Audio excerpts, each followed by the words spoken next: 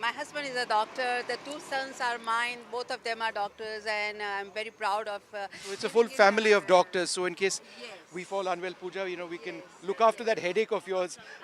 But looking forward to this visit. Sure. And I'm sure you must be as well. Yes, we are. Tell Yes. us your name, sir. My name is Piyush. Ganesh Balu, local physician. Right. So we've got a lot of doctors.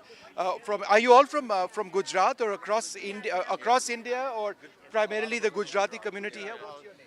Preet Joshi. I'm also from Gujarat as well. Super excited, never thought we would be able to meet him. I am a doctor. Yeah, so no prizes for guessing that. But what does this visit mean for you? I mean, I think, it's something that, we would have never had a chance to get this encounter. And so we're super excited to have this communities. Yes, of course. As you know, India is doing incredibly well for in the test match against Bangladesh. Do you people follow cricket as well over here? I mean, no matter where I travel around the world, so we are going to be winning that. So you can put that up one more time before camera also. It's the Dream 11 India. And India doing so well in cricket, but then in test match cricket, for cricket aficionados, I know the difference. But tell me a little bit about yourself. So I am Dr. Dilip Joshi. I'm a psychiatrist. I'm father of this Joshis. the whole And family of doctors. How about you? I'm Anand Swaminathan. I'm not a Gujarati, my wife is. Right. And what do you do? So I'm a software consultant. Right. Oh, that's interesting. In terms of software consultancy, on the one hand, Indian professionals like you have done so well over here, but there is a sense now that many want to go back to India. So do you see that reverse migration happening? Yeah, absolutely. I mean, I think there are a lot more opportunities, and I think Why don't you come next to me? The light is sure. Yeah, absolutely. Yeah, there's a lot more opportunities in India, and it's a growing economy. A lot more people still below the poverty line, so there are a lot of opportunities for software development, and there are a lot of startups that are coming so fast in India. So I think there are a lot of opportunities. I think तो मतलब आप जो कह रहे हैं कि reverse migration हो रहा है यहाँ से? absolutely हो रहा है, because वहाँ पे projects इतने अच्छे से चल रहे हैं. So there's absolutely no question about people going back and looking towards startup. और आप यहाँ कितने साल के लिए रह चुके हैं? यहाँ पे मैं 24 साल से हूँ. 24 साल. और आपको कभी लगता नहीं है कि वापस इंडिया जाए? अभी तक तो लगता नहीं है, but we will plan half and half maybe. But tell me about the IT industry, and reverse migration. इसके बारे में बताइए. IT industry में US से इंडिया काफ़ी reverse migration शायद हो रहा है. इसके तो आपका विचार क्या है इसमें? I think there are two things. We get very talented software engineers from India. But then in the US, we have a limitation on how quickly they can get their green cards and things like that. हाँ, उनको green card वगैरह करने में बहुत time लगता है. So a lot of people, they spend 6 years and then go back because they find very good opportunities. And once they get some good experience in the US, they're able to really fly really well in the Indian industry. तो वहाँ पे मतलब, so there are people who would like to go back. And of course, our roots are roots, All right. All right. Well, there you have it. So many members of the community over here looking forward to the visit of the Prime Minister. Just the sense of being close to Prime Minister Modi is something which they're clearly excited about. It's back to the studio. और पूरे कमरे में जो energy थी बहुत जबरदस्त थी. आपको देखना चाहिए था किस तरह सब लोग उत्साहित हुए और किस तरह इतने गर्वित थे, इतने प्राउड फील कर रहे थे कि हमारे प्राइम मिनिस्टर यहाँ आए. Modi ji is great. He has brought golden age of India back in front of us, and this is a historical moment for us to cherish. It's magical, and I just can't believe. I met him last year at state dinner. We were invited, so I met him personally. All right, so a lot of excitement, color and anticipation in the US, but a lot is on agenda, from the bilateral with Biden to the Quad Summit to, of course, the Prime Minister's address at the UN building. This remains our top focus on NDTV, and Vishnu Shom will get us all the action from the ground. Hello and welcome. I'm Vishnu Shom in Wilmington in Delaware in the United States, where Prime Minister Modi gets set for a one-on-one meeting with the US President Joe Biden. Also a very important meeting of the Quad grouping. He has a huge presence over here. He's very popular among non-resident Indians. There'll be a massive community event in a few days. We would have never had a chance to get this encounter. And so we're super excited. There's a lot more opportunities in India, and it's a growing economy. It's a great opportunity. Very excited. And he'll also be speaking to CEOs and at an important international conference. I'll bring you all the details on the ground right here on NDTV 24/7.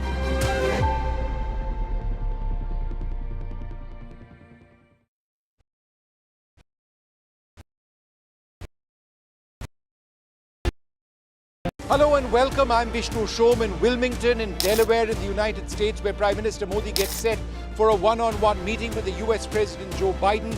Also a very important meeting of the Quad grouping. He has a huge presence over here. He's very popular among non-resident Indians. There'll be a massive community event in a few days.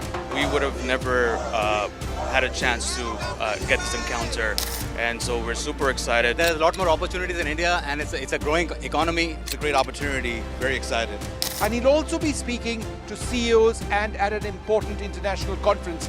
I'll bring you all the details on the ground right here on NDTV 24/7.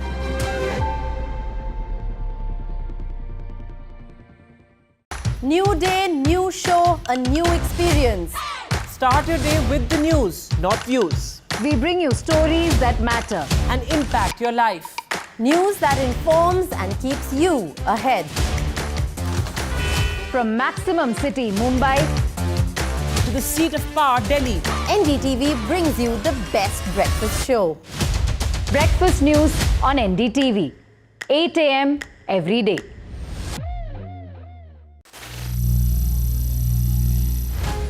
Some people say the metaverse will only be virtual. One day this lecture hall will be made of code, and driverless cars would be trapped in intersections. But even in this maze of the future, you can't wish away health. It's time to become more resilient.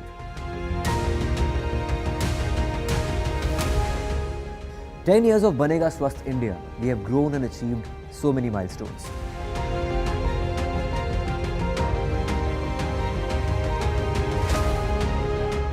And now I have a plan to beat the urgency, to stop breathing with difficulty, to relieve getting choked with inactivity.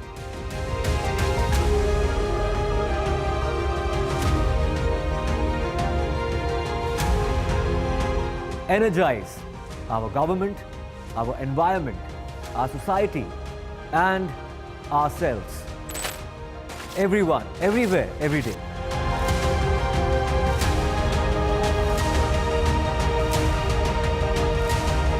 Banega Swasth India. One world hygiene. Hello and welcome. I'm Vishnu Shom in Wilmington in Delaware in the United States, where Prime Minister Modi gets set for a one-on-one meeting with the US President Joe Biden.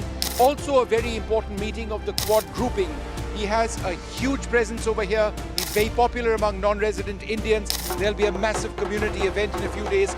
We would have never had a chance to get this encounter, and so we're super excited. There's a lot more opportunities in India, and it's a growing economy. It's a great opportunity. Very excited. And he'll also be speaking to CEOs and at an important international conference. I'll bring you all the details on the ground right here on NDTV 24/7.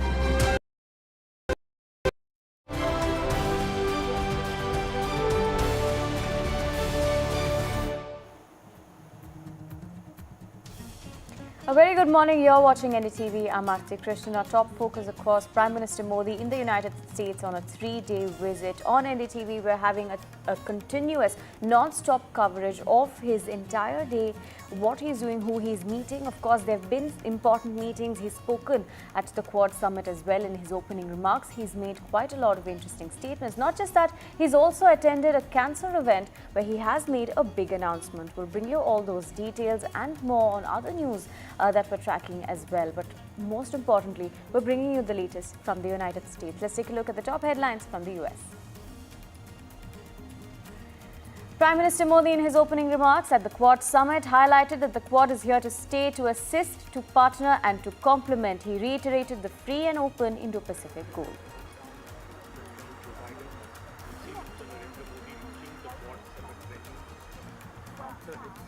Quad is here to stay, to assist, to partner and to complement.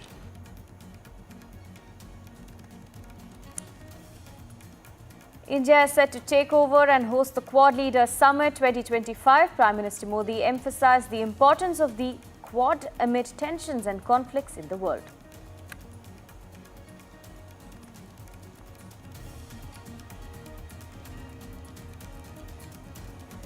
Prime Minister Modi spoke at the Cancer Moonshot event on the sidelines of the Quad Summit. He said millions will He said that India will provide 40 million cancer vaccines. He emphasized that when the Quad acts, it's not just for nations, but for the people.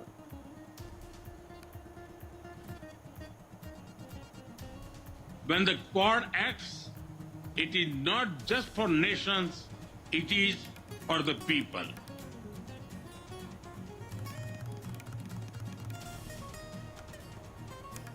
Prime Minister Modi and US President Joe Biden held a bilateral on the sidelines of the Quad summit. Prime Minister Modi said the meeting comes as a special start to a significant visit, while Biden said ties with India have become stronger.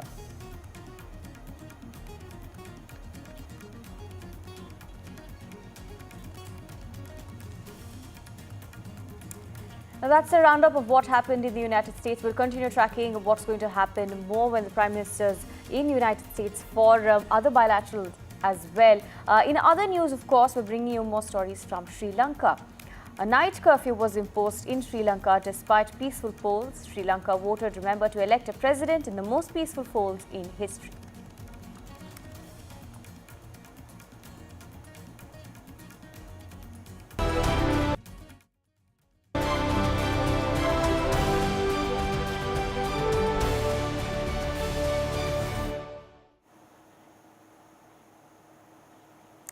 Now, it was an action-packed day one for the Prime Minister in the United States. Starting off, the Prime Minister made his opening remarks at the Quad summit. He said that a free, open and inclusive Indo-Pacific is the shared priority and commitment of the Quad countries. This message, of course, has been reiterated in all of the Quad summits. Joe Biden, Australian Prime Minister Anthony Albanese, Japanese Prime Minister Fumio Kishida were also present at the meeting being held at the US President's hometown of Wilmington.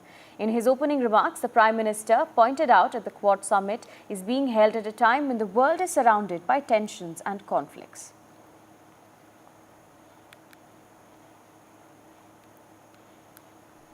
Well, this Quad summit was all about strengthening ties in the region, and although none of the four leaders admitted it in public out loud, it was also about countering the threat that they see coming from China. At the start of the meeting, US President Joe Biden announced a series of initiatives that he said would deliver real positive impact for the Indo-Pacific. Now, that includes new maritime technologies, the first ever cooperation between the nation's coast guards, and an expansion of an initiative that monitors illegal fishing.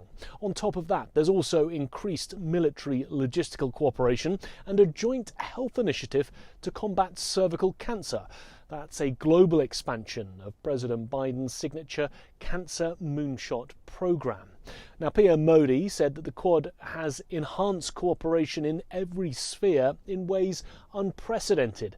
He also championed the need for a free, open, inclusive and prosperous Indo-Pacific. But also this was President Biden's swan song. As the outgoing president, this is the last summit that he'll hold, and the fact that he chose this as his final summit shows the importance that he places in this regional grouping, in the need to counter China and in the personal relationships that he's built up with the three other leaders during his time in office. And in many ways, this is also about establishing Biden's foreign policy legacy and making one last diplomatic push during his final few months in office. He said, though, that he sees the Quad enduring and surviving beyond November's presidential election, adding the Quad is here to stay. Nick Harper, NDTV, Washington.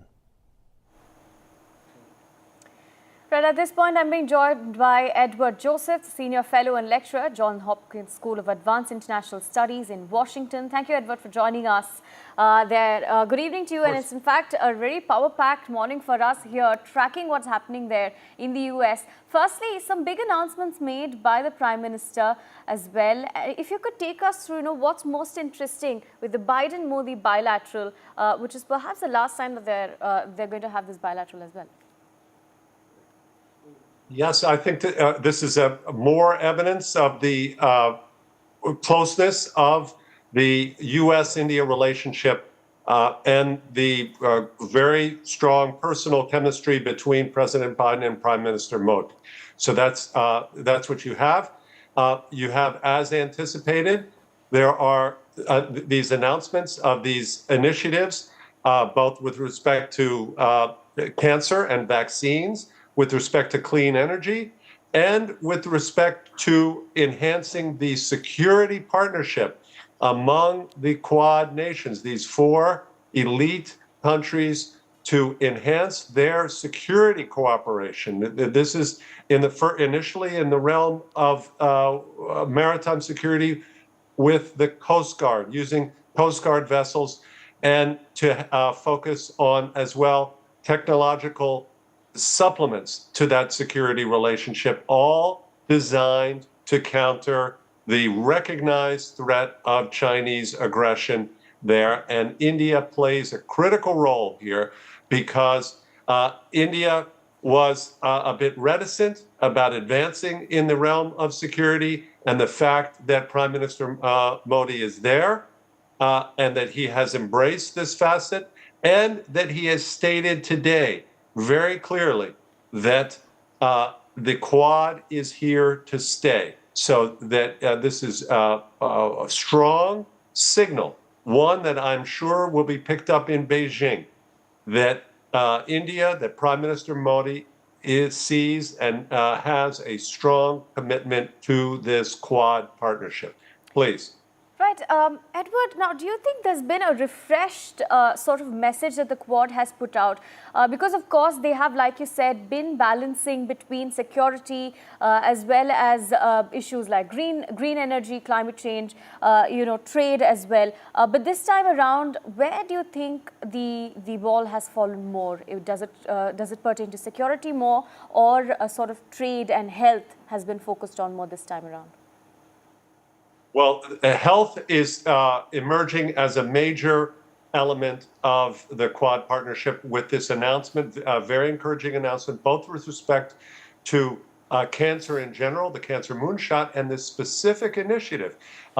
One that has a very high profile here and is quite significant in India and in other countries in Asia and in the world, and that's this effort against cervical cancer, a vaccine against cervical cancer, and this collaboration among the Quad with the United States and India on developing vaccines, and India's own commitment and own progress in this sphere of advancing the availability of vaccines outside of Asia as well, including in Africa. So this is further example of that this is not just some kind of talking shop and only about symbolism, although that symbolism is important. These are important symbolic signals, both in China and in Russia. So this is not just about symbolism, but it's also about concrete progress in the health sector with this important announcement about collaboration in the direction of a cervical cancer vaccine. Please. Right, Mr. Joseph, now, since this is the last time that Prime Minister Modi and Biden are going to meet, and Biden is in fact going to be there as part of the Quad, and Prime Minister Modi in fact shared a sort of sentiment where he said the Quad was started under Biden, and it is quite important when they're meeting this time around. Do you think the message would be maintained, whoever comes to power in the US, whether it be Kamala Harris or Donald Trump? Do you think the status quo would be maintained in terms of the priorities of the Quad? Well, again, I think it was quite significant that you had the endorsement here from Prime Minister Modi himself, who echoed what had also been said by the other participants, by Prime Minister Albanese of Australia, that the Quad is here to stay. President Biden made that clear because this is, of course, President Biden's last summit that he will be hosting, and Prime Minister Modi will be the host next year. India will be next year's host of the Quad summit, and so that this is very strong here. This is very important, and those who follow this need to understand that what sounds like a sort of rote statement that the Quad is here to stay is something that registers very strongly in Beijing. You can bet that President Xi Jinping and his senior leadership are watching this development very closely and are watching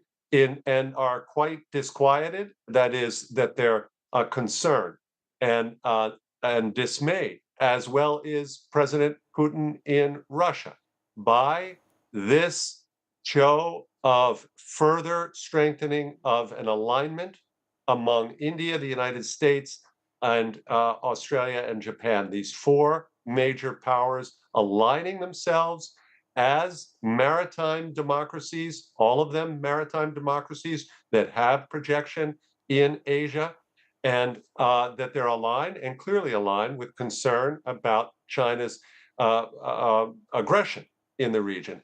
So this will continue, there's no doubt, and whether it's Kamala Harris who wins or Donald Trump, this is an area in which there's consensus in the United States, the concern about China's growing threat in Asia and elsewhere. And so the Quad is, in fact, here to stay, and that carries through no matter who wins the U.S. election in November. Please. Right, Mr. Joseph, stay on with us. I'm also being joined by Peter Kuznick, joining us he's a professor of the American University. Thank you for joining us, Mr. Kuznick. My first question to you is, this time around, in the Prime Minister's statements as well, where he's made at the Quad, the statement he's made after meeting Biden, as well as at the Moonshot event, he's focused more on the sort of humanization or connecting to the people that the Quad has. For example, he's mentioned that the Quad works for global good, to assist, to partner, to complement. He's also said that, when the Quad acts, it acts not only for nations, but for the people.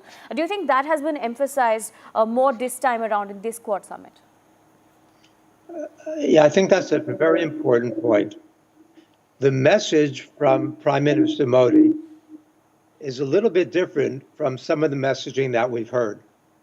They did not talk about China in their official statements, even though we all know that the reason why President Biden really revitalized the Quad was as part of his system of alliances throughout the region against China. Prime Minister Modi is not going there in the same way. Prime Minister Modi has maintained a non-aligned foreign policy. And he knows that this meeting is occurring at a time when there is already a war going on between Russia and Ukraine, when there's already a war going on between Israel and Hamas, and the very strong possibility, as American leaders are warning, of that expanding into a regional war in the Middle East.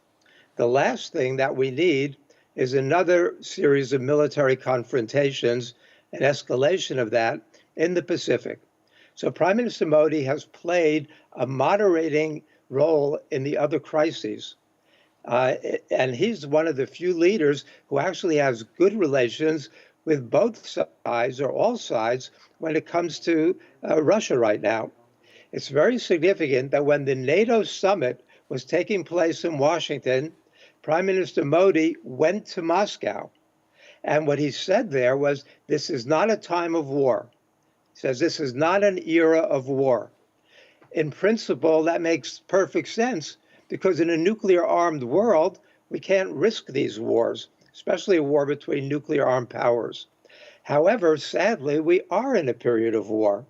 And so this, I think it was Modi's restraining influence, much more than Biden or Kishida or Albanese, that the Quad meeting did not come out with a much more provocative anti-China statement, as perhaps Biden might have preferred. Absolutely. Mr. Kuznick, like you mentioned, this time around, do you think there was a more refined message? Like you said, it was not outright, but not only with respect to China, but with respect to security as well, because earlier we'd seen the Quad come out with statements like pointers on counterterrorism, pointers on trade. They were very direct. This time around, it was more rounded off, probably more refined and well-defined in terms of what they're going to do in a futuristic perspective when health or trade is concerned as well, sir. They are being future-oriented in the same way that we could say that the Harris campaign in the United States is much more future-oriented, with the Trump campaign being backward-oriented. And the meeting at the UN General Assembly is the summit dealing with the future. So the question is, which direction is our planet going to go? We are no longer a unipolar world. We're in a multipolar world, which is why India is so important right now, because Modi is one of the few leaders who has a tendency at his best to speak for the planet. What we've got is other leaders who are pursuing parochial nationalism. But what we need are leaders who take a planetary perspective and speak for the interests of everybody. Now, there's some competition going on for who's going to represent the global South. And clearly, India is in a position to stake out a claim to that leadership. And it's going to be pro-peace, it's going to be pro-development, it's going to be dealing with questions about health, like today's meeting did. These are the kinds of things, economic development, that the world is looking for. We are not looking for more military confrontations, more military spending.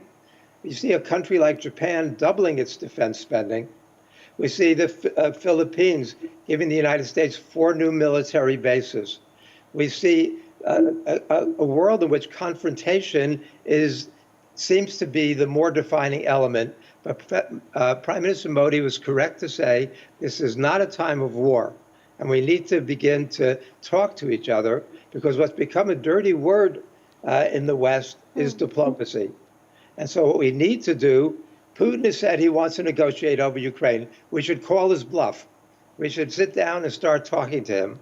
We don't want that situation to be even worse than it is a year from now, with hundreds of thousands more dead and wounded, and still a stalemate on the battlefield, or Russia gaining more ground.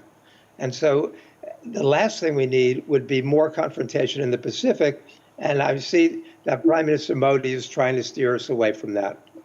Absolutely. Mr. Kuznik and Mr. Joseph, stay on with us. Let me give our viewers some context on the moonshot event as well. I'd like to discuss a bit about health, because the External Affairs Ministry in India also has emphasized that the focus this time around was health.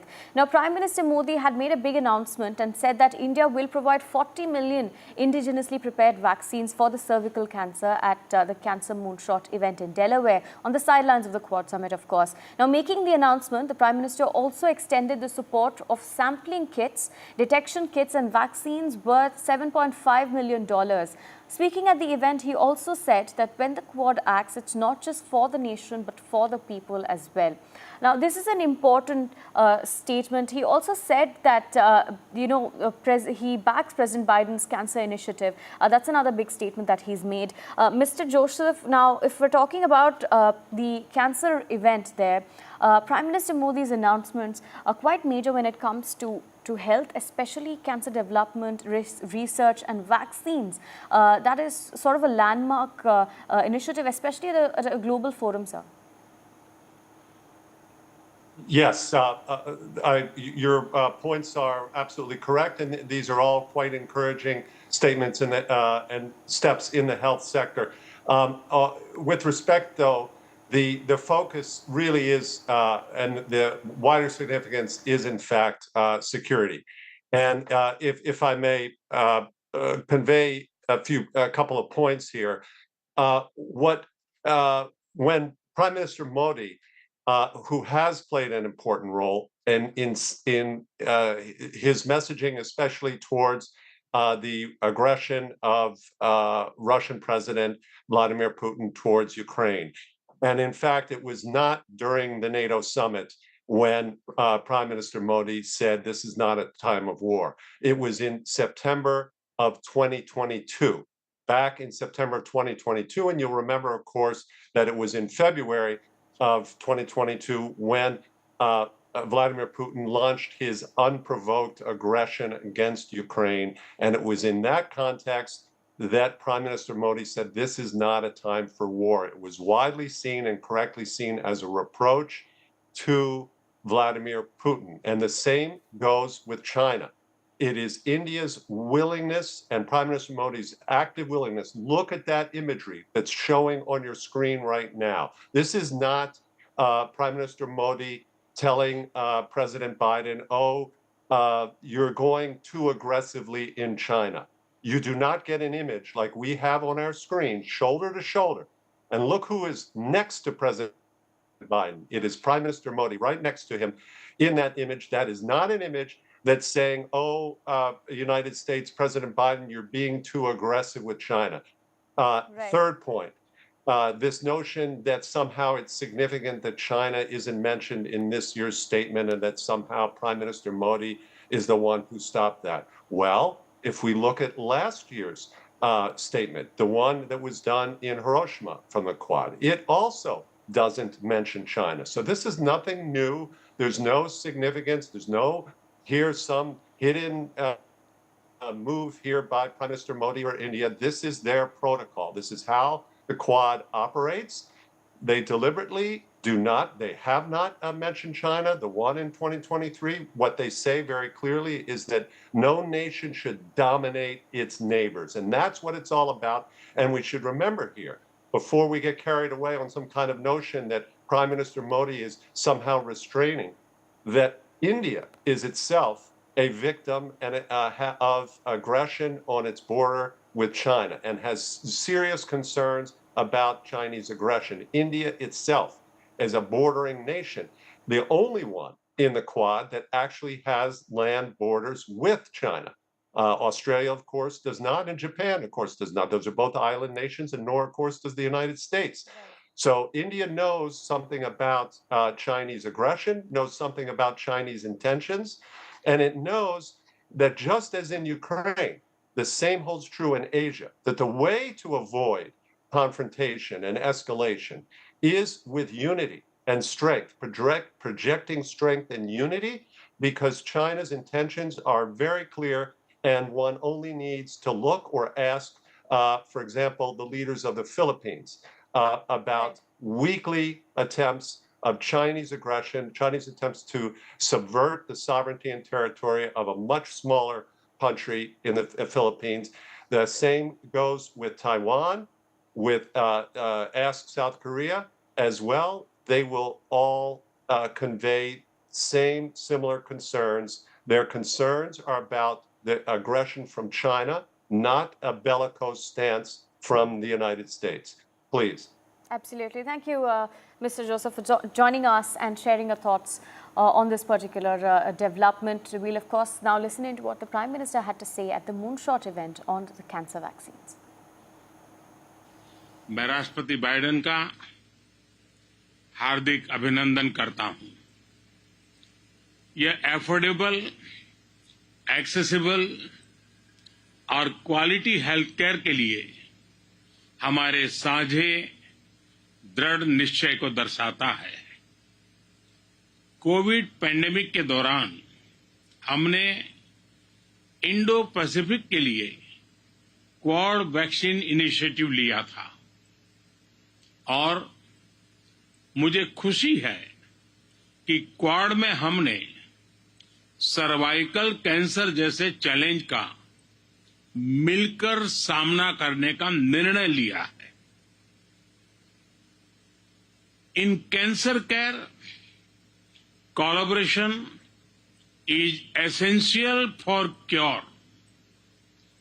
Cancer का burden कम करने के लिए prevention, screening, diagnosis और treatment की integrated approach जरूरी है। भारत में मास स्केल पर बहुत ही cost effective cervical cancer screening program चल रहा है। साथ ही भारत दुनिया की सबसे बड़ी हेल्थ इंश्योरेंस स्कीम चला रहा है और सबको एफोर्डेबल कॉस्ट पर दवाइयां उपलब्ध कराने के लिए स्पेशल सेंटर्स भी बनाए गए हैं।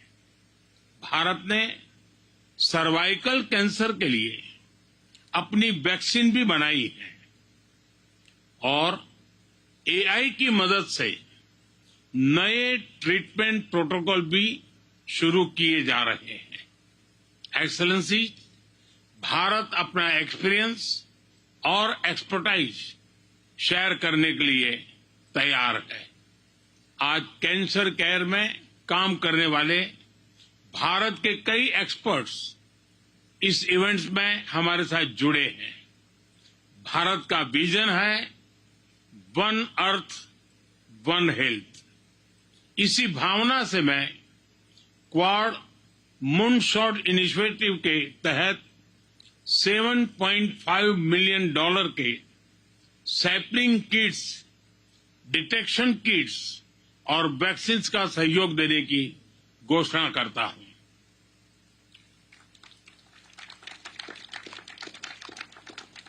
रेडियोथेरेपी ट्रीटमेंट और कैपेसिटी बिल्डिंग में भी भारत सहयोग देगा। मुझे खुशी है कि इंडो पैसिफिक देशों के लिए गावी और क्वाड की पहलों के अंतर्गत भारत से 40 मिलियन वैक्सीन डोसेज का योगदान दिया जाएगा।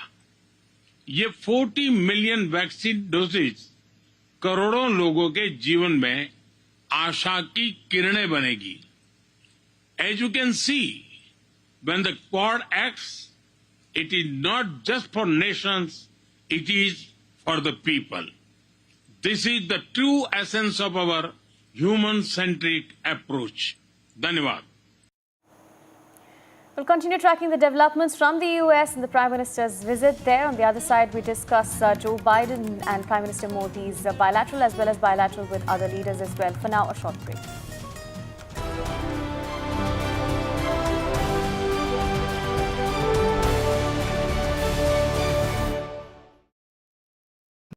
Stay informed and entertained with the new and updated NDTV News app. You can watch all our channels live, listen to podcasts, read breaking and exclusive news from around the world and more. Download the NDTV app today and get access to the best journalism and storytelling on your smartphone or tablet. The NDTV app. News that matters to you. I've been reporting on all issues, big and small, from Andhra Pradesh, Telangana, rest of South India, bringing you all the action, all that you need to know, all that you want to know. The energy of Maximum City is infectious. I bring in that energy in our news coverage from financial capital Mumbai. India's IT capital is always buzz. It's literally a city that never sleeps. And I keep you ahead on all the Bengaluru buzz. Covering from the southernmost part of India over the last 23 years, I bring in-depth and 360-degree coverage from the Dravidian heartland. The land of Mishti is also known for its bitter politics. I have seen much water flow under the Howrah Bridge, covering Bengal in all its vivid colors.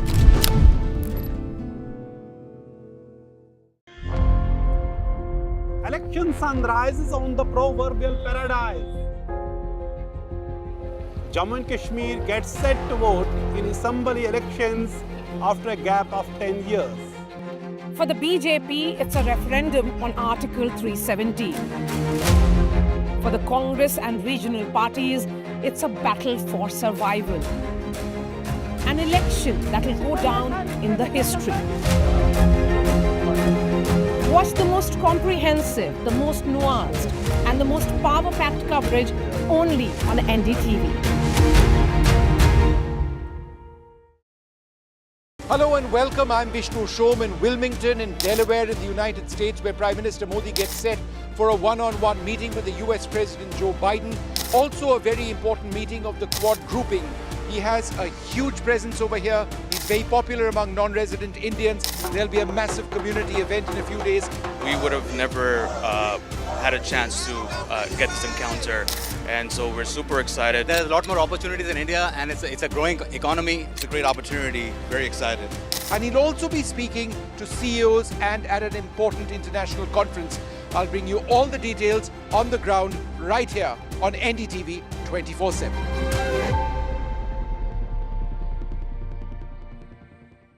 New day, new show, a new experience. Start your day with the news, not views. We bring you stories that matter and impact your life. News that informs and keeps you ahead. From Maximum City, Mumbai, to the seat of power, Delhi, NDTV brings you the best breakfast show. Breakfast news on NDTV, 8 a.m. every day.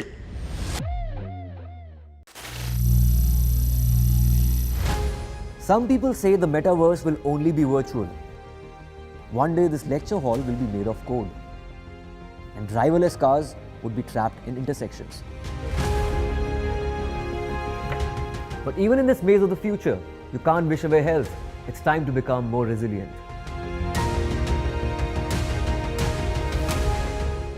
10 years of Banega Swasth India, we have grown and achieved so many milestones.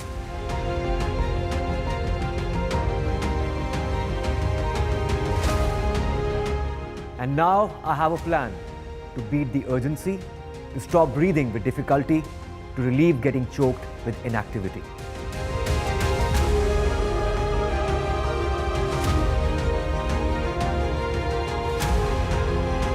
Energize our government, our environment, our society, and ourselves. Everyone, everywhere, every day.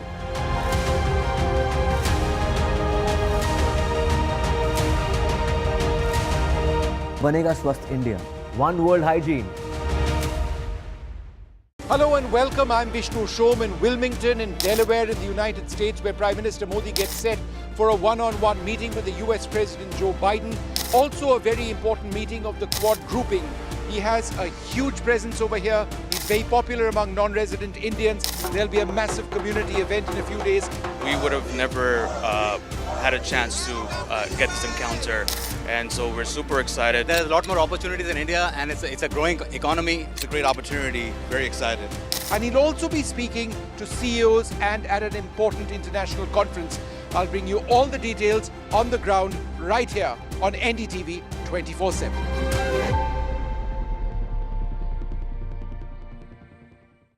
Stay informed and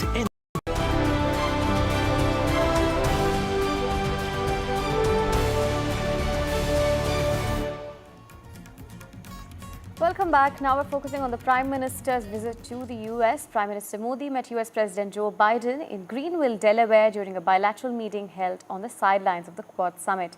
The leaders focused on strengthening the India-US comprehensive global strategic partnership with both Prime Minister Modi and President Biden, emphasizing the strong and dynamic relationship between both nations. Now they also discussed focusing on deepening US-India ties, exchanging views on global and regional issues as well, is what their readouts mentioned as well. I'm being joined at this point by Dr. Tara Kataria, former Director, National Security Council, Secretariat. Thank you for joining us, ma'am.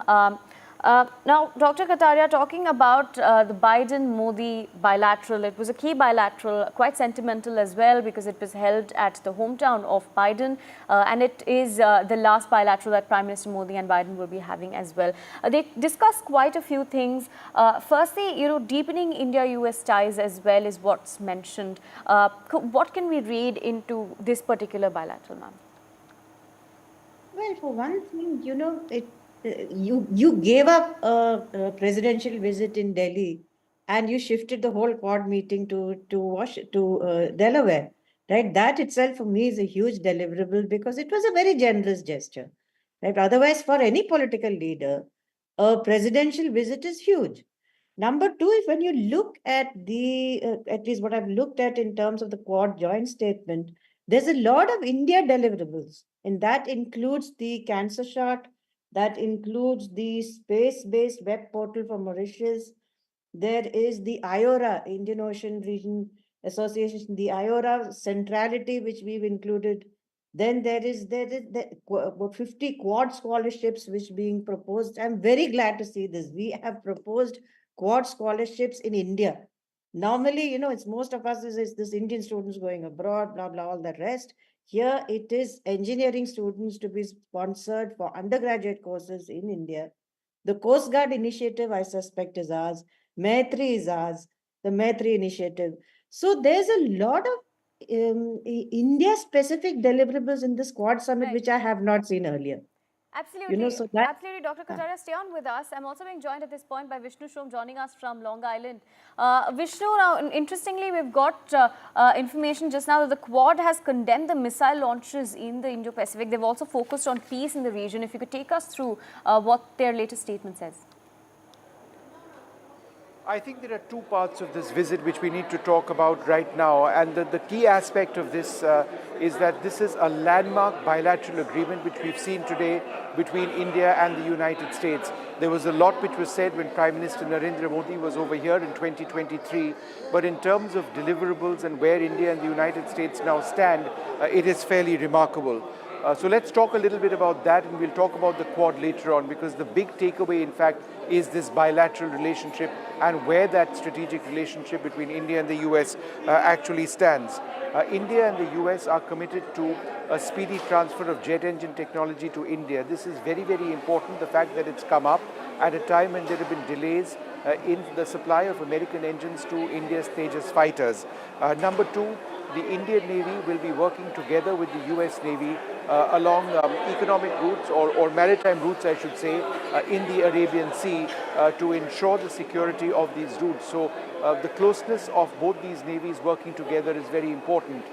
Enhanced maritime domain awareness, that might just be words, but as I see it, it could actually imply information sharing on the movement, potentially even of submarines which the Chinese may be operating in the waters of the Indian Ocean. So that's important in terms of intelligence. Number four, there is going to be a fab which is going to be set up in India for the construction or the manufacture of state-of-the-art semiconductors. India and the US have often spoken about semiconductors and the fact that they're going to be doing this now in India using state-of-the-art technology for a variety of reasons is another important sort of aspect of this.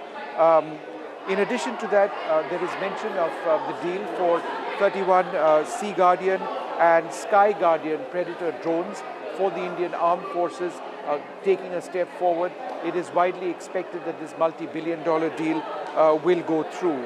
The United States is backing India and getting a permanent seat in the United Nations Security Council. This has been a time-honored position of India, and it seems that that's something that America is once again reiterating. So let me stick for the moment with the first part of your question. The bilateral aspect is very, very significant indeed, but you're absolutely right. What's happened in Quad is also important in terms of that statement. But for me, the big takeaway is this bilateral. Right, Vishnu, thank you for joining us and bringing us those details. Let me go back to Dr. Kataria joining us as well. Dr. Kataria, now, Dr. Karta, I beg your pardon. Now, in fact, talking about, like Vishnu was mentioning, the Quad has now in their statement also said that they're more strategically aligned. And interestingly, semiconductor manufacturing would be a game changer for India specifically, especially since China is also in the race for that.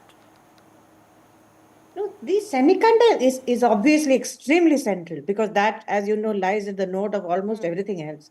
But we've also committed a huge budget for this, in last year, if I'm right. And there is already a US company, Micron, which is positioned in Gujarat, which is making these chips for us. And that, I think, is due to come online by March 2025. So if this is being added on, then that's a huge thing. But also, I'd like to, the speedy delivery of GE engines is something which we are seeing is important. I mean, GE had a lot of problems during the COVID era, right? So it was not, people were spinning all kinds of conspiracy theories. It is not. GE engines had laid off not laid off, they had sort of semi-retired a bunch of people. So they had issues during Quad with workforce. The engine has been phased out of the US Air Force. So if that is being delivered, that is something really good, as well as, of course, the Predator, the drones, which we've been waiting for some time, given the increasing threat that we're seeing across the Indian Ocean, as well as, of course, in other areas, which So those are, but can I just point out one thing in the Quad statement, which is very important, is just a couple of lines. Sure, but it is Quad Indian Ocean's logistics network.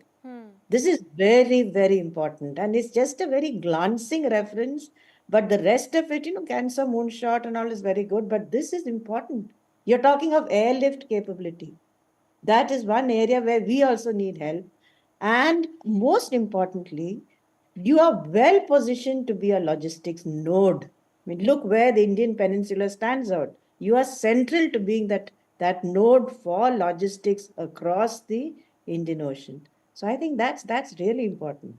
Absolutely. I'm also being joined by Pramit Makode, the co-founder and director of Boston Center for Excellence for Human Development, and also the president of Global Citizens Forum, USA. Thank you for joining us, sir. Now, like Dr. Karta was mentioning, logistics, especially if carried out by the Quad, would be quite a game-changing incident because of its location, right, and the countries that are involved as well, sir. Your thoughts? See, 60% of the trade and the goods movement happens from this corridor, Indo-Pacific region. So it is extremely important that this whole emphasis on the logistics and that particularly Quad is putting a lot of focus on that, and that maritime security is directly linked with that. China has taken a big advantage of Quad not being that active initially. And we have seen that how the inflation goes up or down, because if the logistics gets disturbed, there's a lot of things are directly linked with the inflation of many goods. So that has been very well understood by the Quad, and Quad is rightly focusing on the maritime security and particularly the whole logistics and the supply chain aspect of it, because it is not going to affect only these 4 countries, but the entire new global order is very much dependent on this Indo-Pacific region. Absolutely. Mr. Makode, since you've brought up maritime security as well, the Quad statement mentioned a focus on peace in the Indo-Pacific, which they have been reiterating in all their summits. They've also condemned the missile launches in the region as well. How significant of a statement is this? It is extremely important, as we said, that, not just this particular aspect of maritime security, but this Quad is also talking about the emerging technologies, the cyber attacks. So there are a lot of things which are very much linked with the security nowadays. It is not just the missile attacks, but the cyber attacks are also linked because all the optical fibers are lying down underneath the sea. And there is good amount of risk that everybody is having if that is not being properly protected. So these 4 countries are very rightly talking to each other. And this Quad, as we all know, has come a long way in last almost 8 years. Every year when we see there is a great progress in this summit, and this becoming more and more meaningful for the entire world, not just for the 4 countries. Right. Dr. Karta, now the Quad has also said that they are seriously concerned about the situation in the East and South China Seas. Now, that's also an important statement, especially since they've also condemned North Korea's destabilizing ballistic missile launches and its pursuit of nuclear weapons as well. Now, a direct statement on North Korea, of course, the US has not made earlier, but these statements, of course, come in the line of them pushing forward peace and a futuristic global order as well. Yeah, actually, I haven't seen such a strong statement before in Quad. They've taken this North Korean threat very seriously. I mean, I think it was September 19th, if I'm not mistaken, where they talked of this super large conventional warhead, possible nuclear warhead, which they're using in those 2 missile tests. Right. So those are really, really serious issues. Also the fact that the Coast Guard, cooperation has been included in this Quad statement. You remember it was the Chinese Coast Guard which went and rammed a Philippine ship. They boarded the ship, they attacked them with knives and things. So these are all, while they are not directly saying anything about China, the logistics, the Coast Guard, the whole effort is towards pushing back against this Chinese, the kind of things they're doing in the South China Sea. It's extremely worrisome. So the India steps back from these military, references to any kind of military issues. But nonetheless, the fact that the Indian Coast Guard will also be part of this initiative, together with the US Navy and the Indian Navy, that is quite something. It's quite a coming together of these forces to sort of, what shall I say, enhance their capability to do whatever it may be in the future. So that's pretty important, and that means they're taking this. Yes. Absolutely, ma'am. Now, Mr. Makode, coming back to technology that we were talking about, the discussion in the Quad, and not just the Quad, but the bilateral between Prime Minister Modi and Joe Biden as well, focused more on trade and technology, as well as alternate energy and green energy as well. That's something that the Quad has been focusing on since its conception, sir. This technology, when you cannot ignore now, when any discussion around technology, out of the Fortune 500 companies, I think 400 plus companies have their design center, research and R&D centers in India. So most of the critical research is happening in India, or at least India has a significant fingerprint in that research. So when you talk about any emerging technologies, whether it is AI or ML, which is going to be a huge disruptor, we have just seen the initial days of AI right now, but next 3 years will be a huge disruptor through artificial intelligence. And that's where India, when India takes any leadership, and our Honorable Prime Minister, he always thinks of democratization of that technology. It's not that technology is only proprietary to Japan or to America or the advanced nations. He wants to bring the technology for the global good. That is वो वसुधैव कुटुंबकम का जो हम बात करते हैं. That philosophy he always brings it in every summit, in every discussion. So technology, India is going to play a huge role. And when the Prime Minister Modi will take leadership, and he's already taking a leadership in these discussions, so he will make sure that it is all democratized, and the benefit of technology is not limited to only few countries, but to the entire world. Absolutely, Mr. Makode, on that point on democratizing, the global order as well as international forums as well, the Quad has once again reiterated that they're going to reform the UN Security Council. They've pushed for permanent seats for Africa, Asia, Latin America, Caribbean as well in a reformed UN Security Council, which is again something that they've been pushing for some time now.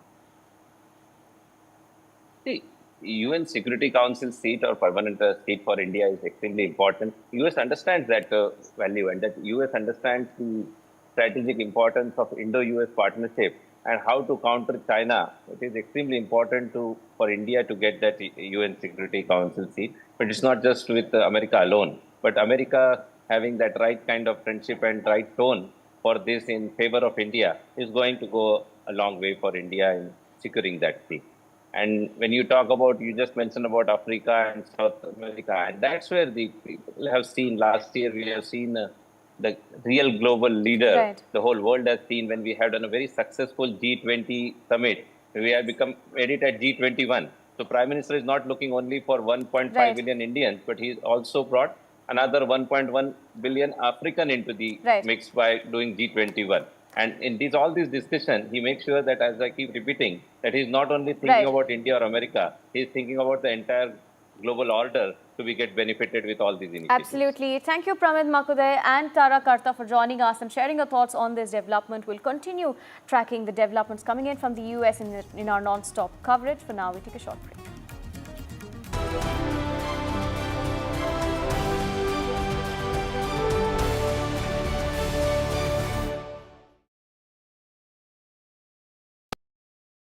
I've been reporting on all issues big and small from Andhra Pradesh, Telangana, rest of South India, bringing you all the action, all that you need to know, all that you want to know. The energy of Maximum City is infectious. I bring in that energy in our news coverage from financial capital Mumbai.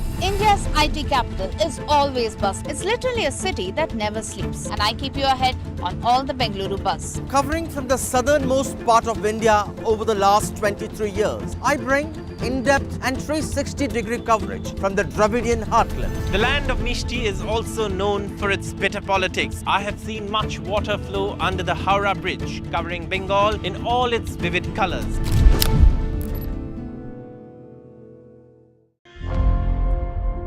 Election sunrise is on the proverbial paradise.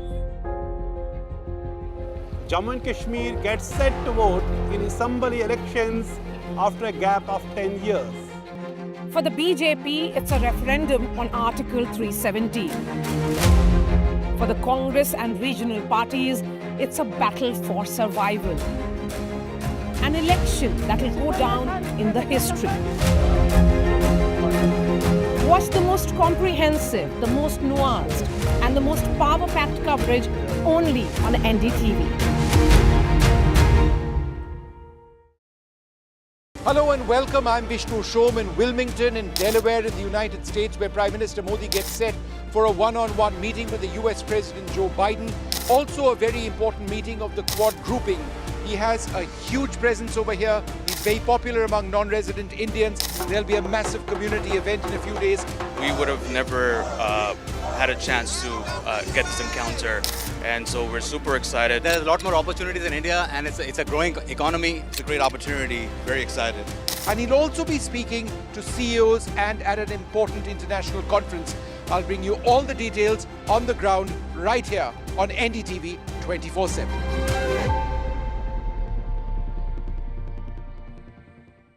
New day, new show, a new experience. Start your day with the news, not views. We bring you stories that matter and impact your life. News that informs and keeps you ahead. From Maximum City, Mumbai, to the seat of power, Delhi, NDTV brings you the best breakfast show. Breakfast news on NDTV, 8 a.m. every day.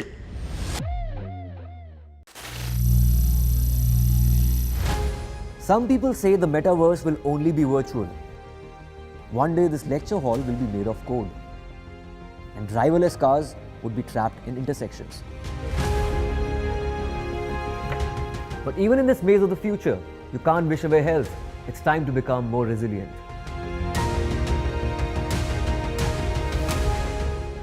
"10 years of Banega Swasth India, we have grown and achieved so many milestones.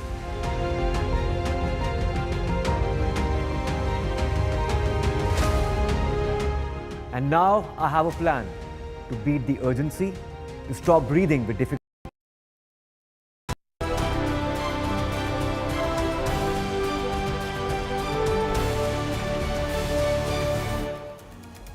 Welcome back. We're getting in visuals of the Prime Minister leaving for New York. Remember, Prime Minister Modi is heading to New York for the further engagements that have been lined up for him. He's going to be addressing an Indian diaspora event in New York's Long Island today. And tomorrow, in fact, he will be speaking at the UN Summit of Future before returning to India. His address at the Indian diaspora will take place at the Nassau Veterans Memorial Coliseum in New York at Long Island. In a post on social media as well, the Prime Minister said in New York he'll be attending the Summit of the Future, which is a key summit that's being held. And he also said that I will be addressing a community program in New York as well. Remember, the Summit of the Future has been held by the United Nations. The theme, of course, for it is multilateral solutions for a better tomorrow. He's going to be addressing the Summit of the Future at the United Nations General Assembly in New York. That is day 2 of his itinerary, but today he's heading to New York. He's going to be addressing the Indian diaspora there as well in an event in Long Island. And the UN Secretary General had in fact described the Summit of the Future as once in a generation UN summit. So it's quite a significant summit that the Prime Minister is going to be addressing. This also comes at a time when the UN is approaching its 80th anniversary in 2025.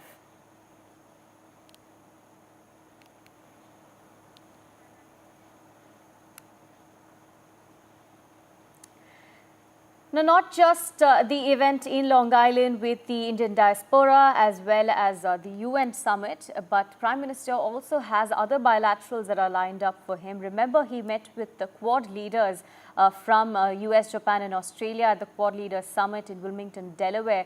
He's also lined up to meet several other leaders in his 3-day visit as well.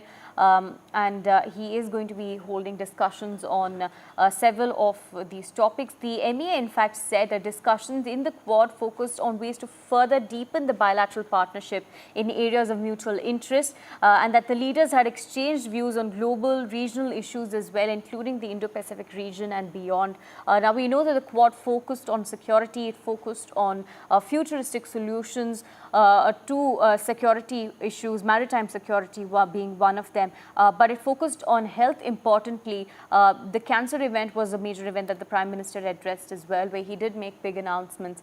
And he did also talk about trade. But overall, we're yet to see what discussions come from the bilaterals that are lined up for the Prime Minister as well. We'll continue tracking that for you. For now, a short break.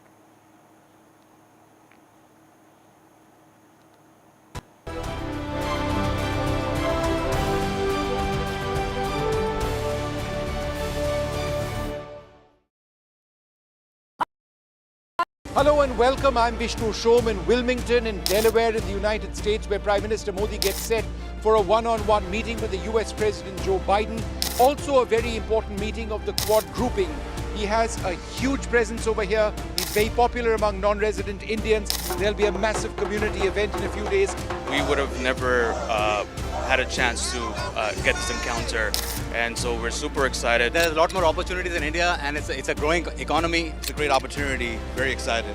And he'll also be speaking to CEOs and at an important international conference. I'll bring you all the details on the ground right here on NDTV 24/7.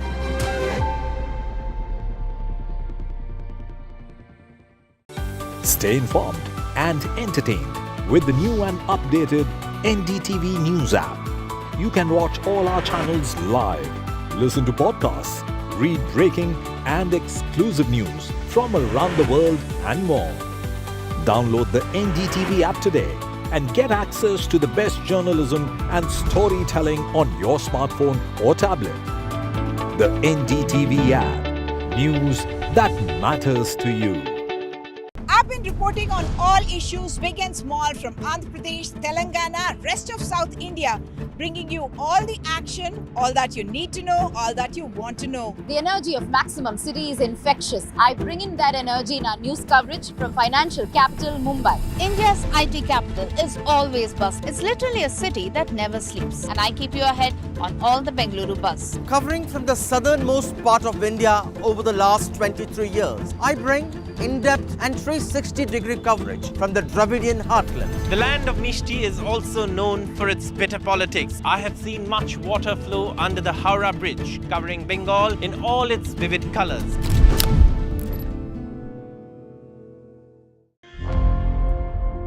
Election sunrises on the proverbial paradise. Jammu and Kashmir gets set to vote in assembly elections after a gap of 10 years. For the BJP, it's a referendum on Article 370. For the Congress and regional parties, it's a battle for survival. An election that will go down in the history. Watch the most comprehensive, the most nuanced, and the most power-packed coverage only on NDTV. Hello and welcome. I'm Vishnu Shom in Wilmington in Delaware in the United States, where Prime Minister Modi gets set for a one-on-one meeting with the US President Joe Biden. Also a very important meeting of the Quad grouping.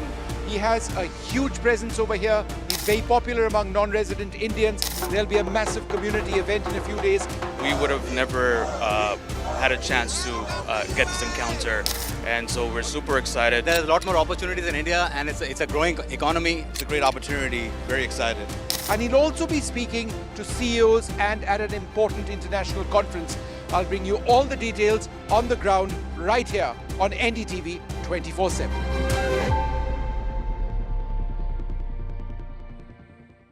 New day, new show, a new experience.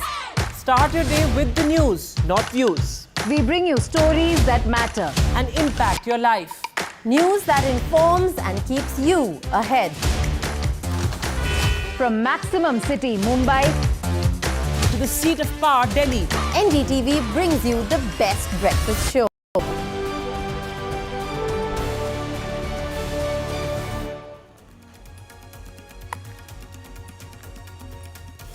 A very good morning to all the viewers of NDTV. Prime Minister Narendra Modi is in the United States. The Quad summit is over. The highlight of day 2 of his visit is the Indian diaspora meeting.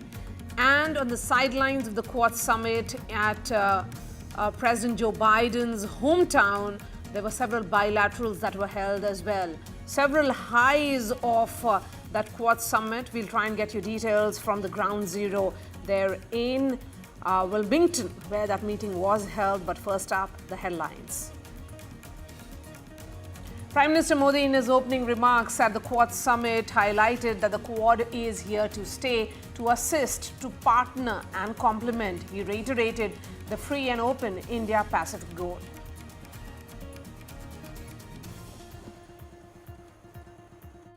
Quad is here to stay, to assist, to partner and to complement. Quad joint statement is issued. They have flagged China's aggressive behavior in South China Sea. Quad leaders commit to reforms in United Nations Security Council to make it more inclusive. On the Ukraine war, the threat of use of nuclear weapon is unacceptable, and the Quad leaders appreciate the role that is being played by India, that India will be playing a key role in Quad's new regional maritime initiative in Indo-Pacific. India is set to take over and host the Quad Leaders Summit 2025. Prime Minister Modi emphasized the importance of the Quad amidst tensions and conflicts in the world.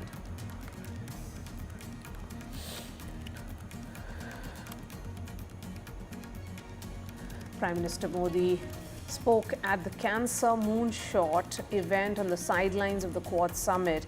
He said India will provide 40 million cancer vaccines. He emphasized when the Quad acts, it's not just for nations, but for the people. When the Quad acts, it is not just for nations, it is for the people. Prime Minister Modi and United States President Joe Biden held a bilateral on the sidelines of the Quad Summit. Prime Minister Modi said that the meeting comes as a special start to the significant visit, while Biden said ties with India have become stronger.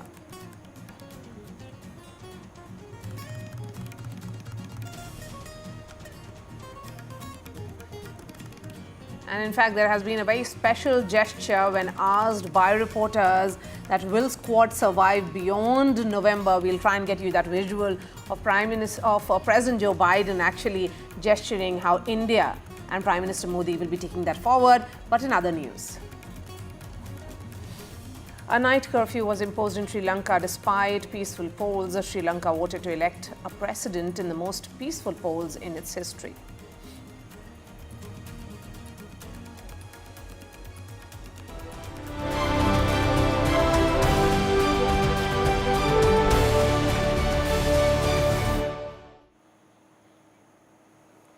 Prime Minister Narendra Modi made his opening remarks at the Quad Summit. He said a free, open and inclusive Indo-Pacific is the shared priority and commitment of the Quad countries. Joe Biden, Australian Prime Minister Anthony Albanese and Japanese Prime Minister Fumio Kishida were also present at the meeting being held at the United States President's hometown in Wilmington. In his opening remarks, Prime Minister Modi pointed out that Quad Summit is being held at a time when the world is surrounded by tensions and conflicts.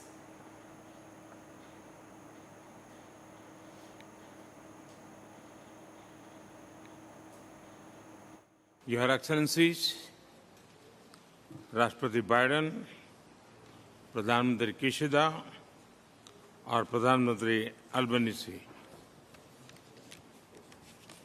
मेरे तीसरे कार्यकाल के शुरुआत में ही आज quad summit में मित्रों के साथ भाग लेते हुए मुझे बहुत खुशी हो रही है। क्वाड की 20वीं वर्षगांठ को मनाने के लिए राष्ट्रपति बाइडेन ने अपने शहर विल्मिंगटन से बेहतर जगह नहीं हो सकती। एमट्रेक जो के रूप में आप जिस प्रकार से इस शहर और डेलावेयर से जुड़े रहे हैं, कुछ वैसा ही रिश्ता आपका क्वाड से भी रहा है। आपके नेतृत्व में 2021 में पहली समिट का आयोजन किया गया और इतने कम समय में हमने अपने सहयोग को हर दिशा में अभूतपूर्व तरीके से बढ़ाया है। इसमें व्यक्तिगत रूप से आपकी बहुत महत्वपूर्ण भूमिका रही है। मैं क्वाड के लिए आपकी दृढ़ प्रतिबद्धता, आपके नेतृत्व और आपके योगदान के लिए आपको हृदय से धन्यवाद देता हूं। फ्रेंड्स, हमारी बैठक ऐसे समय हो रही है जब विश्व तनावों और संघर्षों से घिरा हुआ है। ऐसे में साझा डेमोक्रेटिक वैल्यूज के आधार पर क्वाड का मिलकर साथ चलना पूरी मानवता के लिए बहुत ही महत्वपूर्ण है। हम किसी के खिलाफ नहीं हैं। हम सभी एक रूल्स बेस्ड इंटरनेशनल ऑर्डर, संप्रभुता और क्षेत्रीय अखंडता के सम्मान और सभी मसलों के शांतिपूर्ण ढंग से हल निकालने का समर्थन करते हैं। फ्री, ओपन, इंक्लूसिव और प्रॉस्परस इंडो पैसिफिक हमारी साझा प्राथमिकता और साझा प्रतिबद्धता है। हमने मिलकर health, security, critical and emerging technologies, climate change, capacity building जैसे क्षेत्रों में कई सकारात्मक और समावेशी इनिशिएटिव लिए हैं। हमारा मैसेज साफ है, quad is here to stay, to assist, to partner and to complement. मैं एक बार फिर राष्ट्रपति बाइडेन और सभी साथियों का अभिवादन करता हूं। 2025 में क्वाड लीडर्स समिट का आयोजन भारत में करने में हमें खुशी होगी। बहुत बहुत धन्यवाद। I think there are two parts of this visit which we need to talk about right now, and the key aspect of this is that this is a landmark bilateral agreement which we've seen today between India and the United States. There was a lot which was said when Prime Minister Narendra Modi was over here in 2023, but in terms of deliverables and where India and the United States now stand, it is fairly remarkable. So let's talk a little bit about that, and we'll talk about the Quad later on, because the big takeaway, in fact, is this bilateral relationship and where that strategic relationship between India and the US actually stands. India and the US are committed to a speedy transfer of jet engine technology to India. This is very, very important, the fact that it's come up at a time when there have been delays in the supply of American engines to India's Tejas fighters. Number two, the Indian Navy will be working together with the US Navy along economic routes or maritime routes, I should say, in the Arabian Sea to ensure the security of these routes. So the closeness of both these navies working together is very important. Enhanced maritime domain awareness, that might just be words, but as I see it, it could actually imply information sharing on the movement, potentially even of submarines which the Chinese may be operating in the waters of the Indian Ocean. So that's important in terms of intelligence. Number four, there is going to be a fab which is going to be set up in India for the construction or the manufacture of state-of-the-art semiconductors. India and the US have often spoken about semiconductors, and the fact that they're going to be doing this now in India using state-of-the-art technology for a variety of reasons is another important sort of aspect of this. Well, this Quad summit was all about strengthening ties in the region, and although none of the four leaders admitted it in public out loud, it was also about countering the threat that they see coming from China. At the start of the meeting, US President Joe Biden announced a series of initiatives that he said would deliver real positive impact for the Indo-Pacific. Now, that includes new maritime technologies, the first ever cooperation between the nation's coast guards, and an expansion of an initiative that monitors illegal fishing. On top of that, there's also increased military logistical cooperation and a joint health initiative to combat cervical cancer. That's a global expansion of President Biden's signature Cancer Moonshot program. Now, PM Modi said that the Quad has enhanced cooperation in every sphere in ways unprecedented. He also championed the need for a free, open, inclusive and prosperous Indo-Pacific. But also this was President Biden's swan song. As the outgoing president, this is the last summit that he'll hold, and the fact that he chose this as his final summit shows the importance that he places in this regional grouping, in the need to counter China and in the personal relationships that he's built up with the three other leaders during his time in office. And in many ways, this is also about establishing Biden's foreign policy legacy and making one last diplomatic push during his final few months in office. He said, though, that he sees the Quad enduring and surviving beyond November's presidential election, adding the Quad is here to stay. Nick Harper, NDTV, Washington. Joining us now, I would suggest the gold and platinum members of the organizing committee. Besides anything else, most of them have contributed $100,000 each towards making this event possible. Thanks very much, sir, for being with us. How difficult has it been to make it all happen? Well, it's always in America to find this size of a space is not that easy because there's a lot of event going on. To finding a venue was one of the difficult part. But our team has worked very hard. They found everything within a time. And organization has done fantastic job. They organized very nicely. And ma'am, a huge financial contribution from all of you. The fact that you can all contribute, or most of you can contribute $100,000 is an indicator of the success that you have had in your personal and professional lives. But it's not just you, it's so many in the Indian community. And I would suggest that's one of the big reasons why the Prime Minister is here. Of course, I'm the representative of what we call proudly the Bharatiya American Modi Bucks. And I'm, Dr. Shobha Chokalingam, and we have a group of 10 folks. And when I said Prime Minister Modi is coming here, there was like a stampede of who's going to support him. So everybody. Where have you come from? So I'm from Georgia, Atlanta, Augusta. But this time we've got very new members in the community who've never seen Modi ji. I've seen Modi ji last year, but it's wonderful to see his aura. And, he truly represents what every Bharatiya has a dream for contributing to our motherland. And we are so proud he's achieving it all. And this is the least we could do for him. So, and whatever success we've had is really thanks to all the teachings and the foundation from Bharat. Thank you. And sir, what are your expectations of this visit? Well, this visit, Prime Minister Modi, to whom I met previously many times while he was even Chief Minister. And he has done tremendous, outstanding job internationally as well as domestic. And there are still more to be done, and I think he will finish during this term. So that really is the sentiment of the Indian diaspora everywhere that the Prime Minister travels. Let me bring in my guests who are joining us early this morning here in India. Dr. David Frawley is joining us. Welcome. Thank you so much.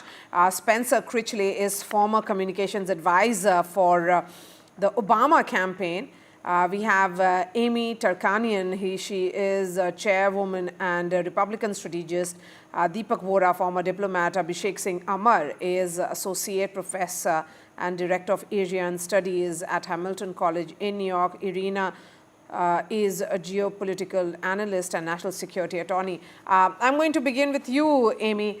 Looking at the bilaterals, there's a lot of emphasis on this bilateral. It's almost being seen as a landmark one. What, according to you, is the big takeaway of this bilateral which was held between President Joe Biden and Prime Minister Modi? Well, sure. I think it's actually been quite successful so far. And I think one of the biggest takeaways is the fact that President Biden didn't just hold this Quad meeting in the People's House, the White House, but he held it in his own personal home, which I think speaks volumes on the relationship that President Biden has with Prime Minister Modi and the other two countries. I think the fact that he had them in his home also shows extreme importance on this Quad group and how he wants this to continue and how they've already been thriving in just a short amount of time since it's started. And I think the fact that we now have a new election coming up, this puts more pressure on whoever the next president is to continue these efforts because it's been nothing but positive. Okay, Spencer, how is, in case if it is Kamala Harris regime which is there to come, I'm just jumping the gun here, but nevertheless, what are her views on the Quad summit and the Quad grouping, I would say? I think that they are very similar, no doubt, to President Biden's. This is really in the center of, I think, not only President Biden's approach to foreign policy and Kamala Harris's approach to foreign policy, but the typical foreign policy of a Democratic president, and I would say in the past of most Republican presidents, the idea of building these kinds of international alliances built on cooperation and an ever-expanding lattice work, as National Security Advisor Jake Sullivan described it, of these sorts of relationships, which can range from full-on military alliances to trade relationships and technology transfers, I think is absolutely central to maintaining this rules-based international order, which Prime Minister Modi and President Biden and others have been emphasizing, and which I agree is of central importance.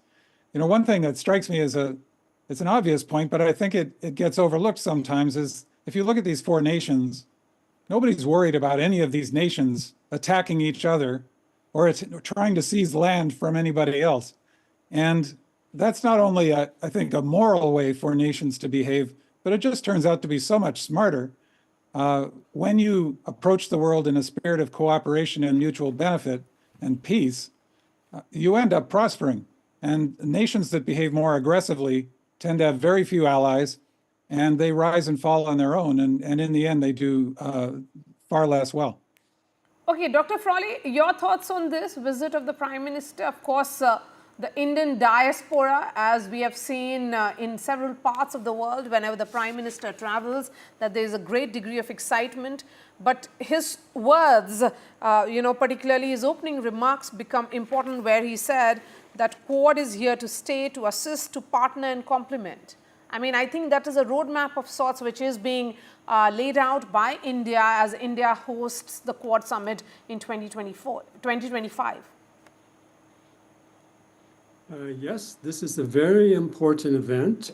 You have to understand the centrality of the Indian Ocean historically and today for world trade and communication extending through the Pacific, even towards the Persian Gulf and the Middle Eastern region, Red Sea, and so forth. So it's a very important event and shows how India is concerned with the world as a whole, with bringing people together across the seas, with embracing the different leaders of the world, of the free world, and increasing the communication. We need greater communication and diplomacy today.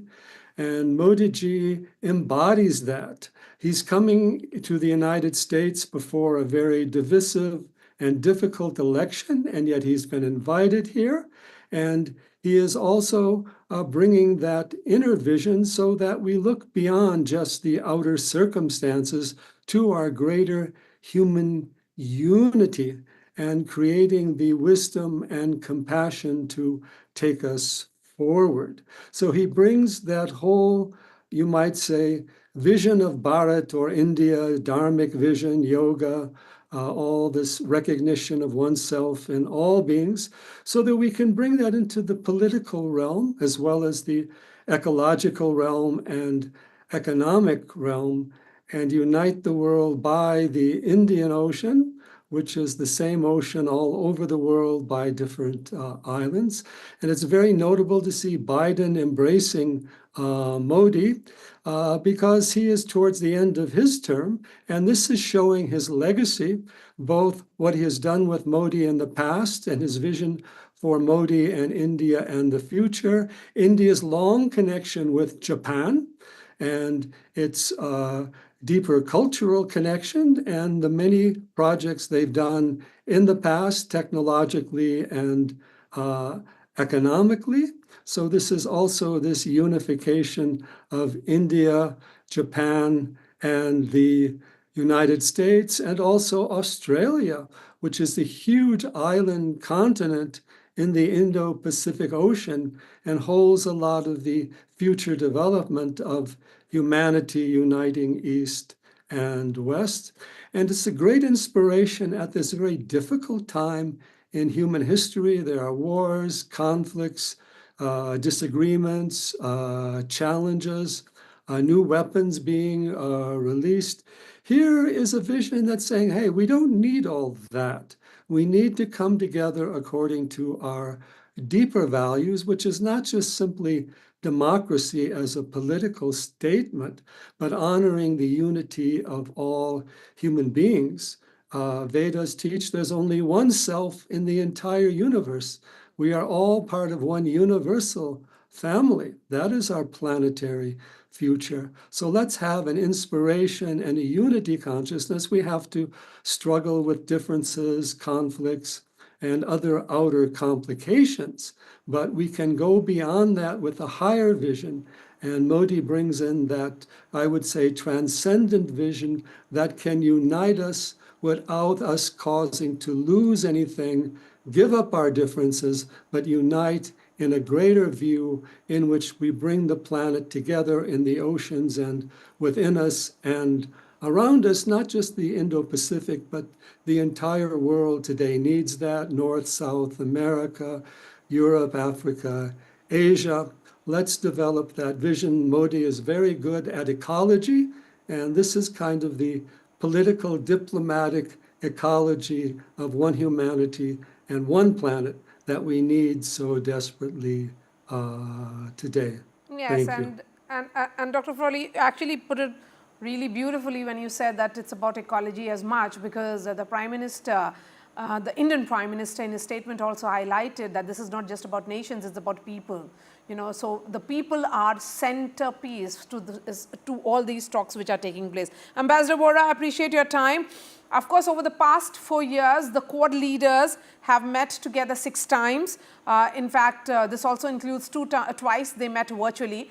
But the foreign ministers have met 8 times in the last 5 years. So there has been a continued engagement, a continuous engagement, if I may say. But what makes this Quad summit, which is, of course, the last one of President Joe Biden, the most significant one, or should I say one of the most significant ones?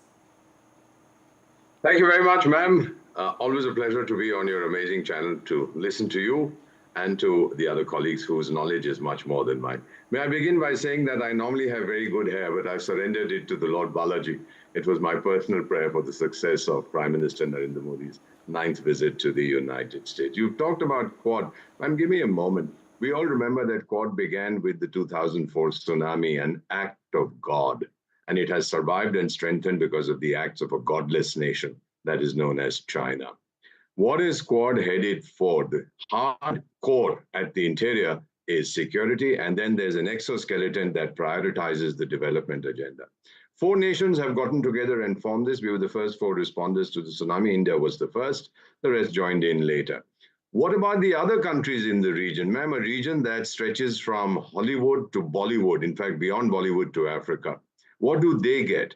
And that explains the developmental issues that Quad has raised, whether it was vaccine Maitri, supply of vaccines to affected nations, or its other health issues, education, financing, infrastructure development, and so on. So there's something for everybody in Quad, in a free, inclusive, open Indo-Pacific. One other point, ma'am, and then I shall hold my peace.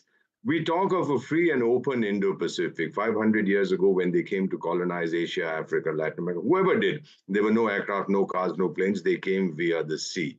Again, recovery, economic recovery, badly impacted by the Chinese virus, has to be through free and open seas. Who's opposing the free and open seas? We know who's doing it. And therefore, the whole thing about Quad, which has so frightened Beijing, they called it the NATO, the Indo-Pacific NATO, and they said it'll dissipate like foam in the sea, etc. But it's going from strength to strength. So my own understanding is exactly what the Prime Minister has said, that we are here to stay. And in, ma'am, the decades to come, you will see Quad assuming a much greater relationship, whether as Quad or Quad Plus or whatever, a greater significance in bringing peace and prosperity that everybody wants across the globe. That is my hope and prayer.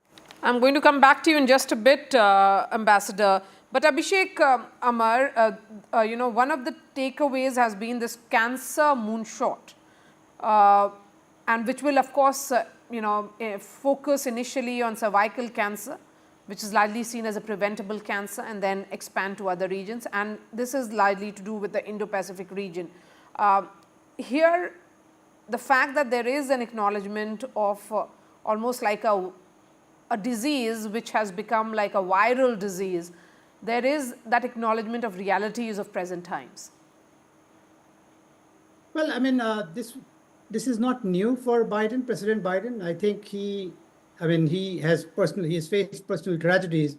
So it was natural for him to extend this, bring this into it. I mean, in the last 4 years during his term, He, I think, has spoken innumerable times about fighting cancer, and the amount of money that has been put in cancer research has been tremendous. So I'm glad to see that this is going to extend beyond US to Quad as well. And the fact that in India also we have significant number of cancer patients now. I mean, if you look at the data, recent data, it seems that this disease has become, I mean, it's gone far deeper into the countryside as well, and there aren't enough in terms of infrastructure. So I'm glad that this this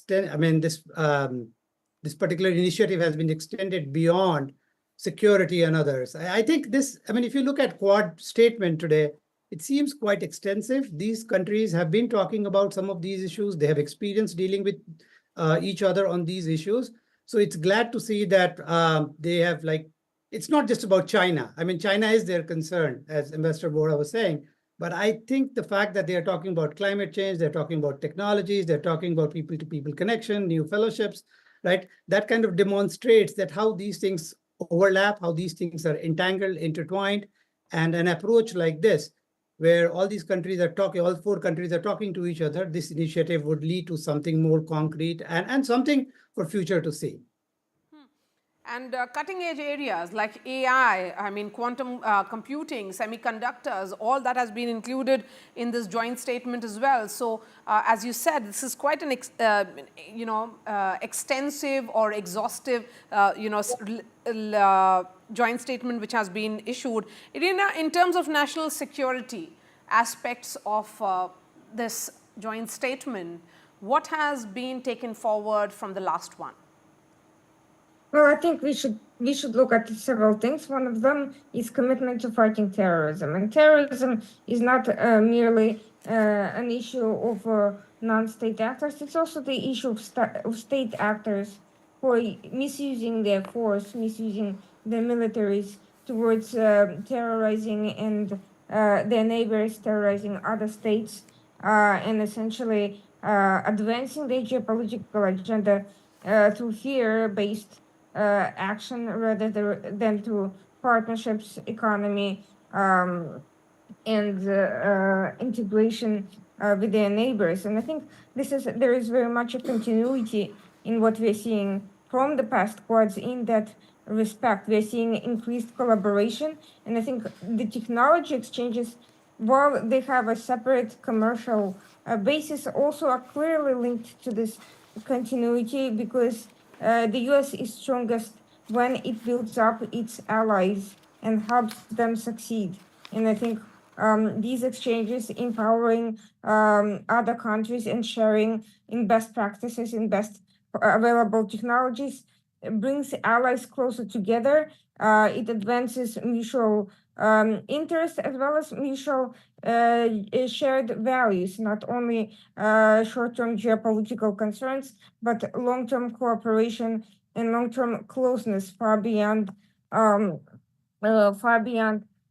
immediate threats and immediate concerns. And this level of cooperation is well integrated, and we're seeing that an increase on all levels. We're seeing defense strategy that is increasingly broadened and supported and substantiated by projects like logistics centers, maritime security coordination. We are seeing these counterterrorism efforts. We are seeing that the threats are also becoming more integrated. We are seeing a mixture of state and non-state threats, including in the Indo-Pacific. China is certainly one of the leading concerns, but it is not the only one. Over the past year, we have seen Iran, Houthis, and Somali pirates all make their unfortunate mark on regional security and threaten U.S. interests in international freedom of navigation as much as individual state actors. So all of these things, I think, are comprising a very integrated, multifaceted, and multi-layered security outlook, exchange, and continuity and progress from one Quad meeting to the next at a very fast pace, I would say. Yes, it's fast paced, certainly, and there is another bilateral which is over now. Prime Minister Modi there putting out a tweet that he had a fruitful meeting with his Japanese counterpart as well. Ambassador Bora, before I slip into a break, I want your opinion on this as well. your thoughts that besides the Quad summit, the Quad meeting, which had all the 4 nations, the heads of the states, the Prime Minister ensuring that several bilaterals on the sidelines as well. Yes, ma'am, that's a brilliant question. Let me put it to you like this. 2,400 years ago, there was a character called Kautilya, also known as Chanakya, who had said there can be no friendship without self-interest. Yes. What is the self-interest of India, for example, and the United States? As far as we are concerned, we need investment and we need access to the best technologies in the world that the United States does have, whether space, quad computing, artificial intelligence, medicine, defense, this, that, and the other. What does the United States want from us? Number one, access to the Indian market, which all the others want. We have a huge market, the biggest in the world, 1.4 billion people. And the second thing they want from us, ma'am, we are the only country in the world, and I'm saying this very slowly, very deliberately, having served both in the United States, left my heart behind that, and in other areas, in other countries in the region. Let me put it to you like this. We are the only country in the universe that can clobber the Chinese when push comes to shove. But we have the military strength, we have the economic strength, we have the political strength, we have the social strength. So this is what America wants from us. This is what we want from America. It's a natural alliance. Ditto Japan. Concluding, I just want to say that the goodwill that Japan has, not many people, and I'm 73 years young and still continuing with diplomacy after 51 years, not many people remember that at the end of the Second World War, when the world forced Japan to pay compensation or reparations or war damages, India was the one country that said, no, we don't want it. The Japanese people can keep their money. They need it for their development. This is still greatly appreciated. Whenever I travel, they say, yes, you stood by us in our moment of difficulty. We shall not forget that. Absolutely. And I think, I'm looking at the emphasis on infrastructure. One of the pet ideas of Prime Minister Modi in the last 10 years, there has been a great degree of emphasis on infrastructure, which are seen as national assets. We'll try and debate, discuss more on that aspect because, the Quad has gone ahead and announced Quad ports of the future partnership. What will it really be? In fact, there will also be a Quad regional ports and transportation conference, which will be hosted by India in Mumbai. So the emphasis on infrastructure, which is being called as quality infrastructure, is taking the Quad also at the next level. We'll try and discuss more on that with the panelists who are joining me early this morning. Slipping into a short break. Stay with us.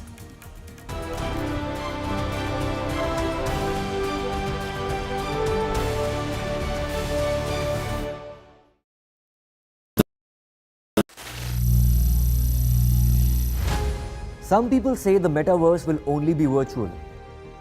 One day this lecture hall will be made of code, and driverless cars would be trapped in intersections.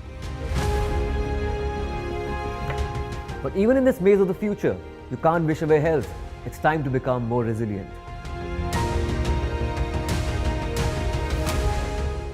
"10 years of Banega Swasth India, we have grown and achieved so many milestones.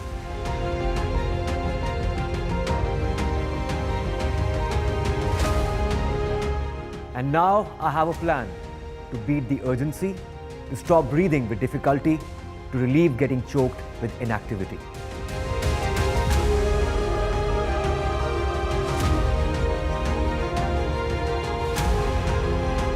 Energize our government, our environment, our society, and ourselves.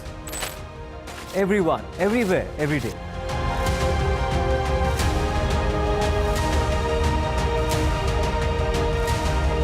Banega Swasth India. One world hygiene. Hello and welcome. I'm Vishnu Shom in Wilmington in Delaware in the United States, where Prime Minister Modi gets set for a one-on-one meeting with the US President Joe Biden. Also a very important meeting of the Quad grouping. He has a huge presence over here. He's very popular among non-resident Indians. There'll be a massive community event in a few days. We would have never had a chance to get this encounter. And so we're super excited. There's a lot more opportunities in India, and it's a growing economy. It's a great opportunity. Very excited.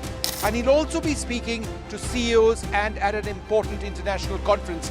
I'll bring you all the details on the ground right here on NDTV 24/7.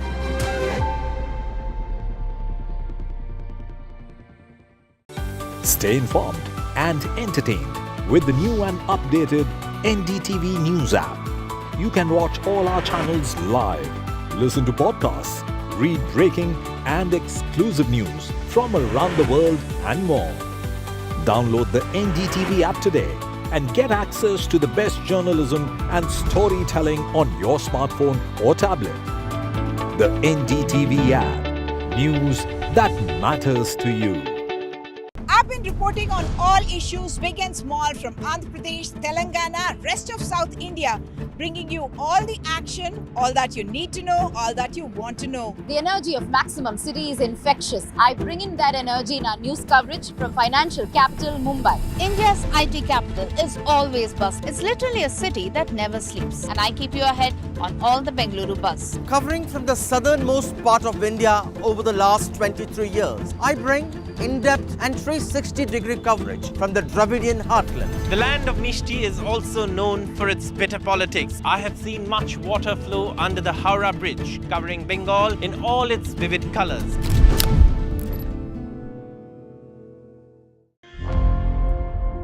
Election sunrises on the proverbial paradise.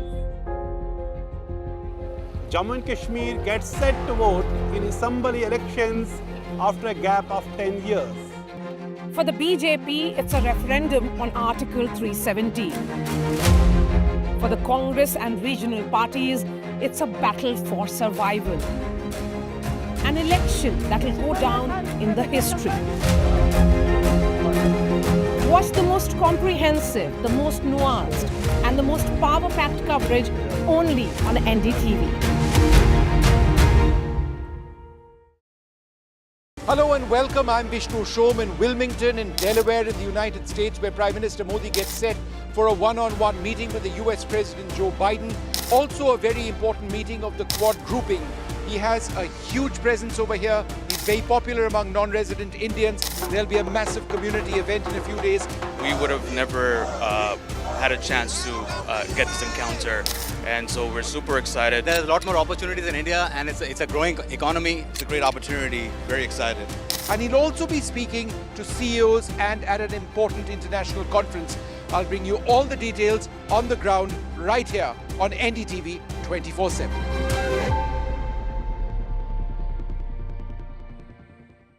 New day, new show, a new experience.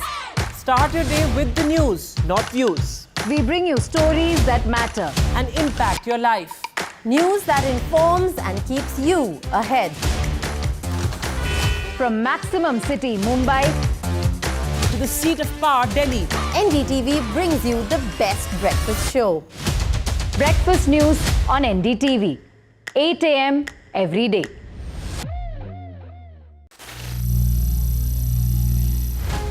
Some people say the metaverse will only be virtual. One day this lecture hall will be made of code, and driverless cars would be trapped in intersections.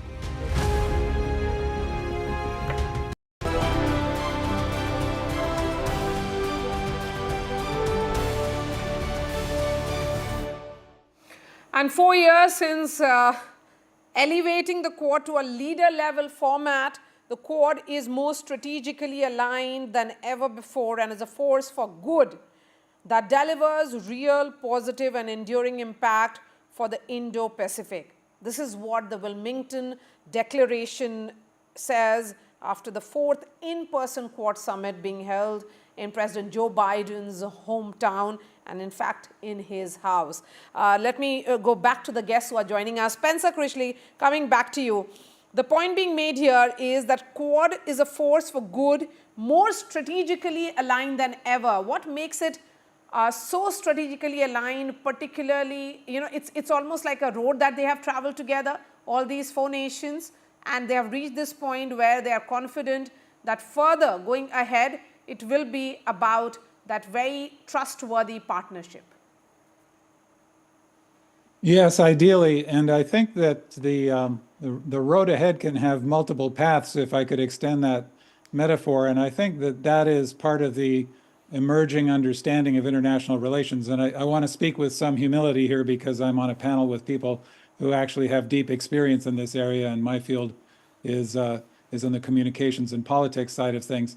But I think that humanity really is very young and very early on its journey overall.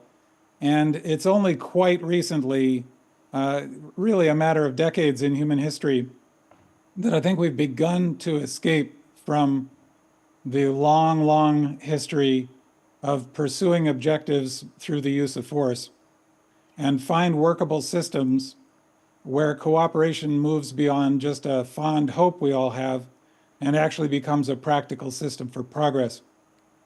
There was a great deal of hope after World War I, and those hopes were largely dashed in many ways. Excuse me.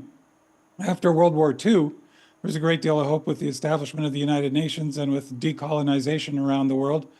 And yet we've seen resurgences of nationalistic passions and international Mr. Critchley, hostilities. you can have a sip of water. I'm going to come back to you, sir.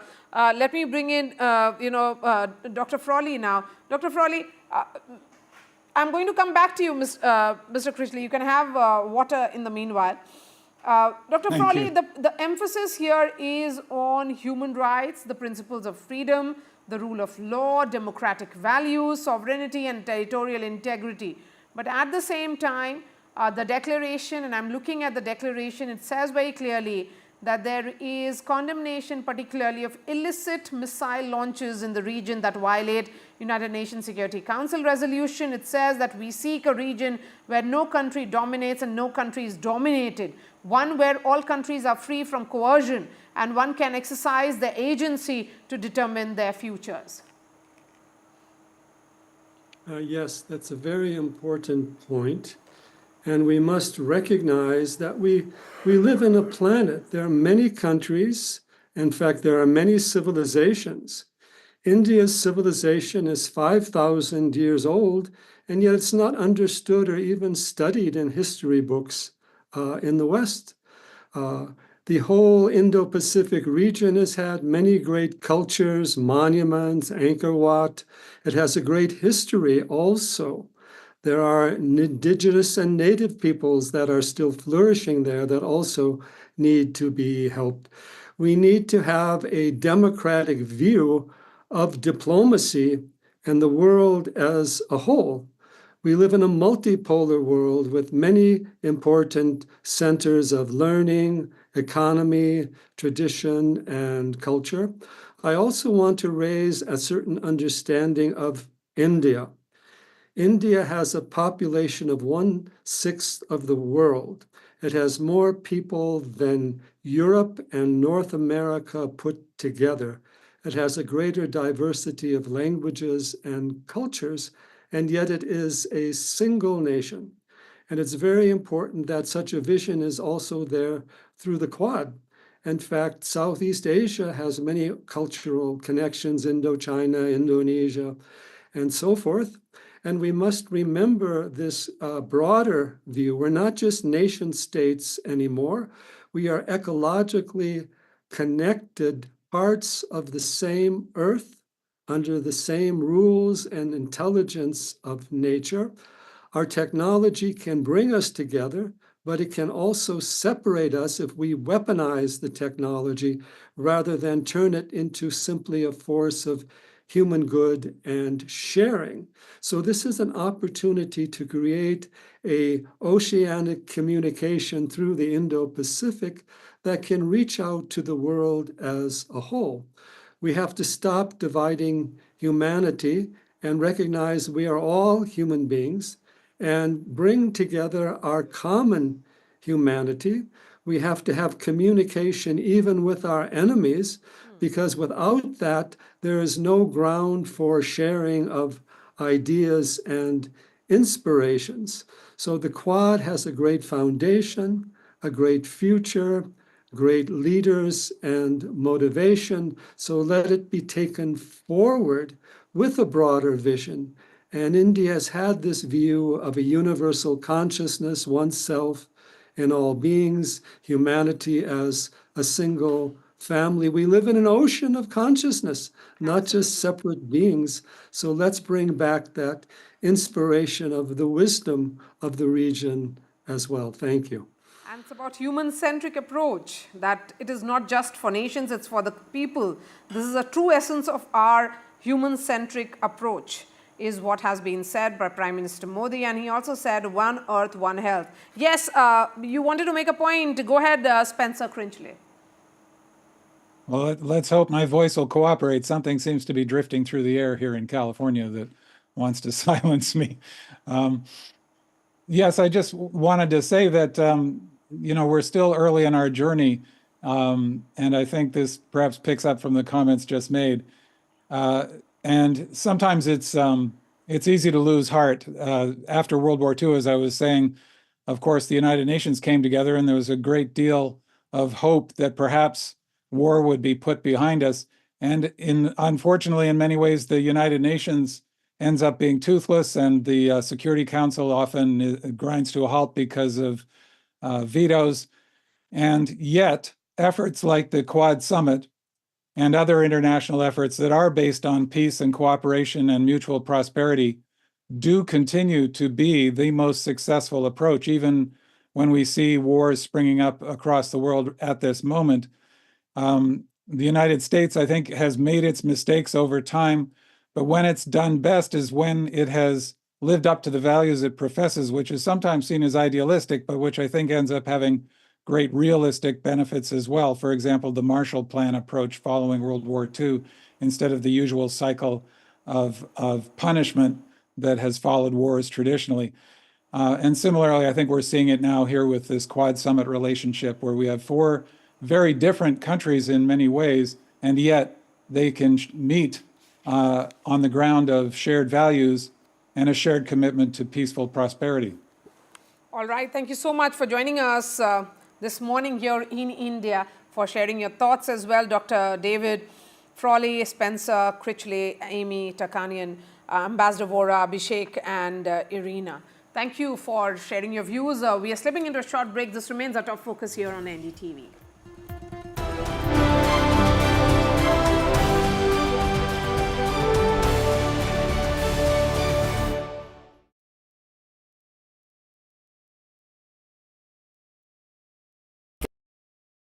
Hello and welcome. I'm Vishnu Shom in Wilmington in Delaware in the United States, where Prime Minister Modi gets set for a one-on-one meeting with the US President Joe Biden. Also a very important meeting of the Quad grouping. He has a huge presence over here. He's very popular among non-resident Indians. There'll be a massive community event in a few days. We would have never had a chance to get this encounter, and so we're super excited. There's a lot more opportunities in India, and it's a growing economy. It's a great opportunity. Very excited. And he'll also be speaking to CEOs and at an important international conference. I'll bring you all the details on the ground right here on NDTV 24/7.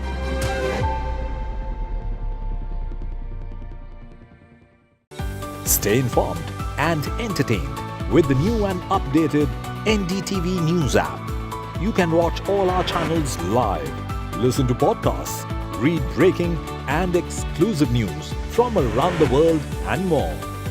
Download the NDTV app today and get access to the best journalism and storytelling on your smartphone or tablet. The NDTV app. News that matters to you.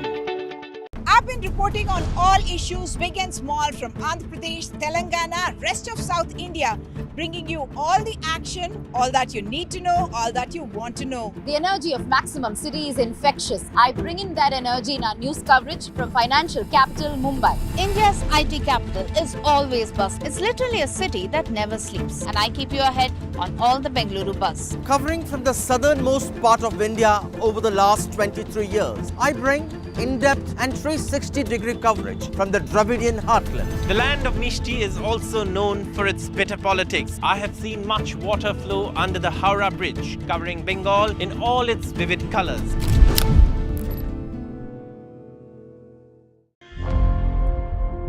Election sunrise is on the proverbial paradise. Jammu and Kashmir gets set to vote in assembly elections after a gap of 10 years. For the BJP, it's a referendum on Article 370. For the Congress and regional parties, it's a battle for survival. An election that will go down in the history. Watch the most comprehensive, the most nuanced, and the most power-packed coverage only on NDTV. Hello and welcome. I'm Vishnu Shom in Wilmington in Delaware in the United States, where Prime Minister Modi gets set for a one-on-one meeting with the US President Joe Biden. Also a very important meeting of the Quad grouping. He has a huge presence over here. He's very popular among non-resident Indians. There'll be a massive community event in a few days. We would have never had a chance to get this encounter, and so we're super excited. There's a lot more opportunities in India, and it's a growing economy. It's a great opportunity. Very excited. And he'll also be speaking to CEOs and at an important international conference. I'll bring you all the details on the ground right here on NDTV 24/7.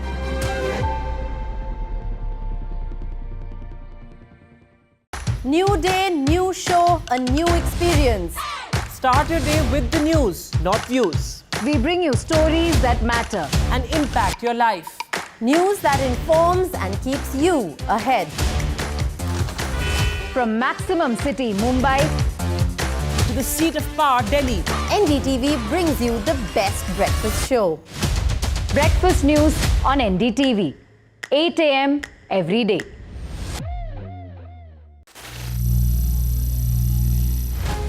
Some people say the metaverse will only be virtual. One day this lecture hall will be made of code, and driverless cars would be trapped in intersections. But even in this maze of the future, you can't wish away health. It's time to become more resilient.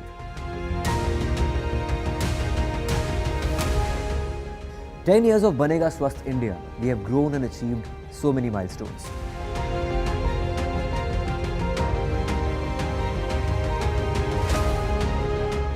And now I have a plan to beat the urgency, to stop breathing with difficulty, to relieve getting choked with inactivity."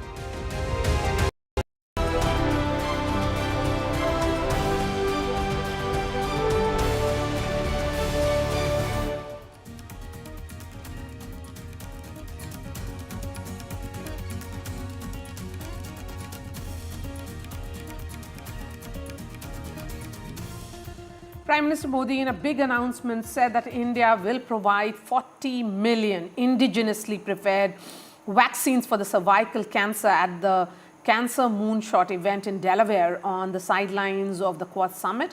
Making the announcement, the Prime Minister also extended support of sampling kits, detection kits, and a vaccine worth $7.5 million. Speaking at the Cancer Moonshot event in United States, Prime Minister Modi also said that when Quad acts, it's not just for the nations, but also for the people. Listen in.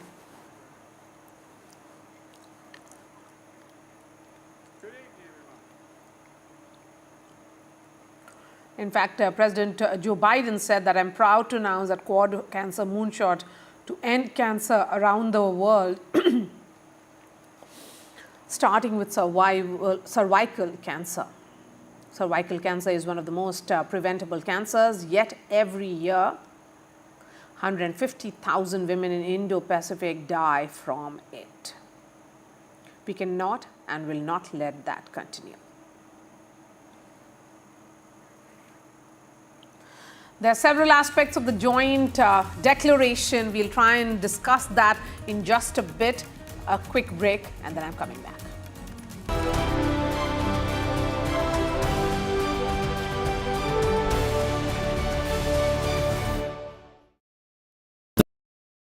Hello and welcome. I'm Vishnu Shom in Wilmington in Delaware in the United States, where Prime Minister Modi gets set for a one-on-one meeting with the US President Joe Biden.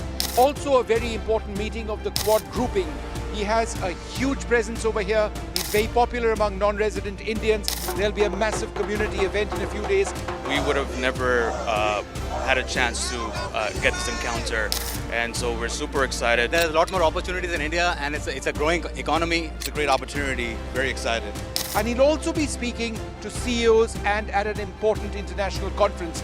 I'll bring you all the details on the ground right here on NDTV 24/7.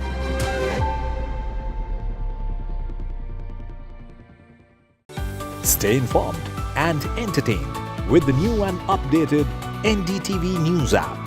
you can watch all our channels live, listen to podcasts, read breaking and exclusive news from around the world and more.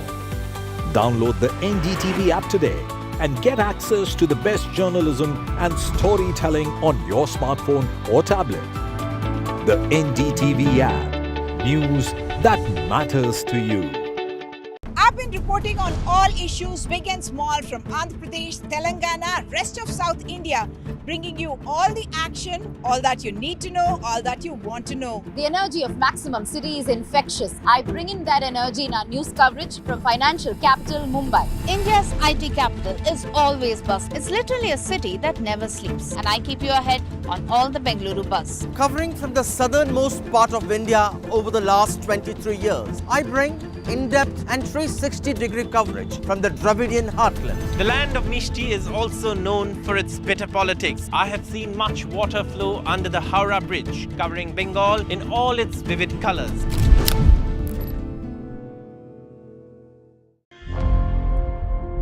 Election sunrise is on the proverbial paradise. Jammu and Kashmir gets set to vote in assembly elections after a gap of 10 years. For the BJP, it's a referendum on Article 370. For the Congress and regional parties, it's a battle for survival. An election that will go down in the history. Watch the most comprehensive, the most nuanced, and the most power-packed coverage only on NDTV.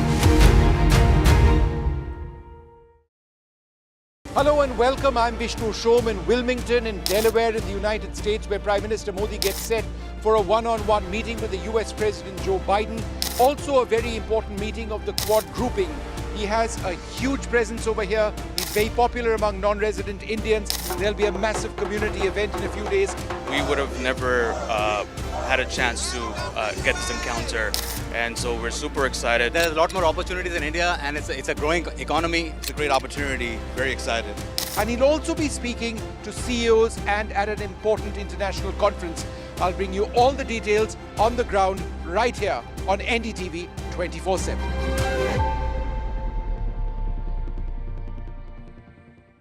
New day, new show, a new experience. Start your day with the news, not views. We bring you stories that matter and impact your life. News that informs and keeps you ahead. From Maximum City, Mumbai, to the seat of power, Delhi, NDTV brings you the best breakfast show. Breakfast news on NDTV, 8 a.m. every day.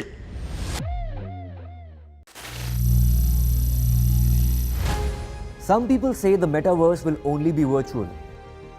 One day this lecture hall will be made of code, and driverless cars would be trapped in intersections. But even in this maze of the future, you can't wish away health. It's time to become more resilient.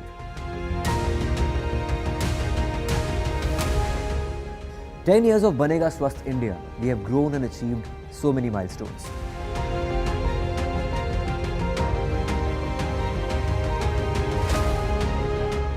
And now I have a plan to beat the urgency, to stop breathing with difficulty, to relieve getting choked with inactivity.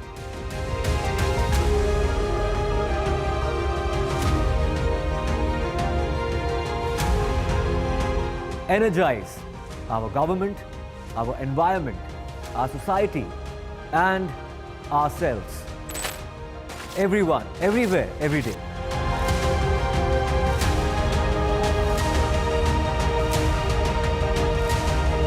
Banega Swasth India. One World Hygiene.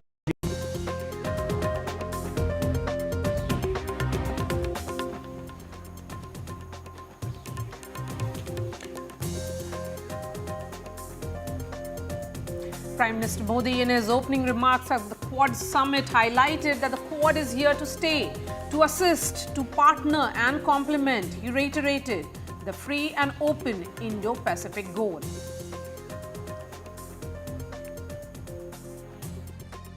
Quad is here to stay, to assist, to partner and to complement. The Quad joint statement flags China's aggressive behavior in South China Sea. Quad leaders commit to reform UN Security Council to make it more inclusive. On Ukraine war, the Quad says that the threat of use of nuclear weapons is unacceptable. India to play a key role in Quad's new regional maritime initiative in Indo-Pacific. India is set to take over and host the Quad Leaders Summit in 2025. Prime Minister Modi emphasized the importance of the Quad amidst tensions and conflicts in the world.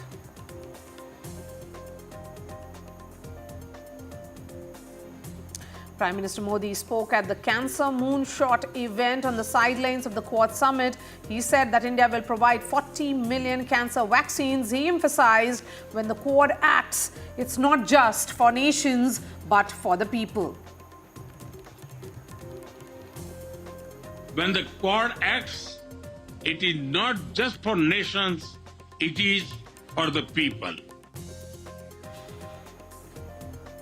Prime Minister Modi and US President Joe Biden held a bilateral on the sidelines of the Quad Summit. Prime Minister Modi said that the meeting comes as a special start to a significant visit, while Biden said ties with India have become stronger.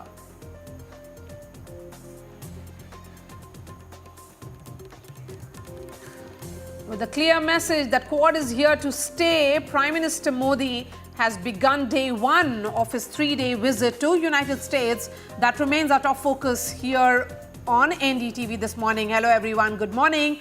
And in other news, a night curfew was imposed in Sri Lanka despite peaceful polls. Sri Lanka voted to elect a president in the most peaceful polls in its history.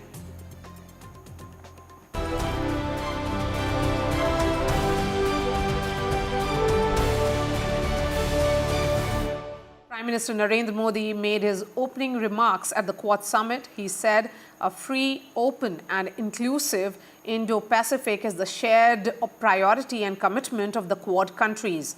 Joe Biden, Australian Prime Minister Anthony Albanese and Japanese Prime Minister Fumio Kishida were also present in that meeting held at US President's hometown of Wilmington. In his opening remarks, Prime Minister Modi pointed out that the Quad Summit is being held at a time when the world is surrounded by tensions and conflicts. And let me go straight to Long Island, where Vishnu Shom is joining us live. Vishnu, good morning to you from here in India. But Vishnu, as someone who has tracked all the Quad summits since its inception, how many miles have the Quad leaders traveled from day one to now?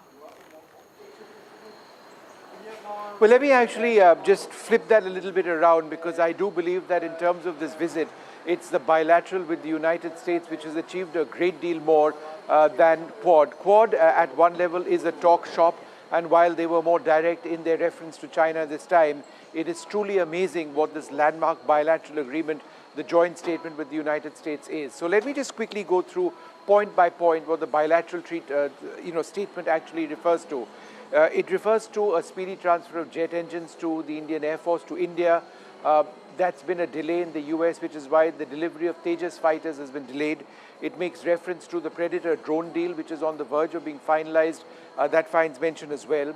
The fabrication of semiconductors in India through a new fab, that's mentioned.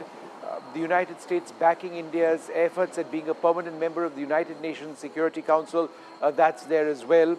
There are references to India and NASA, ISRO and NASA, and their cooperation in the space program. So these are absolutely clear deliverables, but perhaps most importantly, maritime domain awareness at a time when there has been so much presence of Chinese research vessels in the Indian Ocean, about the reported presence of Chinese submarines in the Indian Ocean, certainly Chinese warships as well. Enhanced maritime domain awareness essentially refers to intelligence sharing between the navies of India and the United States, so that there is a bigger idea and perspective of where China is actually deployed. India will be sharing responsibilities with the United States when it comes to guarding and patrolling the economic zones and the economic waterways around or in the Arabian Sea. So these are all firm, clear statements of intent. Some of these are being delivered as we speak. Okay. In terms of deliverables, you have highlighted that, Vishnu.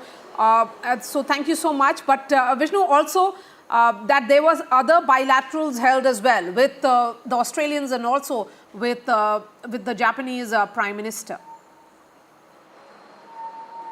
Yeah, that's right. So these are important bilaterals. You would expect these to have been held since all of these leaders were together for the Quad Summit, which took place.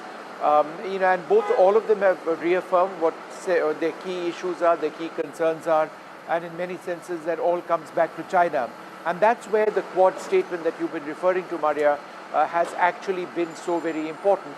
The Quad's references this time around to China, aggression in the Asia-Pacific region, North Korea, the importance of freedom of movement has been stated much more directly than in the past.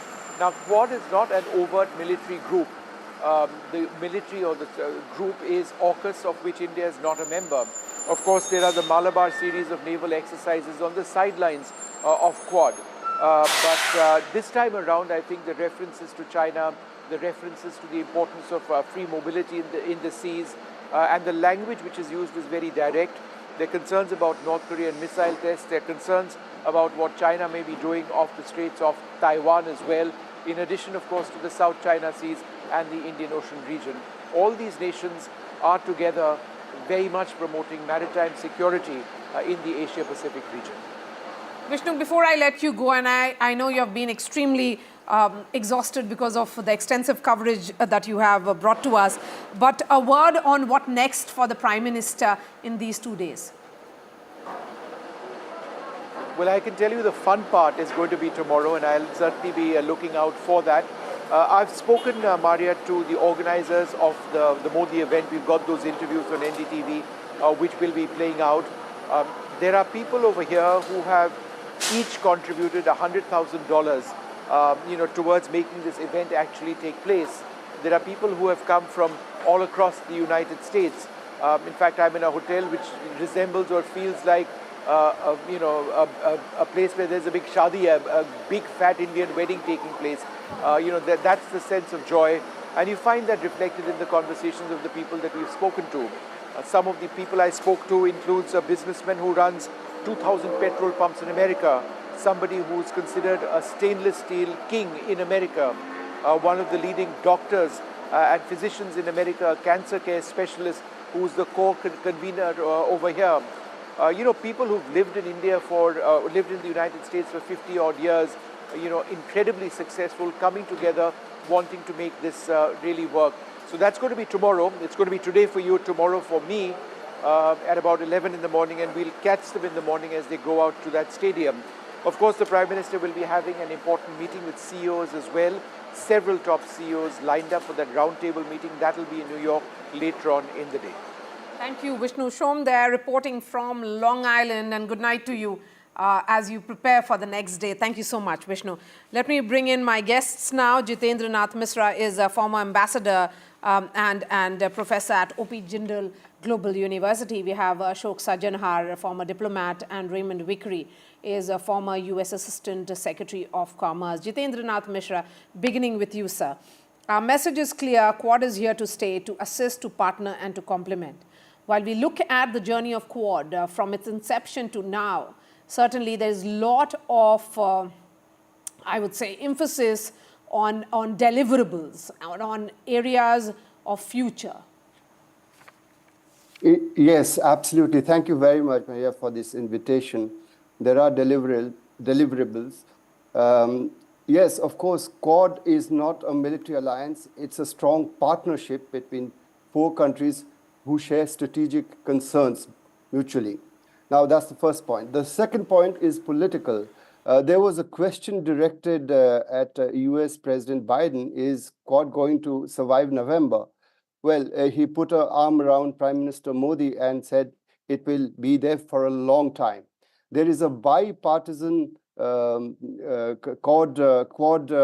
caucus that has been announced in the United States, consisting of both the parties in both the houses. That itself is a political message, because there was some concern that because President Biden will not seek re-election and because Prime Minister Kishida is going to step down at the end of September. So what now for Quad? But Quad is not based on personalities. It's based on perceptions and common and mutual interests. Another additionality I'm glad to note is the vaccine initiative that was announced, I think, in the 2022 summit after COVID, that is US technology, Japanese funding, and Indian manufacturing for the common good of the Indo-Pacific. That really led nowhere. After the COVID crisis petered down, that initiative kind of petered out in a way. Nothing happened. But I'm very glad that there is the 40 million cancer vaccines proposal. And of course, India has to be at the center of that because India is the center of vaccine manufacturing. So that's an additionality. The other thing is Coast Guard exercises. It's very important. So Quad is moving in from like-mindedness and from talk and declarations of intent to doing something actually on the ground. And as you know, the Coast Guards of the 3 other countries will be welcomed by the US. And so that's leading to some kind of joint operability, some kind of joint action, which is very important. And it's parallel to things like Malabar, but it's under the Quad initiative. Then, of course, the Indo-Pacific Maritime Domain Awareness, which was the great additionality in the past, concerning dark shipping and illegal fishing and things like that. That's going to be extended from the Indo-Pacific, which is a very vague kind of geographical concept, because some say it comes to the west of India and some say to the east coast of Africa. India says that the Indo-Pacific really is up to the eastern geography of the African coast. There was a different point of view coming from the United States in the past because of the issues between the Central Command and the Pacific Command, which is that the Indo-Pacific ends at the western coast of India. So that's going to now extend to the Indian Ocean explicitly. So that's another, conceptually, it's a breakthrough because it defines the geographies in a clearer way. But having said all that, Quad is still a partnership. It's not an alliance.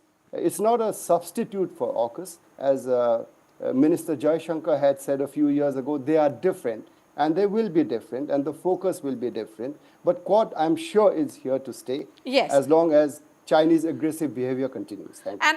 And Raymond Vickery, would you also say that there is also a reimagination of what it started with to now when it looks at its own growth?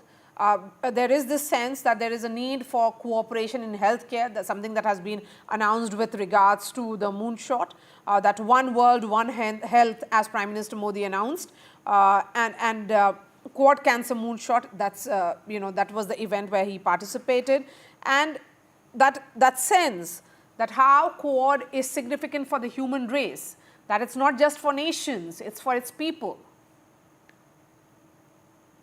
Well, I think you're absolutely right, and thanks very much for having me. It seems to me this has been a most remarkable day in U.S.-India relations, and perhaps more importantly, in relations among the great democracies of the Indo-Pacific. The whole idea of the Quad was to provide a way for India to cooperate with other leading democracies in the Indo-Pacific. After all, without India, there's no Indo in Indo-Pacific, it's just Pacific.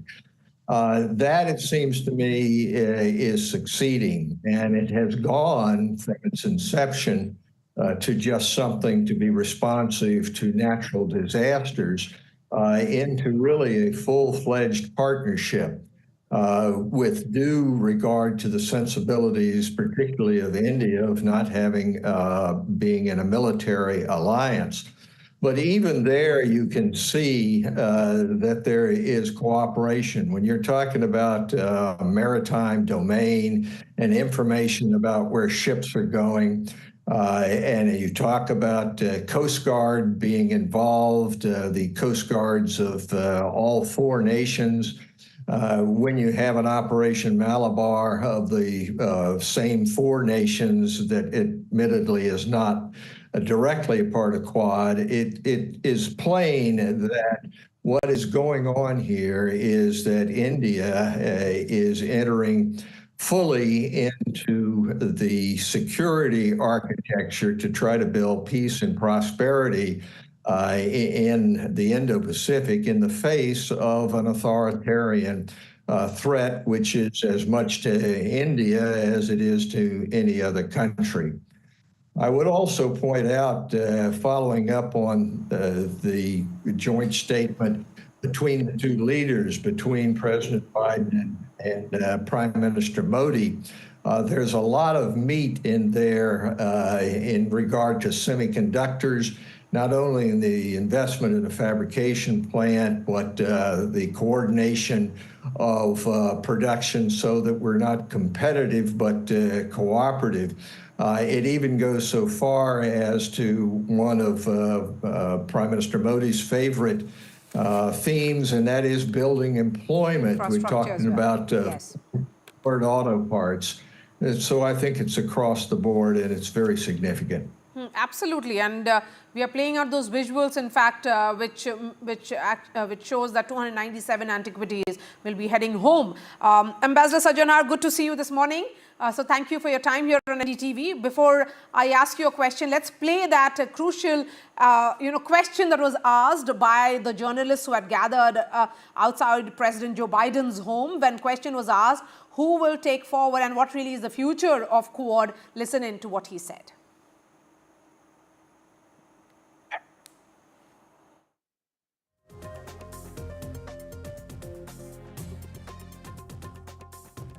That in just a bit, but that that very important gesture, Ambassador Sajjanar.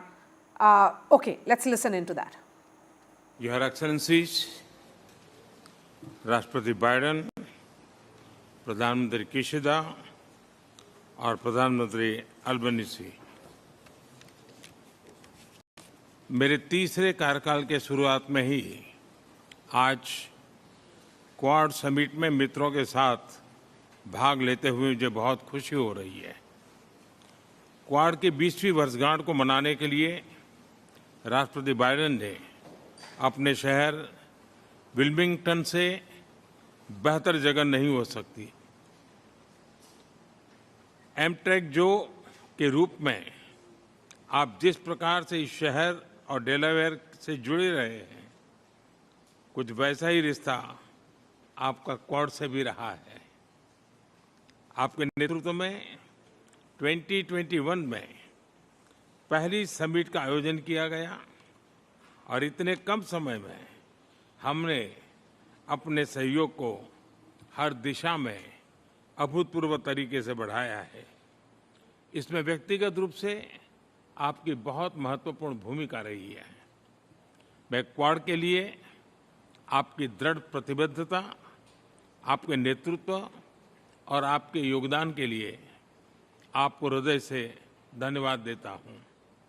Friends, हमारी बैठक ऐसे समय हो रही है जब विश्व तनावों और संघर्षों से घिरा हुआ है।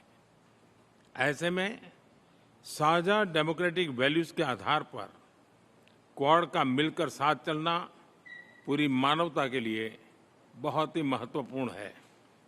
हम किसी के खिलाफ नहीं हैं।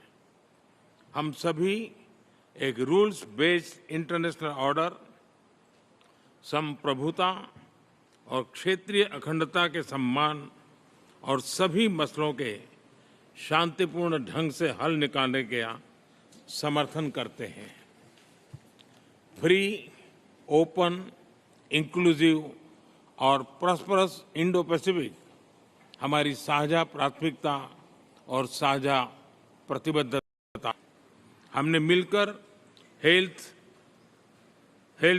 Security, critical and emerging technologies, climate change, capacity building जैसे क्षेत्रों में कई सकारात्मक और समावेशी इनिशिएटिव लिए हैं।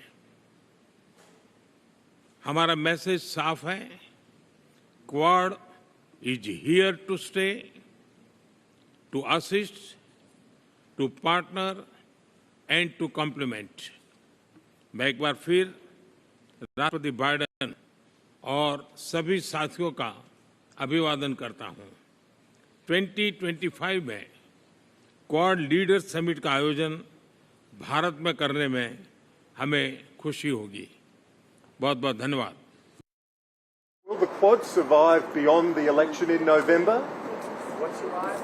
The Quad. Will it survive regardless of the outcome?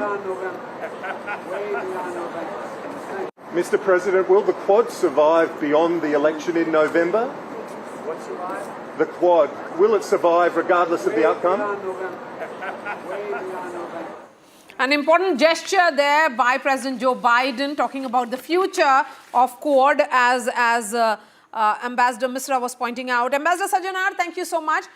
Your thoughts on this? Of course, we have discussed the Quad Cancer Moon shot and also the first ever Quad at Sea ship observer mission in 2025. There are a lot of logistical network support that has been highlighted, projects of future as well.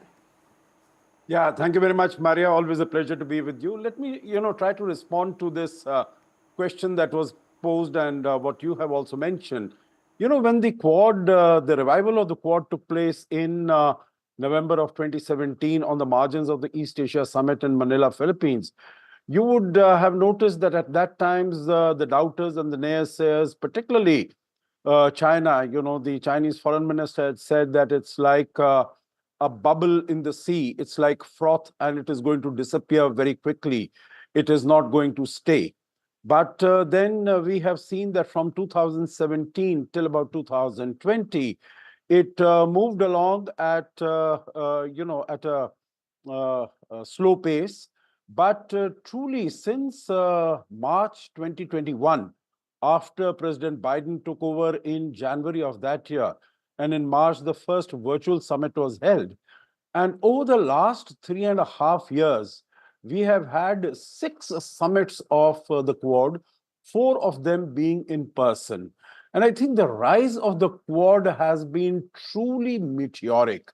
And, now China or any of the other countries don't make this comment that the Quad is going to disappear.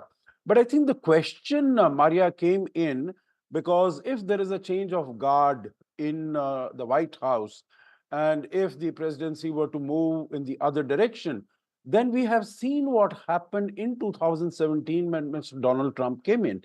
And he basically sidelined all the initiatives that had been taken, significant initiatives, not all, several, most of them, initiatives that had been taken by President Obama, whether it is the Trans-Pacific Partnership Agreement, whether it is the Paris Accord, whether it is the reconciliation with Iran, even on the domestic front.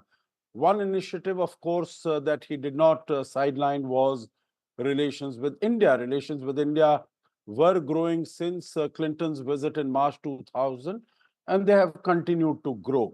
So I think the question here was whether, anyone who comes after Mr. Biden, if it is Mr. Trump, he also might push this to the side.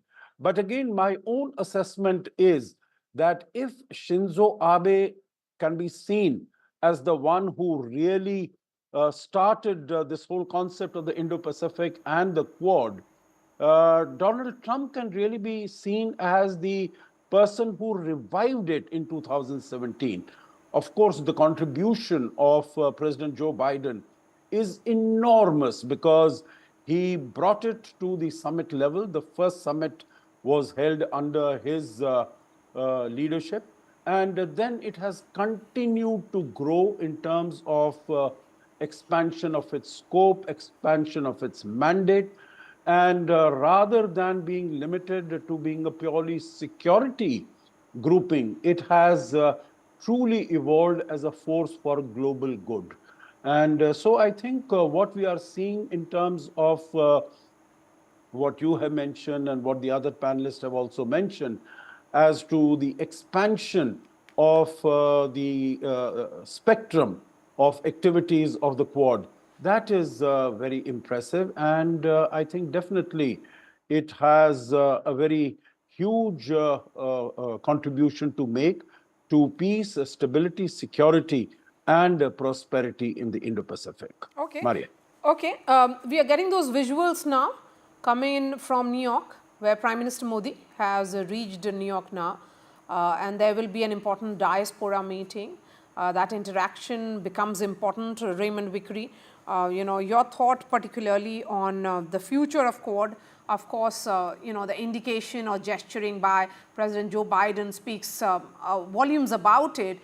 But if there is a change of regime, of course, Kamala Harris will ensure continuity. But what about Donald Trump? Well, I think that's a very good question. But as has just been said, even though the former President Trump has been very erratic, it's going to be very difficult for him to say the Quad shouldn't go forward when it was revived, at least on the ministerial level, during his watch. And I think there's no question, though, that one of the emphases here of President Biden is to try to institutionalize this Quad relationship as much as possible, so that it is so embedded in the security architecture for the entire Indo-Pacific region in so many areas that even a person who is as erratic as the former president will find it extremely difficult to disown it. So I think that that's a subtext here. And I want to say again about how remarkable this is in terms of timing and scope. The joint statement doesn't just stop at Indo-Pacific. It covers Ukraine, it covers Gaza, it covers the South China Sea in very explicit detail, North Korea. There have been many of us who've advocated that the United States and India particularly should join together to drive peace and prosperity throughout the world.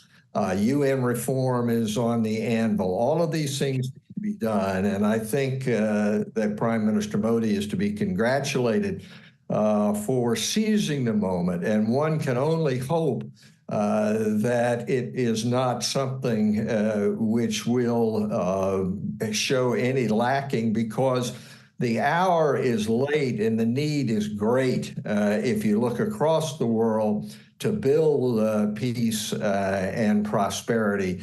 And the great democracies are in an ideal position to try to do that, to prevent us from going down the trail to war, nuclear war, and what mankind has done in the past. Ambassador Misra, coming to you now.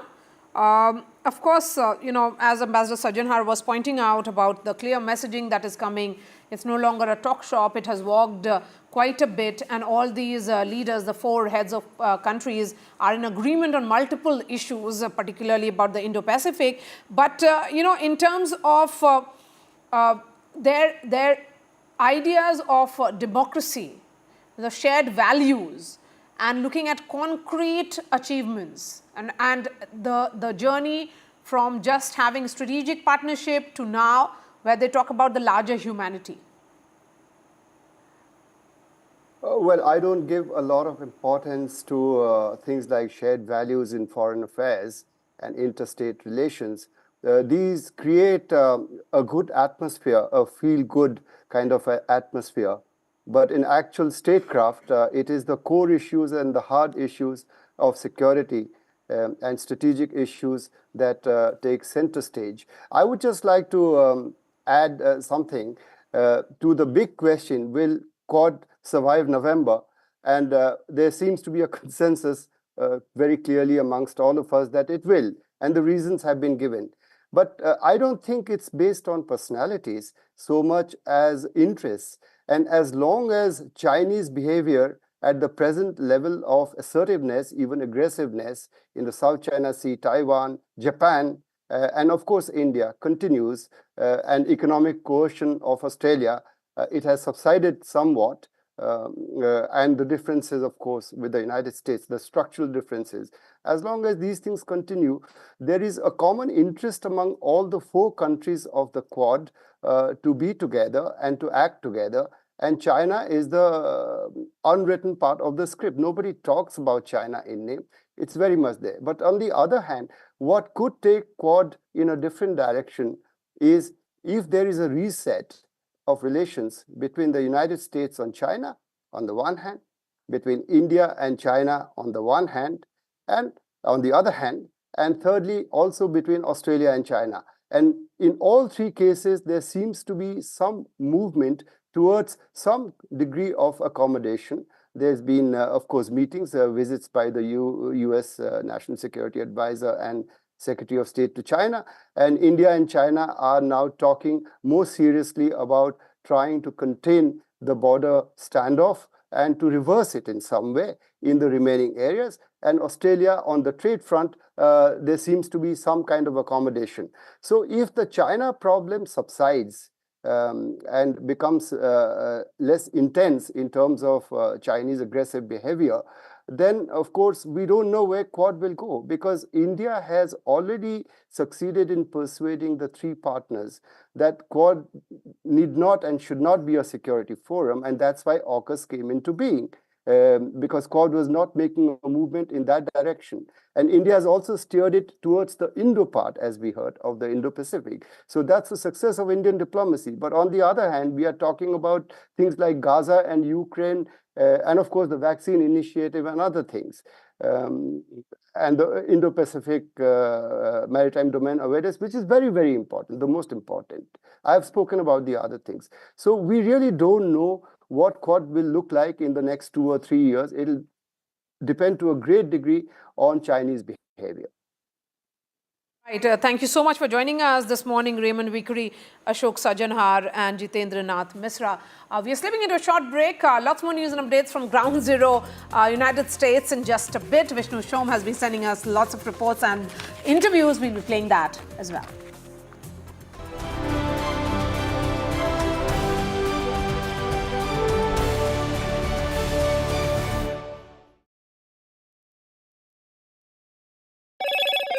Hello, Moto.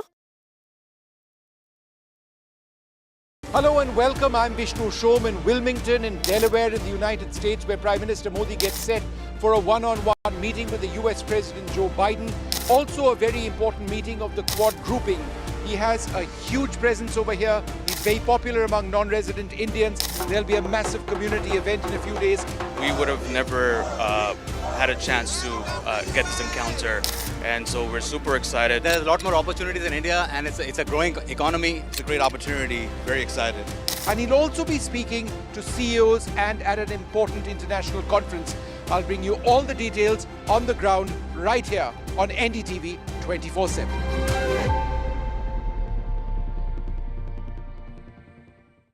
Stay informed and entertained with the new and updated NDTV News app. You can watch all our channels live, listen to podcasts, read breaking and exclusive news from around the world and more. Download the NDTV app today and get access to the best journalism and storytelling on your smartphone or tablet. The NDTV app. News that matters to you. I've been reporting on all issues big and small from Andhra Pradesh, Telangana, rest of South India, bringing you all the action, all that you need to know, all that you want to know. The energy of Maximum City is infectious. I bring in that energy in our news coverage from financial capital Mumbai. India's IT capital is always buzz. It's literally a city that never sleeps. And I keep you ahead on all the Bengaluru buzz. Covering from the southernmost part of India over the last 23 years, I bring in-depth and 360-degree coverage from the Dravidian heartland. The land of Mishti is also known for its bitter politics. I have seen much water flow under the Howrah Bridge, covering Bengal in all its vivid colors.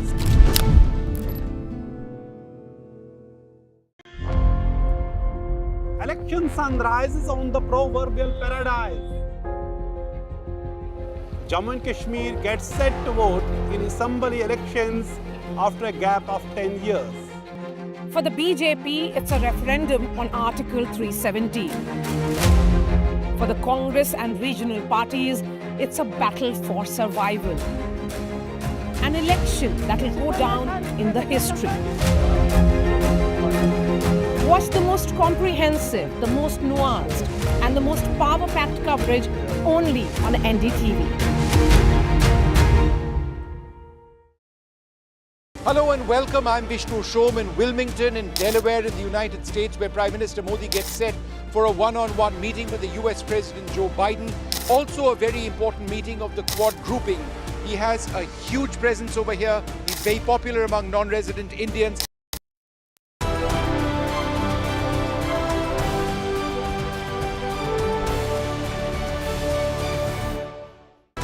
Your Excellencies, राष्ट्रपति Biden, प्रधानमंत्री Kishida और प्रधानमंत्री Albanese, मेरे तीसरे कार्यकाल के शुरुआत में ही आज क्वाड समिट में मित्रों के साथ भाग लेते हुए मुझे बहुत खुशी हो रही है। क्वाड की 20वीं वर्षगांठ को मनाने के लिए राष्ट्रपति बाइडेन ने अपने शहर विल्मिंगटन से बेहतर जगह नहीं हो सकती। एमट्रेक जो के रूप में आप जिस प्रकार से इस शहर और डेलावेयर से जुड़े रहे हैं, कुछ वैसा ही रिश्ता आपका क्वाड से भी रहा है।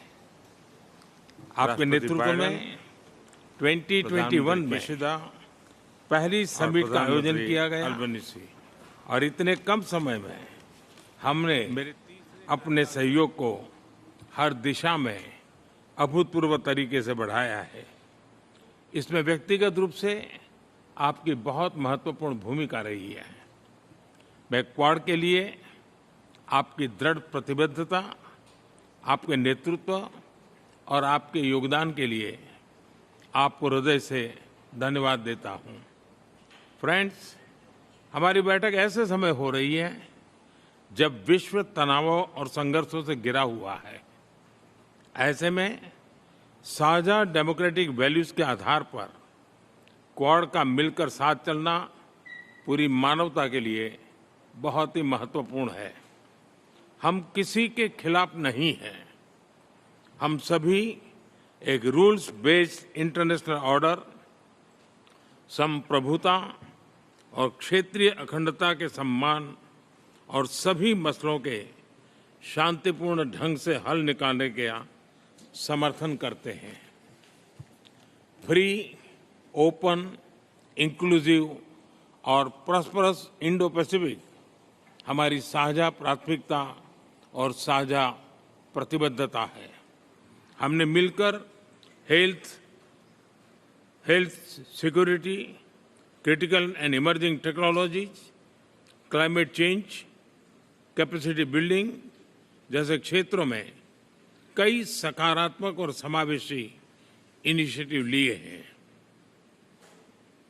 हमारा मैसेज साफ है, quad is here to stay, to assist, to partner and to complement.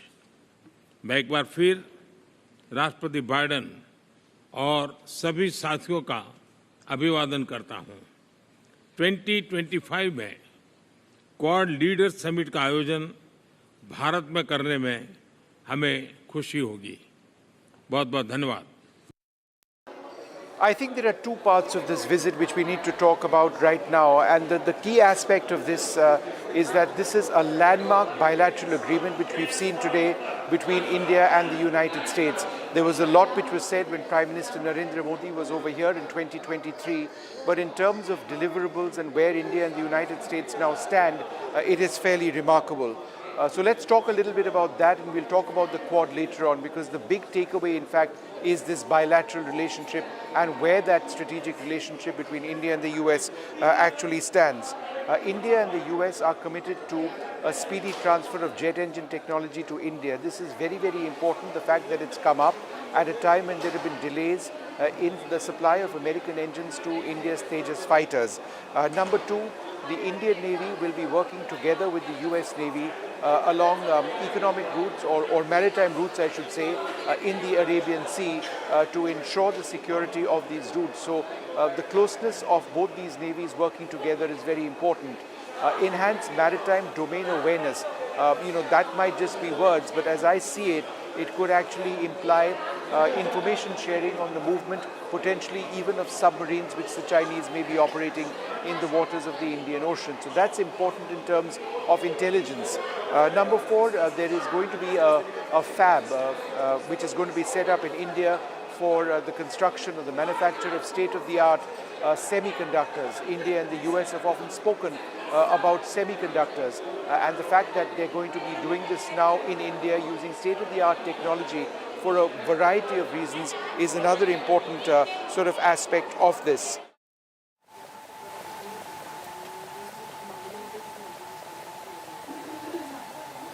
The joint statement of the Quad meet has spoken about several issues. One of the first issues on your screen is health security.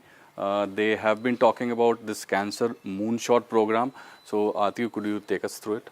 Yeah, so the Moonshot program is quite interesting. The initiative is for cervical cancer majorly. And Prime Minister Modi as well has made some announcements, Vishal, as well, especially with regard to the vaccine, right? He said that India is going to be providing the vaccine. But if we just take a look at the joint statement that's come in, it says, in terms of COVID also, we've spoken about providing $5.6 billion to the COVAX advanced market commitment.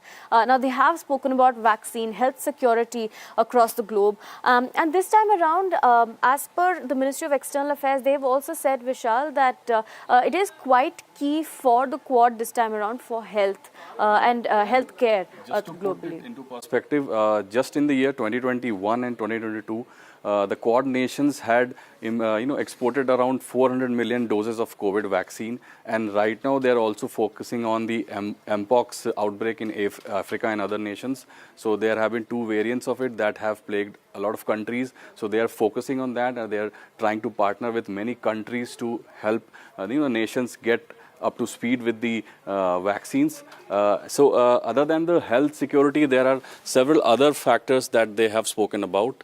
The other one is that they have spoken about the United Nations Convention. They have spoken about the United Nations Security Council and want to expand it. There are about 5 permanent members of the UN Security Council: China, Russia, UK, France. So they want to expand it. So that's a strong statement coming from Quad. So, So they've also spoken about maritime security, right? Yeah. That's something interesting they've spoken about, specifically with regard to China, because we know that Quad is a grouping that has essentially been trying to come together to counter China's aggression. Yes. So in maritime security, they've sort of expressed concerns over South China Sea and China's expansionism in smaller nations and island nations there as well. Last 6-7 months especially, there have been many confrontations between China and Philippines regarding South China Sea. There have been accusations from both the sides that both sides has been trying to do incursion into the other nation's waters. So the coast guards of both the countries have been ramming the ships into each other.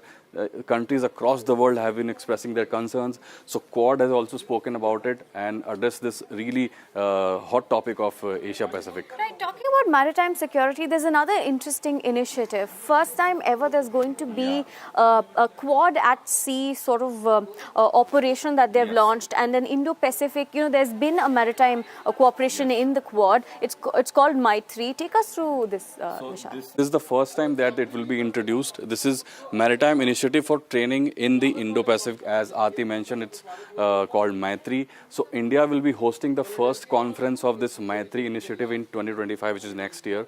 So it encompasses a lot of issues. We have been talking about maritime issues, the Asia Pacific region specifically. So all the 4 countries, India, Australia, Japan, they will combine their Coast Guard forces, and they will take this initiative forward. Right, Vishal, if we go back to the cancer initiative, right, for a second, interestingly, they've spoken about what exactly the Quad Cancer Moonshot initiative is. If we see here, it says it's going to focus on cervical cancer majorly. Now, we know that cervical cancer is a preventable cancer, and interestingly, there have been a lot of work in India specifically for vaccination of cervical cancer. There's been, now this is being seen as a global push for ensuring that you prevent cervical cancer and HPV. So India has also stepped forward. Vishal, can you take us through? And Biden administration also has engaged its financial institution into providing the required finances so that this initiative could get up to speed. So the Cancer Moonshot program wants the access of the cancer treatment to get to a lot more people than it already has. So it's sort of restricted in the global scale. The treatment, they want it to expand to other nations, since Quad has nations from the Asia Pacific. So this initiative will definitely benefit India and other nations in the Asia Pacific. And Vishal, won't it be increasingly significant that the Quad is doing it? Because in terms of logistics and supply chains, a Quad has, based on their location and the way they are based, it has a longer reach in terms of the area that it can cover when it comes to supply chains. And especially if we're talking about vaccines, we saw how that worked during COVID as well. That is true. So it's a very strategic area, because South China Sea particularly has been an area that has been used to transport a lot of vaccines and other stuff. So this Quad meeting has definitely laid bare these initiatives and shed light on the importance of this whole area. Right, and talking about maritime security, we did talk about China, Vishal, but interestingly, this has been the first time ever that the Quad has come out with a strong statement on North Korea as well and their ballistic missile tests. So North Korea has been flagged as a nation of concern. So we'll get you more updates as and when we get from the Quad statements.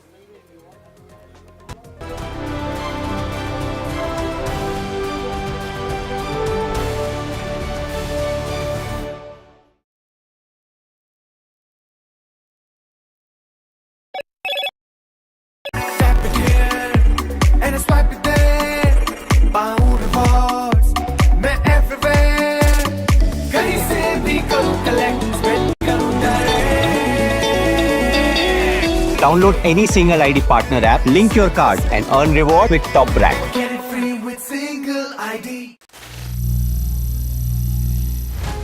Some people say the metaverse will only be virtual. One day this lecture hall will be made of code, and driverless cars would be trapped in intersections. But even in this maze of the future, you can't wish away health. It's time to become more resilient.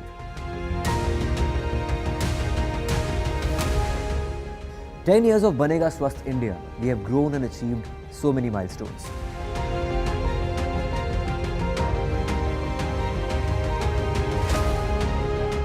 And now I have a plan to beat the urgency, to stop breathing with difficulty, to relieve getting choked with inactivity.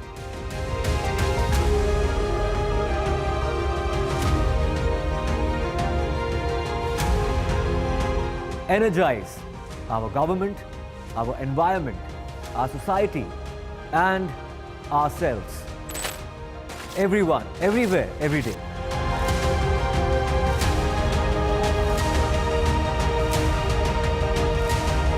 Banega Swasth India. One World Hygiene. Hello and welcome. I'm Vishnu Shom in Wilmington in Delaware in the United States, where Prime Minister Modi gets set for a one-on-one meeting with the US President Joe Biden. Also a very important meeting of the Quad grouping. He has a huge presence over here. He's very popular among non-resident Indians. There'll be a massive community event in a few days. We would have never had a chance to get this encounter, and so we're super excited. There's a lot more opportunities in India, and it's a growing economy. It's a great opportunity. Very excited. And he'll also be speaking to CEOs and at an important international conference. I'll bring you all the details on the ground right here on NDTV 24/7.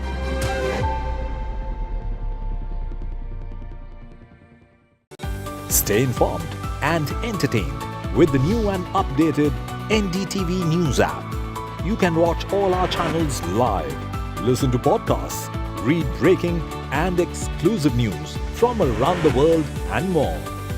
Download the NDTV app today and get access to the best journalism and storytelling on your smartphone or tablet. The NDTV app. News that matters to you. I've been reporting on all issues big and small from Andhra Pradesh, Telangana, rest of South India, bringing you all the action, all that you need to know, all that you want to know. The energy of Maximum City is infectious. I bring in that energy in our news coverage from financial capital Mumbai. India's IT capital is always buzz. It's literally a city that never sleeps. And I keep you ahead on all the Bengaluru buzz. Covering from the southernmost part of India over the last 23 years, I bring in-depth and 360-degree coverage from the Dravidian heartland. The land of Mishti is also known for its bitter politics. I have seen much water flow under the Howrah Bridge, covering Bengal in all its vivid colors.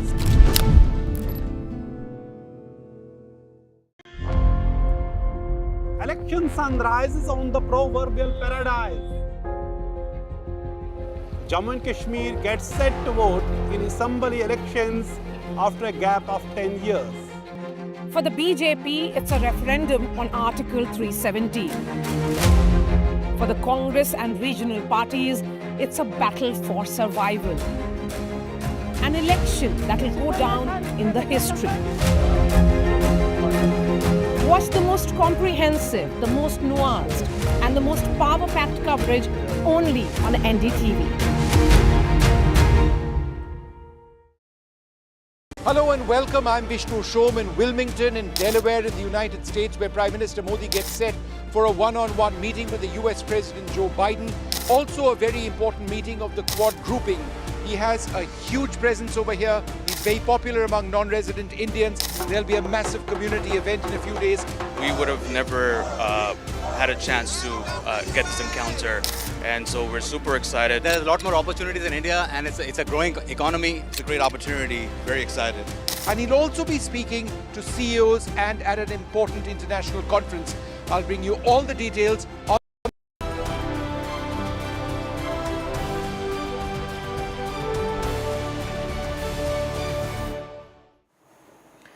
And US Congressman Shri Thanedar exclusively spoke to NDTV, and he said that India-US ties are key to countering China in the Southeast Asia. why is this visit of Prime Minister Modi important to so many non-resident Indians over here? I see hundreds assembling. Well, look, people, Indian Americans in America, all are excited to welcome Modi ji. Modi ji had a great meeting with President Biden. Both Modi ji and President Biden have great chemistry. He had great chemistry with Donald Trump as well. So he's a very charismatic leader.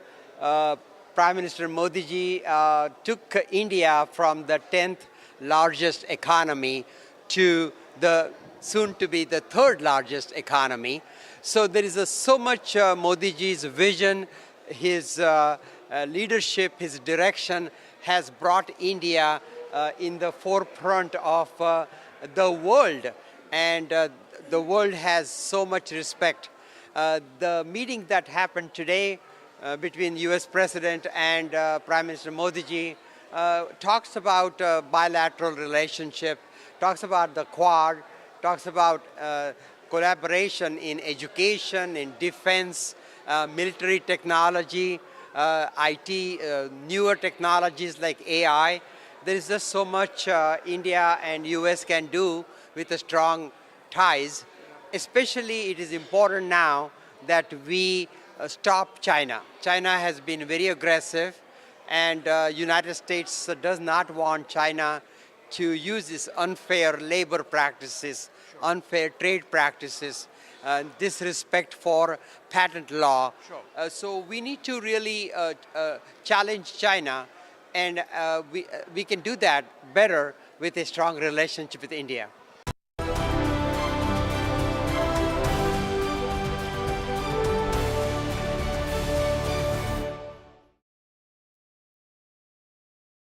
New day, new show, a new experience. Start your day with the news, not views. We bring you stories that matter and impact your life. News that informs and keeps you ahead. from Maximum City, Mumbai, to the seat of power, Delhi. NDTV brings you the best breakfast show. Breakfast news on NDTV, 8 a.m. every day.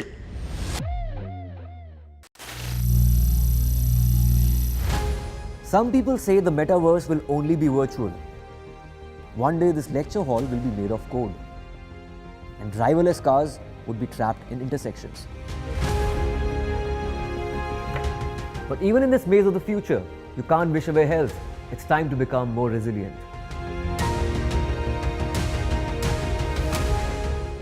"10 years of Banega Swasth India, we have grown and achieved so many milestones.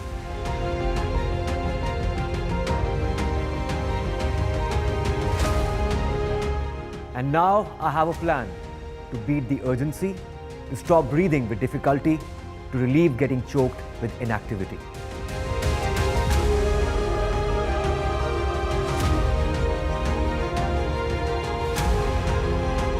Energize our government, our environment, our society, and ourselves. Everyone, everywhere, every day.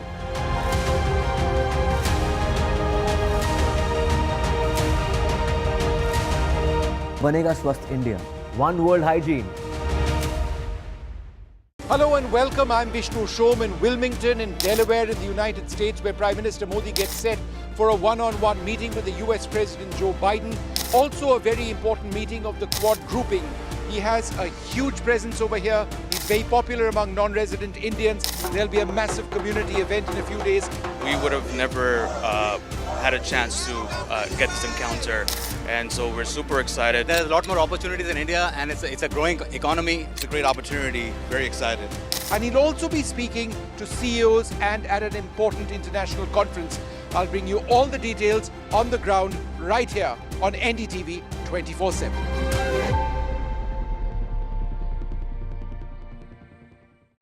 Stay informed and entertained with the new and updated NDTV News app. You can watch all our channels live, listen to podcasts, read breaking and exclusive news from around the world and more. Download the NDTV app today and get access to the best journalism and storytelling on your smartphone or tablet. The NDTV app. News that matters to you.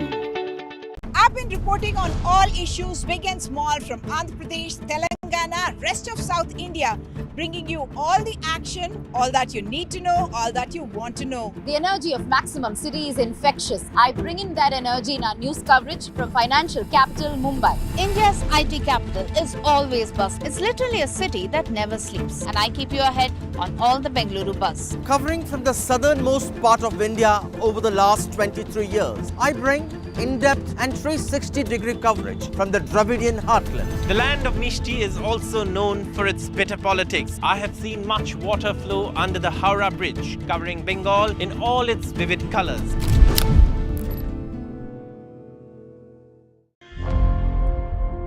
Election sunrise is on the proverbial paradise. Jammu and Kashmir gets set to vote in assembly elections after a gap of 10 years. For the BJP, it's a referendum on Article 370. For the Congress and regional parties, it's a battle for survival. An election that will go down in the history. Watch the most comprehensive, the most nuanced, and the most power-packed coverage only on NDTV.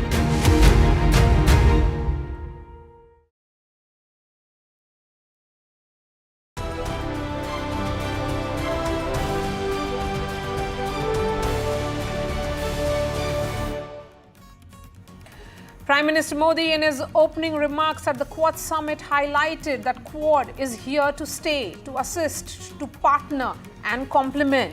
He reiterated the free and open Indo-Pacific goal. Quad is here to stay, to assist, to partner and to complement. President Biden's quad quip as he hands baton to Prime Minister Modi. Reporter asks, will Quad last after November polls? President Biden replies with his hands on Prime Minister Modi's shoulder. Mr. President, will the Quad survive beyond the election in November? What survive? The Quad, will it survive regardless of the outcome? Way beyond November. Quad joint statement is issued. It flags China's aggressive behavior in South China. Quad leaders commit to reforms in United Nations Security Council to make it more inclusive. On the Ukraine war, Quad says that the threat of use of nuclear weapons is unacceptable, and India will play a key role in Quad's new regional maritime initiative in Indo-Pacific. Prime Minister Modi and US President Joe Biden held a bilateral on the sidelines of the Quad summit. Prime Minister Modi said that the meeting comes as a special start to a significant visit, while Biden said ties with India have become stronger.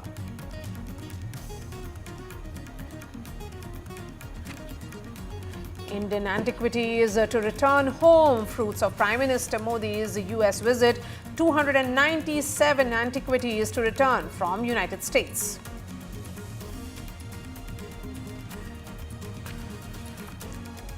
From Quad Cancer Moonshot, clearly a groundbreaking partnership to save lives in the Indo-Pacific region, to Quad at Sea Ship Observer mission in 2025. Lots to discuss on the special broadcast, but first up, other news. A night curfew was imposed in Sri Lanka despite peaceful polls. Sri Lanka voted to elect a president in the most peaceful polls in its history.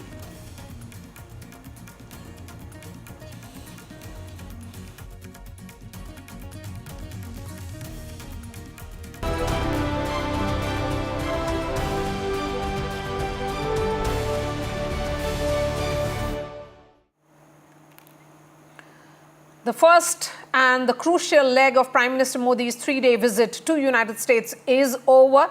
He made his opening remarks at the Quad summit. He said a free, open and inclusive Indo-Pacific is the shared priority and commitment of the Quad countries. Joe Biden, Australian Prime Minister Anthony Albanese and Japanese Prime Minister Fumio Kishida were also present in that meeting being held at US President, his hometown of Wilmington. In his opening remarks, Prime Minister Modi pointed out the Quad summit is being held at a time when the world is surrounded by tensions and conflicts. Let's listen in to Prime Minister Modi's opening comments first.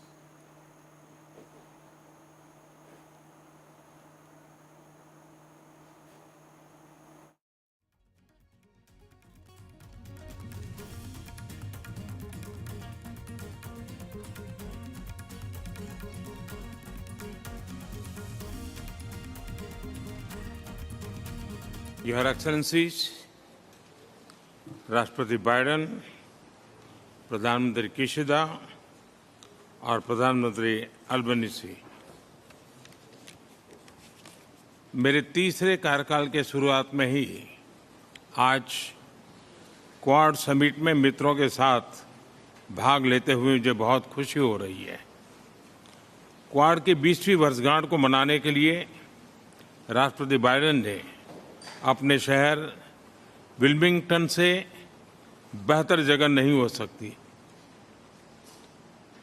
Amtrak जो के रूप में आप जिस प्रकार से इस शहर और डेलावेयर से जुड़े रहे हैं, कुछ वैसा ही रिश्ता आपका क्वाड से भी रहा है। आपके नेतृत्व में 2021 में पहली समिट का आयोजन किया गया और इतने कम समय में हमने अपने सहयोग को हर दिशा में अभूतपूर्व तरीके से बढ़ाया है। इसमें व्यक्तिगत रूप से आपकी बहुत महत्वपूर्ण भूमिका रही है। मैं क्वाड के लिए आपकी दृढ़ प्रतिबद्धता, आपके नेतृत्व और आपके योगदान के लिए आपको हृदय से धन्यवाद देता हूं। फ्रेंड्स, हमारी बैठक ऐसे समय हो रही है जब विश्व तनावों और संघर्षों से घिरा हुआ है। ऐसे में साझा डेमोक्रेटिक वैल्यूज के आधार पर क्वाड का मिलकर साथ चलना पूरी मानवता के लिए बहुत ही महत्वपूर्ण है। हम किसी के खिलाफ नहीं हैं। हम सभी एक रूल्स बेस्ड इंटरनेशनल ऑर्डर, संप्रभुता और क्षेत्रीय अखंडता के सम्मान और सभी मसलों के शांतिपूर्ण ढंग से हल निकालने का समर्थन करते हैं। फ्री, ओपन, इंक्लूसिव और प्रॉस्परस इंडो पैसिफिक हमारी साझा प्राथमिकता और साझा प्रतिबद्धता है। हमने मिलकर health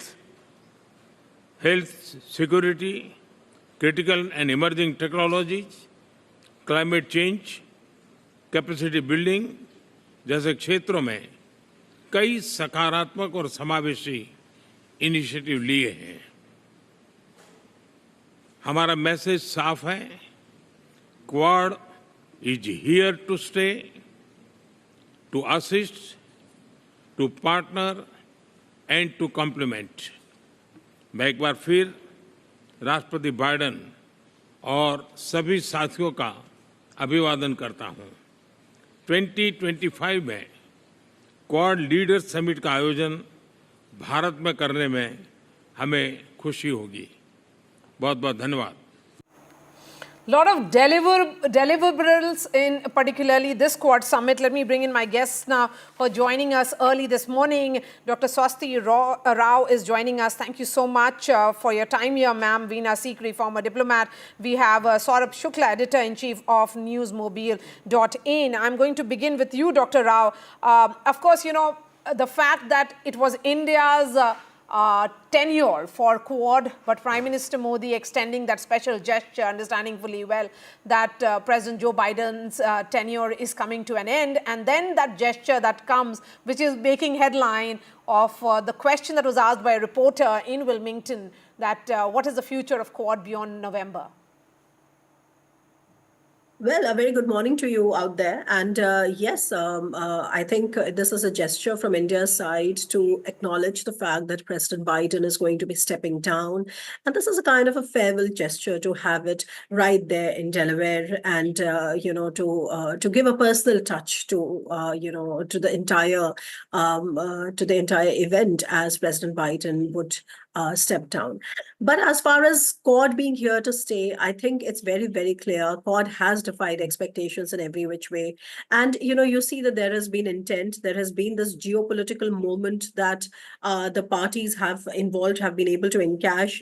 There is obviously a question of the hugest diaspora that India has anywhere else in the world. There's also strategic convergence and growing strategic convergence. You also see that this is backed by a lot of substantive engagement. There have been initiatives. There has been momentum. You know, the four leaders, regardless of who's in power, have been pushing for it. And what we need now is basically consolidation and sustaining commitments, right? So I think in many ways, this particular Quad Summit was all about also taking stock of how far the four leaders have come, especially, and not just the four leaders, but also, you know, bilaterally between Prime Minister Modi and, you know, President Biden. So how have we come so far? What do we do to take it to the next level? And I'm actually very happy that, you know, on two things, I see a kind of a very realistic assessment on the fact that India continues with the China agnosticism. I think it's perfectly in India's interest to remain China agnostic, because we do not really want to play into the Chinese narrative of Quad becoming a nation, NATO and all of that. And besides, it's not even India's worldview. You know, India's worldview is to actually think of collaborative frameworks and not alliances. And that was reaffirmed by the Prime Minister very well. But I think what I'm really, in many ways, satisfied about is this Maitri, which is the maritime, you know, this new initiative that has been launched, which is built on the existing IPMTA. Because, like I've been saying, that if you really want to provide some sort of a security solution to this vast maritime security landscape, such as the Indo-Pacific, I mean, you really need to be getting more serious about how to real-time link, your information, and especially maritime domain and information and maritime domain awareness, as it is called, in technical terms. So they did come up with an IPMTA in 2022, and then in 2 years now they have come up. Now they're scaling it up, and now they have new programs through which they will enable the partners in the region to basically maximize tools which were already provided by IPMTA to monitor and enforce their laws. And I think this is something which is going to have strategic implications as well, because as you see, most of this discussion has been around illegal fishing. And you know that there is this one country that we're calling out against. Not just that, I think this is also in many ways taking this very crucial thing forward, which is about having this Quad Ship Observer Mission 2025, this launch.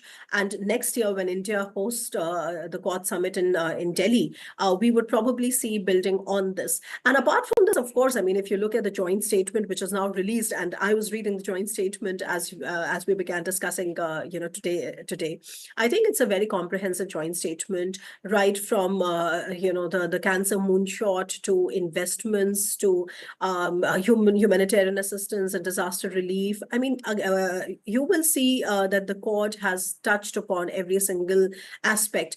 However, I'm of the opinion that if it really has to flourish as a security architecture, even though a hybrid security architecture, not really a military security architecture, that I think India is very clear on, I think we need really to get our act together for real-time linking on information portals around MDA, etc. So I would say that I think I see a commitment to take this conversation forward.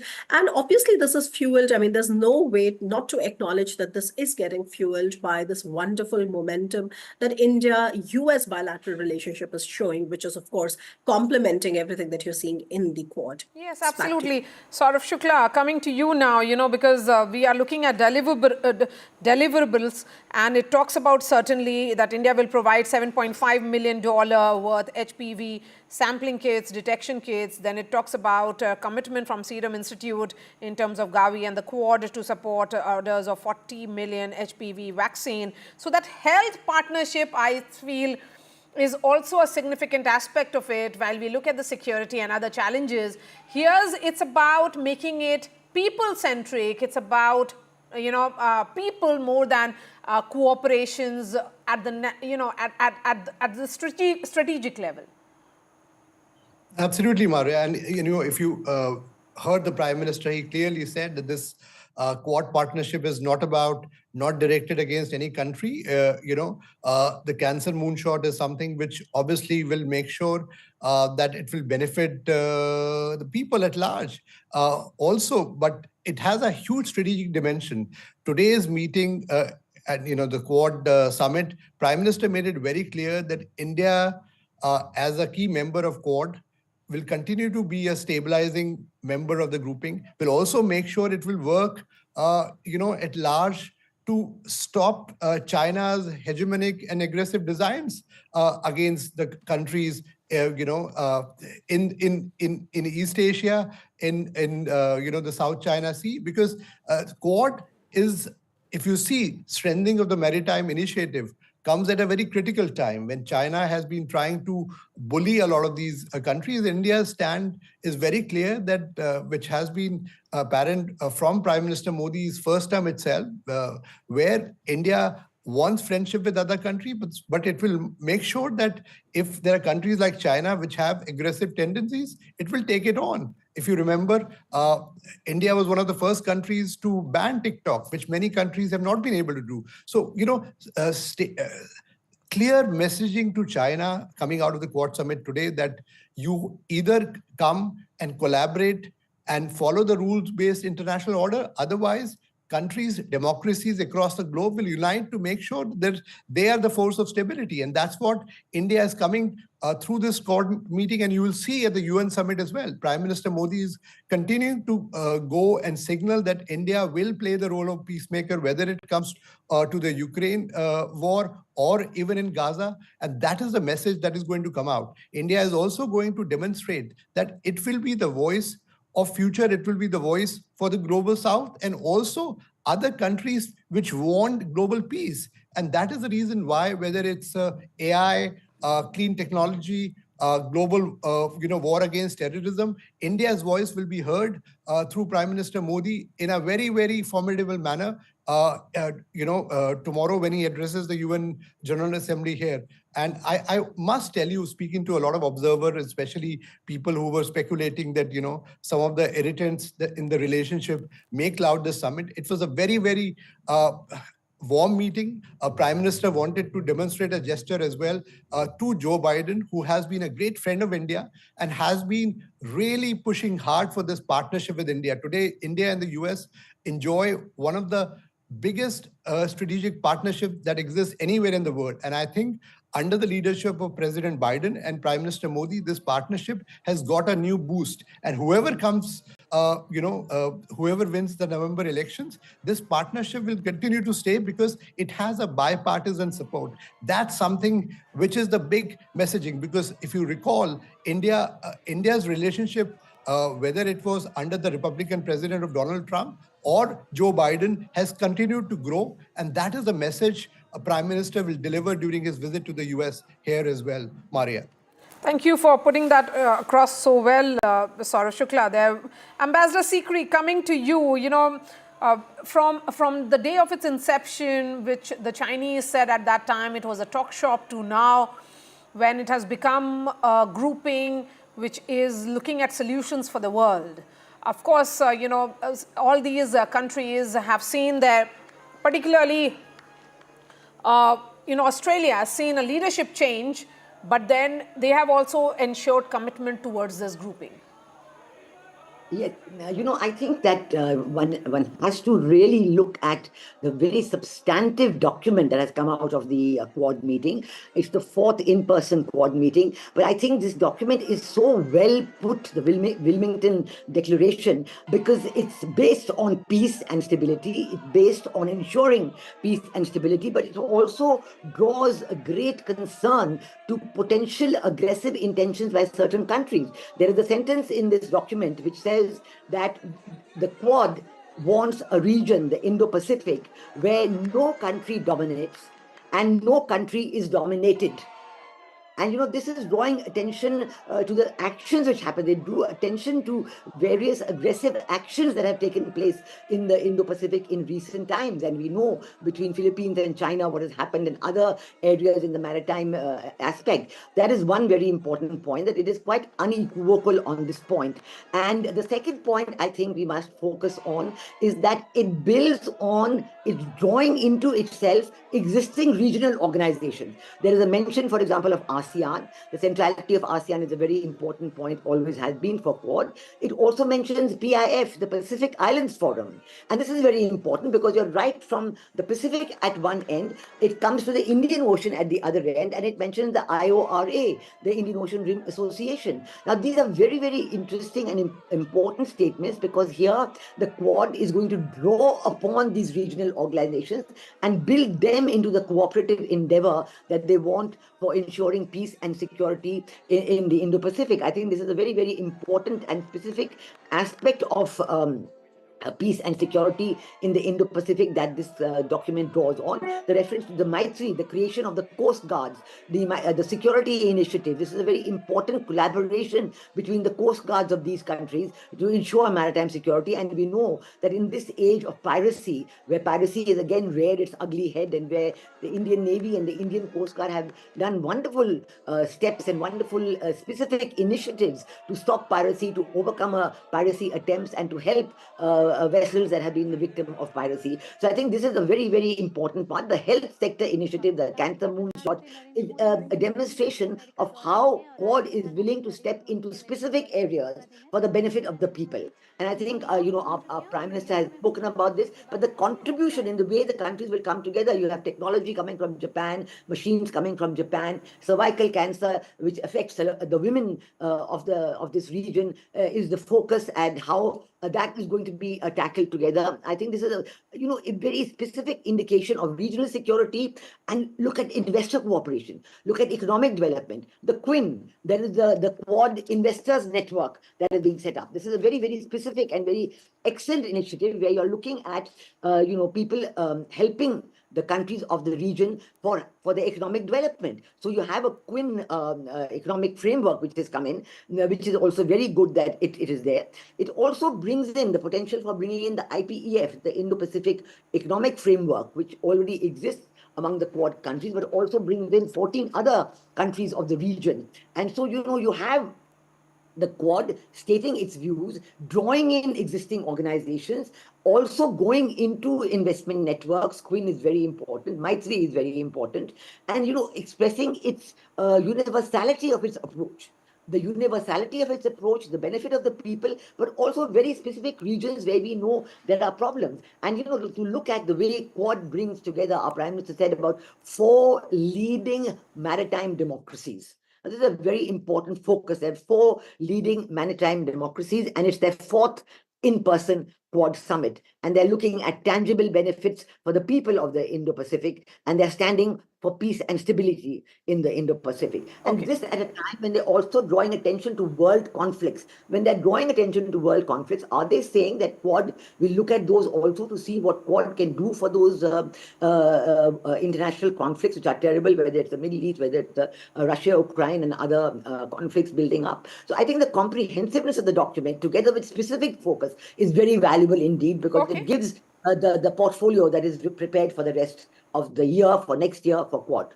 Okay, Saurav Shukla, since you say that the Quad will continue to dominate or continue to be this very, very crucial, powerful grouping because it has bipartisan support, but talking about the optics of it, it is being held in Wilmington, which is the hometown of President Joe Biden. He has been one of the architects of it. This is almost like a farewell shot coming in from President Joe Biden. What does it actually mean for him and the Democrats in this election? Well, one was to clearly demonstrate that people who matter, world leaders are engaging with him. He's not a lame duck president. That's the reason why they wanted to, they organized the summit in Wilmington, because obviously that's his hometown. He spends a lot of time here in the state of Delaware, not too far away from Washington, D.C. But it was a gesture which was, and I can tell you, when this summit was being planned, India was one of the first countries to say and send their confirmation to say that, because, this is Prime Minister's way to thank Joe Biden. And he did that during their meeting today as well, because he realizes the political capital that Joe Biden really invested on this India partnership was enormous. I know I covered extensively Prime Minister's visit, a landmark visit to the US, and the way President Joe Biden hosted it, went out of his way, created huge diaspora interaction in White House, which rarely happens and has been followed since then, was because of the personal capital that Joe Biden has put on this partnership. And India, obviously, Prime Minister Modi wanted to thank him, and he did that during their bilateral trip. I think, and the reason why I said why whoever wins, and India as a friend of the US, electing a president is a domestic issue of the US, and the voters in the US, they will decide on the 5th of November. But Quad and India's partnership with the US, they will stay intact, because this is, I would say, embedded in a common understanding that democracies should join hands to fight anyone who's opposing global peace, whether it's China's aggressive designs in South Pacific, on the South China Sea and East Asia, or elsewhere. Even if you see from Quad, there is a clear message to Russia as well, that you cannot resort to nuclear blackmail. Prime Minister Modi has been one of the only world leaders who has met both Russian President Vladimir Putin and Zelensky of Ukraine. And there is an expectation from the Prime Minister by many world leaders whom he will meet at the UNGA that India can play the role of a peacemaker.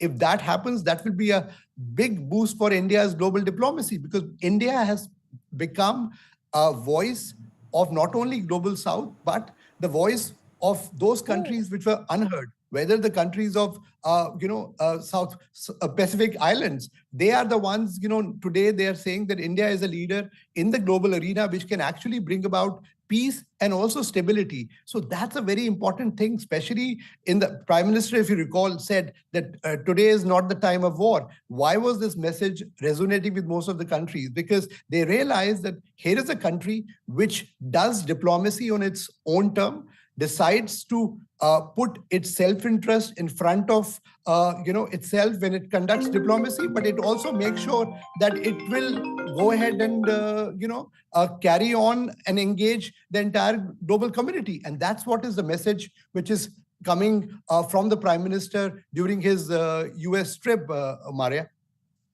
Continue to stay with us and let's listen into what Vishnu Shom had to say about the big takeaways. There were bilaterals that were held on the sidelines as well in Wilmington.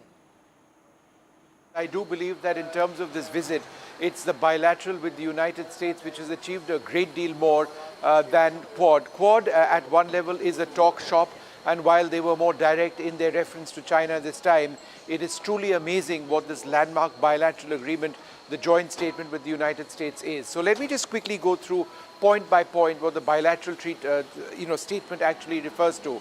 It refers to a speedy transfer of jet engines to the Indian Air Force to India. That's been a delay in the US, which is why the delivery of Tejas fighters has been delayed. It makes reference to the Predator drone deal, which is on the verge of being finalized. That finds mention as well.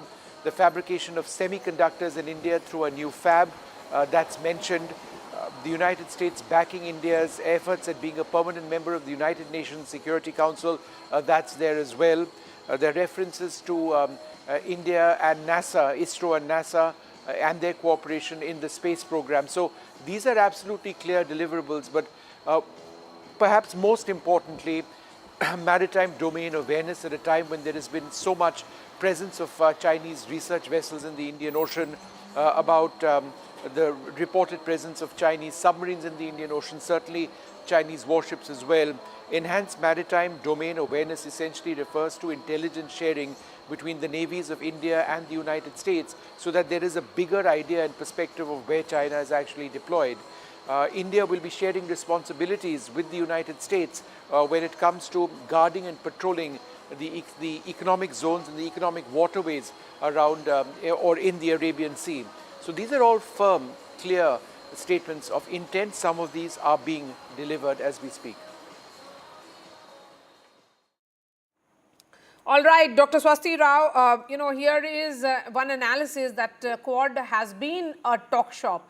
But do you think Quad is no longer a talk shop from what it was?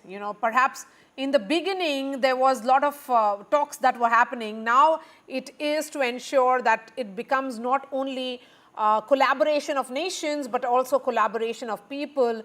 In order to reach to the people, these countries are making that effort. And that's the reason why you have Cancer, Moonshot, and other initiatives. Well, I mean, you're just reiterating the obvious in many ways, because let's remember that Quad, of course, does not have an institutional basis. A Quad does not come with a headquarters. It does not come with an annual summit, laid down. It doesn't have a Sherpa. It doesn't have a permanent secretariat, and those kind of things which are usually imagined as giving, consistency and giving the stability to international multilateralism or plurilateralism. I think what Quad really champions, Maria, is a kind of a nimble plurilateral, just to sort of borrow Foreign Affairs Minister's term, which is that Indo-Pacific is this region where you have a lot of nimble plurilaterals, and Quad indeed champions that idea. That's the first thing. The other thing is about, if you really look at towards the last section of the joint statement, which has been released on Quad, you see that they actually start with this, they actually end, they're concluding with this thing of how many times the Quad leaders have met, the foreign ministers, the heads of the state, etc., in the last 4 years alone, from 2020 to 2024. And then if you look at the last line, I think it very clearly sums up all the discussion that we are having or anybody might have, which is that the Quad is here to stay. So I think there is no doubt about the fact that there is a bipartisan consensus in the US, in India, generally overall, in Japan and Australia as well, as to what really do they want from the Quad.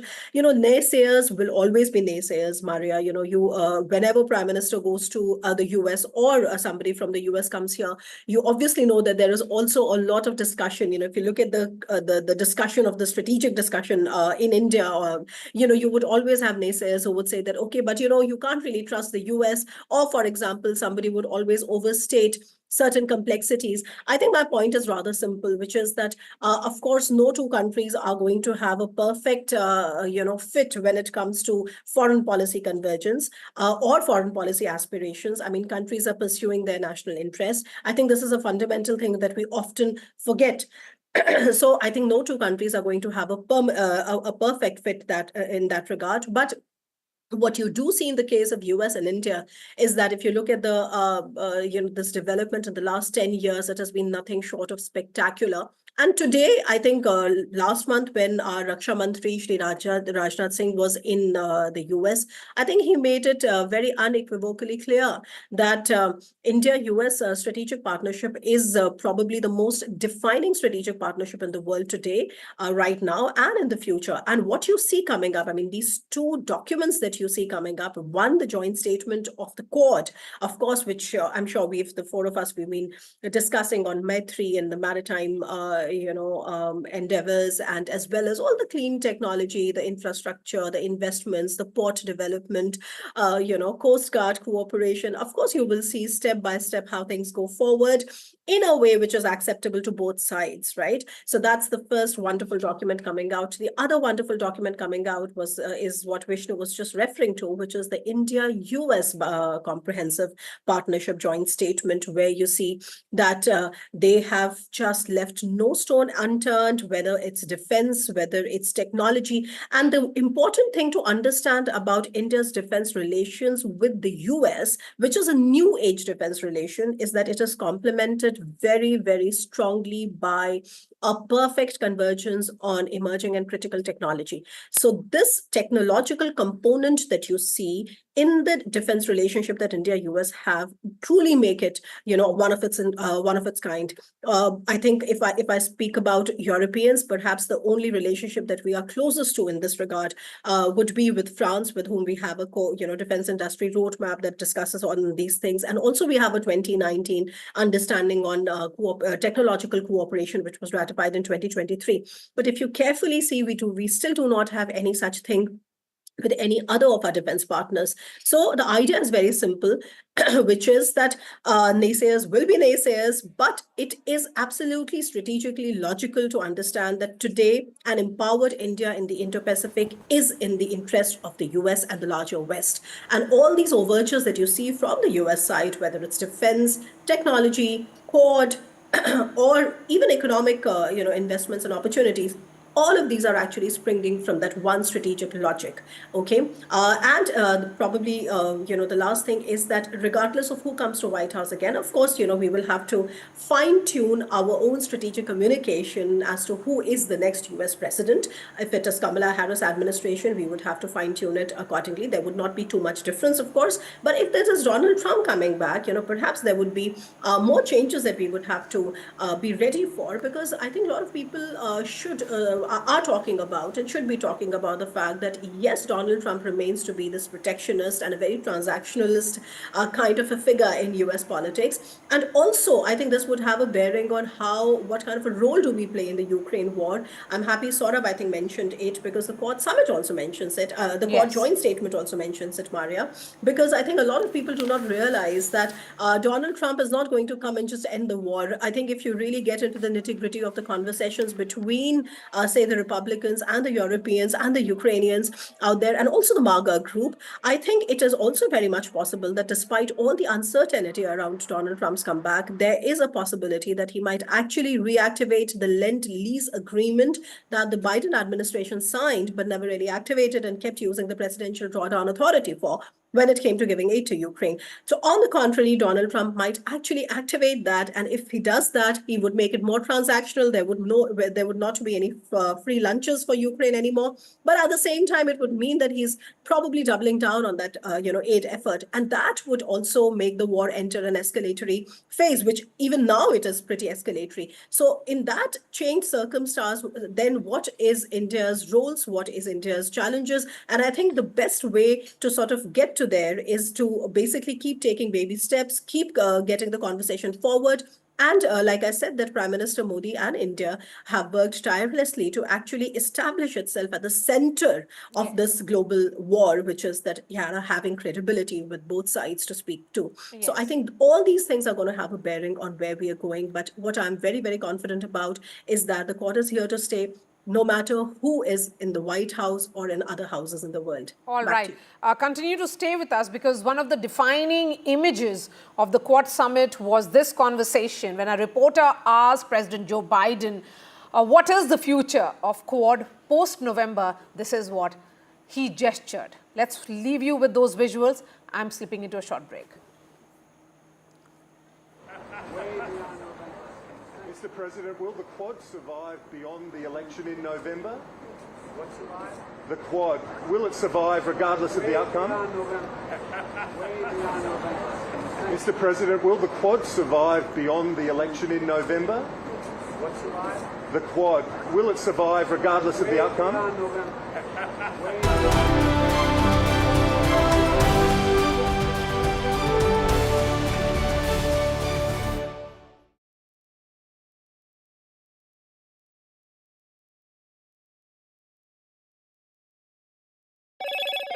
Hello, Moto. Motorola Razr. And I swipe it there. Pound rewards. मैं everywhere. कहीं से भी करूँ collect, spend करूँ direct.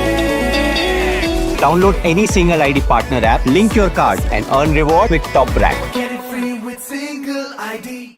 New day, new show, a new experience. Start your day with the news, not views. We bring you stories that matter and impact your life. News that informs and keeps you ahead.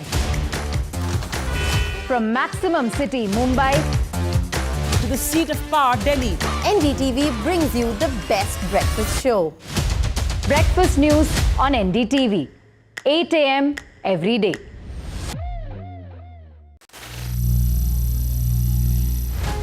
Some people say the metaverse will only be virtual. One day this lecture hall will be made of code, and driverless cars would be trapped in intersections. But even in this maze of the future, you can't wish away health. It's time to become more resilient.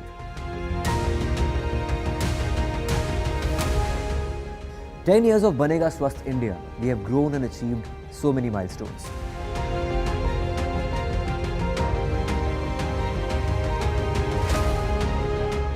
And now I have a plan to beat the urgency, to stop breathing with difficulty, to relieve getting choked with inactivity.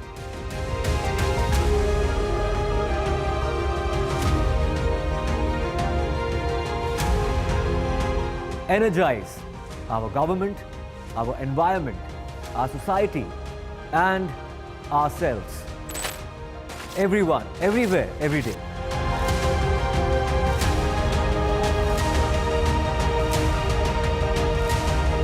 Banega Swasth India. One world hygiene. Hello and welcome. I'm Vishnu Shom in Wilmington in Delaware in the United States, where Prime Minister Modi gets set for a one-on-one meeting with the US President Joe Biden. Also a very important meeting of the Quad grouping.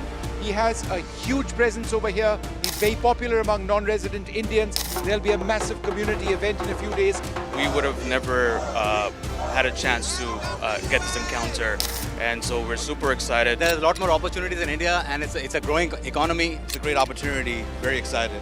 And he'll also be speaking to CEOs and at an important international conference. I'll bring you all the details on the ground right here on NDTV 24/7.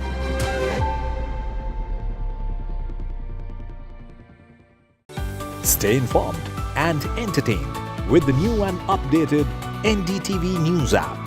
You can watch all our channels live, listen to podcasts, read breaking and exclusive news from around the world and more. Download the NDTV app today and get access to the best journalism and storytelling.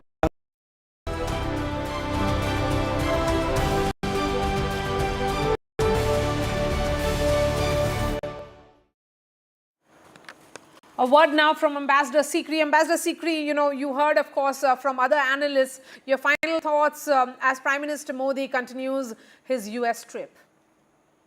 Well, I must say that this visit of Prime Minister Modi is significant from so many different levels. It began with the bilateral India-US relationship, and you had a bilateral call between when Prime Minister Modi called on President Joe Biden, and that was very significant because the joint partnership statement, the facts that have come out, shows the comprehensive nature of the bilateral partnership between India and USA, and how each aspect of this bilateral partnership is being built upon steadily and strongly. If you just look at one aspect of the clean energy partnership, it's amazing to see that just in the area of clean energy partnership between India and the US, how many different aspects have been built upon. The Center for Hydrogen Safety in India, the RETAP, the Renewable Energy Technology Action Platform, and the financing for green energy, which is the cooperation between India's NIIF, the National Infrastructure Investment Fund, and the American IDFC, Investment Development Finance Corporation. So I think the detailed aspects of the India-US partnership have come out in this very valuable bilateral between our two leaders. But then it went immediately into the regional, the quadrilateral forum of Quad, where you had the four leaders meeting in their fourth in-person summit, but also adopting this very dynamic and forward-looking document.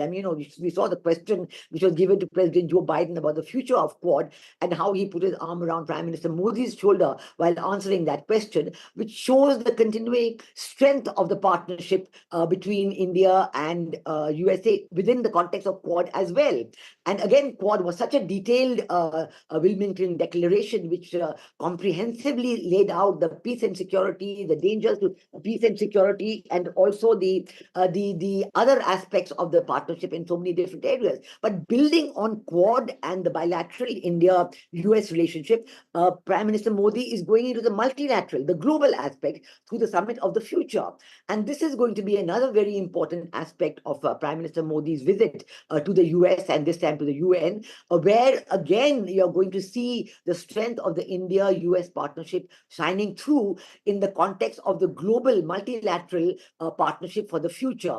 And in the Summit of the Future, we are hoping to see a very strong statement in their document that they're planning to adopt. And we do know that the US has already put out something about the expansion of the UN Security Council, where India is being mentioned definitely as a future permanent member of the Security Council, but for the present without veto. So I don't know how this is going to work out in the UN Summit of the Future and how this is going to reflect itself, whether there's going to be further work on this document and what we are going to put out as India's proposal for the multilateral Summit of the Future document. But I think this is another important way this visit has panned out, from the bilateral to the quadrilateral and to the multilateral global stage in the Summit of the Future.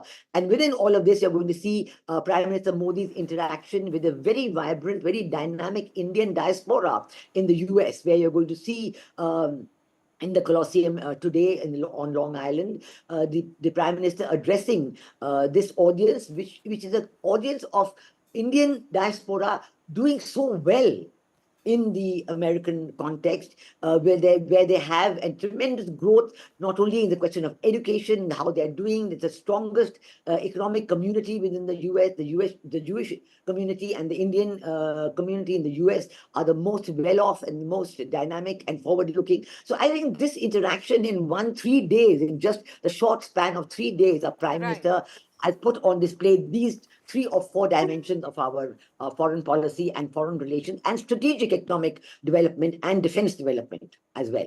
All right, Ambassador Sikri, thank you. I appreciate your time here on NDTV for telling us the big takeaways of the Quad Summit and, of course, the bilaterals which have already taken place. There is a piece of breaking news that is coming in from the neighborhood now. This is with regards to the Sri Lanka elections. There has been an upset for President Wickremesinghe. In fact, left-leaning Anura Kumara Dissanayake is close to registering victory in the Sri Lankan presidential elections after he won 52% of the votes by 7 a.m. this morning. And the incumbent president, Ranil Wickremesinghe, is trailing behind by nearly 16% of votes. Remember, Sri Lanka went to polls on Saturday to elect the country's 10th president, marking the first election since the devastating 2022 economic crisis that led to loan default. An incumbent president, Ranil Wickremesinghe, who succeeded Rajapaksa and has been working to revitalize Sri Lanka's economy, is running for re-election, and he has faced a significant setback in these elections. So Vishal is joining us live. So Vishal, we can say is the left-leaning Anura Kumara Dissanayake, who is all set to be the next president. What has been his stand vis-a-vis India? So right now the results are yet to be confirmed, but the local reports from Sri Lankan media have been saying from the early time of the trends that he is going to register victory. And you also mentioned that he has swept to victory and he has registered about 44% of the total votes. And the second person in the list is Sajith Premadasa, who is the main leader of opposition. He has registered about 34% of the vote. And then comes the incumbent president, Ranil Wickremesinghe, who's trailing on the third place. So this is like a commanding victory for the left-leaning party, as you mentioned. When the Election Commission makes the formal announcement, that is when we will finally know that he will be, going to be sworn in as the next president. So to give you a backdrop of the whole elections, this has been quite contentious in the sense that the Sri Lankan economy has been trying to get up to speed in the last 2-3 years. It has been struggling a lot. Just about 2 years ago, there was a huge unrest in Sri Lanka, which led to the ouster of the then president Gotabaya Rajapaksa, who had to flee the country. But the stranglehold of the Rajapaksa family was still on Sri Lankan politics, and this election has proven that that stranglehold will finally come to an end, and Dissanayake will most likely be sworn as the next president. And the party has been speaking about its relationship with India, that they want to have a good relationship with India, though the country has formal relations with China as well, but they don't want that relationship to affect the relationship with India. So that is what their stand is, and it remains to be seen when he's actually sworn in. But as of now, it seems certain that Dissanayake will be the next president of Sri Lanka. Okay, Vishal, before I let you go, a quick word on his background. He hasn't been really a much talked about figure as far as Sri Lankan politics is concerned. You know, we are used to discussing Mr. Rajapaksa and his entire clan, and also, Wickremesinghe clan, but not a new entrant now for the world politics, because we haven't really discussed him in the context of even Sri Lankan politics. What do we know about him? So, as I mentioned, the public in Sri Lanka is in deep discontent. That deep discontent has been there for about 2-3 years now. The Sri Lankan economy almost collapsed. It actually collapsed 2 years ago. It had to borrow a lot of money from the International Monetary Fund. It has survived to some extent in the last 1 year. There have been some improvements in the field of economy, but the country has been struggling, and the sense of discontent still prevails. The people still want change, and that's what they have voted for, even though, as you mentioned, he's not a well-known candidate. But it's quite clear that the people in Sri Lanka, they want a big change, because even the leader of the opposition, who is quite famous, he has not, registered the most votes. Yes, absolutely. A marked shift now in Sri Lankan politics with the arrival of a completely new face there. Thank you so much for joining us there, Vishal, for giving us the latest from Sri Lankan elections. Going back to our top story, all the details coming in now from Vishnu Shom, who's joining us and reporting from Ground Zero. He has also spoken to the organizers of the events, that is the diaspora event, which will be happening in 24 hours from now, as well as Sri Thanedar, the congressman on India-US ties. Joining us now, I would suggest the gold and platinum members of the organizing committee. Besides anything else, most of them have contributed $100,000 each towards making this event possible. Thanks very much, sir, for being with us. How difficult has it been to make it all happen? Well, it's always in America to find this size of a space is not that easy because there's a lot of event going on. To finding a venue was one of the difficult part. But our team has worked very hard. They found everything within a time. And organization has done fantastic job. And they organized very nicely. And I think we are almost ready to go for tomorrow. And we are looking forward to see our good friend Narendra Modi. And ma'am, a huge financial contribution from all of you. The fact that you can all contribute, or most of you can contribute $100,000 is an indicator of the success that you have had in your personal and professional lives. But it's not just you, it's so many in the Indian community. And I would suggest that's one of the big reasons why the Prime Minister is here. Of course, I'm the representative of what we call proudly the Bharatiya American Modi Bucks. And I'm, Dr. Shobha Chokalingam, and we have a group of 10 folks. And when I said Prime Minister Modi is coming here, there was like a stampede of who's going to support him. So Where have you come from? So I'm from Georgia, Atlanta, Augusta. But this time we've got very new members in the community who've never seen Modi ji. I've seen Modi ji last year, but it's wonderful to see his aura. And, he truly represents what every Bharatiya has a dream for contributing to our motherland. And we are so proud he's achieving it all. And this is the least we could do for him. So, and whatever success we've had is really thanks to all the teachings and the foundation from Bharat. Thank you. And sir, what are your expectations of this visit?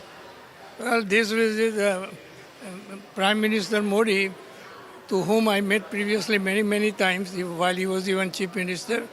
And he has done tremendous, outstanding job internationally as well as domestic. And there are still more to be done, and I think he will finish during this term. And also a very special guest over here. He is the grandson of our former Prime Minister P.V. Narasimha Rao. Where do you live over here in the United States? And your association with back home and one of our great prime ministers, it's remarkable to find you over here. Tell us about your journey to the United States. Sure. I came here in March 2000 after completing my chemical engineering and IT graduation in Sydney, Australia. So my journey started, first quarter of 2000. I worked for ENY, and then ENY got merged into Capgemini. I have about 25 years of experience in Big Four IT consulting. I was part of Wipro as a North America lead for financial services, and then later on with Tata Consulting Services, couple of years as a global API lead. So mainly I want to thank Prime Minister Modi ji, because last year he was here visiting New York, and this is I think 8th or 9th trip to US. I've been part of all 9 trips, and what inspired me most is Modi ji always keeps democracy and country above the party lines. As you know, Prime Minister Narasimha Rao ji belongs to Congress, and my family tried for 16 years until 2019 for his Bharat Ratna. His third surviving son, my uncle P.V. Prabhakar Rao, he nominated me for this in 2019 around October time. He said, Nanda, from our family, you are the only one who are close to Modi ji and President Trump, so you should put a word, and this is your duty. And it happened, and a lot of people, my friends, my family, everybody thought I'm crazy to even ask. But now we proved the entire world, Modi ji keeps country and democracy on top of anything. And it is a complete circle for Modi ji, because if you look at his past 1993, the first visit to US, he was recommended by Atal Bihari Vajpayee ji, and then L.K. Advani ji as 7 students from India to explore US culture and US politics and system.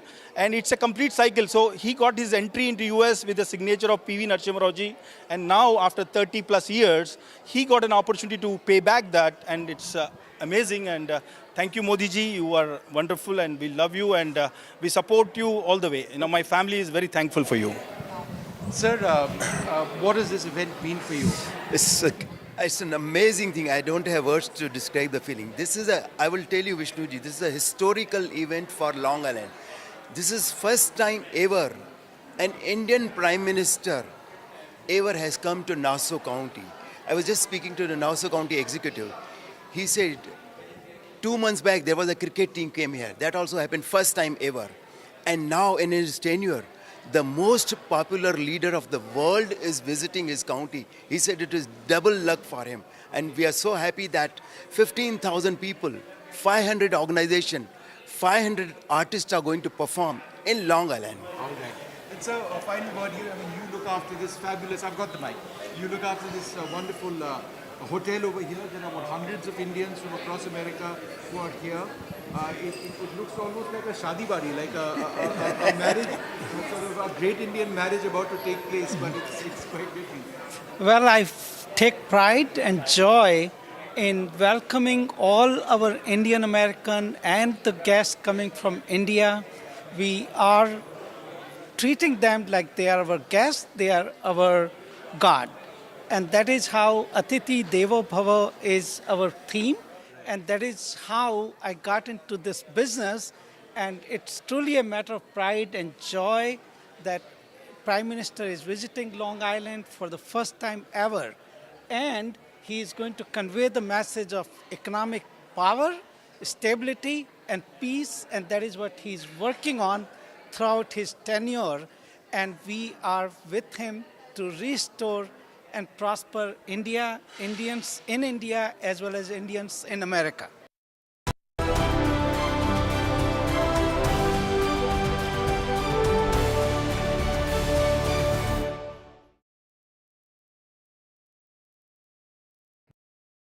I've been reporting on all issues, big and small, from Andhra Pradesh, Telangana, rest of South India, bringing you all the action, all that you need to know, all that you want to know. The energy of Maximum City is infectious. I bring in that energy in our news coverage from financial capital Mumbai. India's IT capital is always buzz. It's literally a city that never sleeps. And I keep you ahead on all the Bengaluru buzz. Covering from the southernmost part of India over the last 23 years, I bring in-depth and 360-degree coverage from the Dravidian heartland. The land of Mishti is also known for its bitter politics. I have seen much water flow under the Howrah Bridge, covering Bengal in all its vivid colors.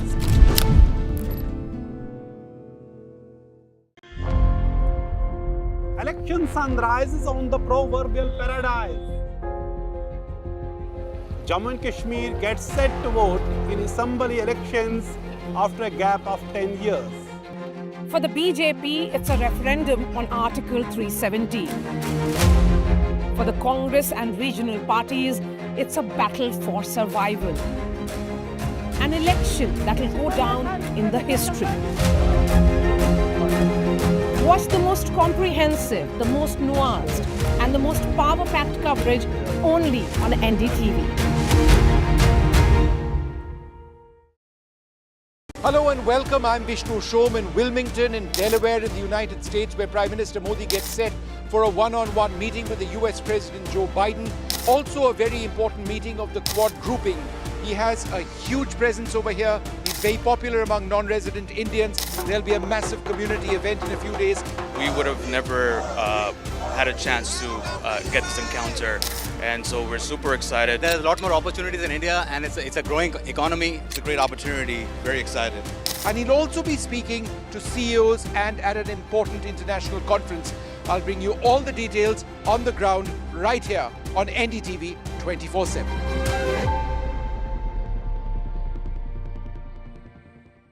New day, new show, a new experience. Start your day with the news, not views. We bring you stories that matter And impact your life. News that informs and keeps you ahead. From Maximum City, Mumbai, To the seat of power, Delhi. NDTV brings you the best breakfast show. Breakfast news on NDTV, 8 a.m. every day.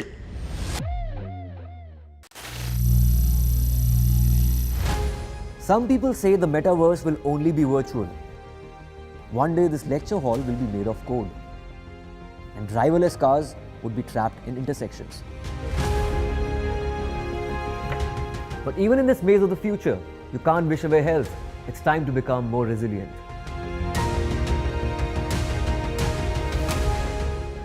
10 years of Banega Swasth India, we have grown and achieved so many milestones.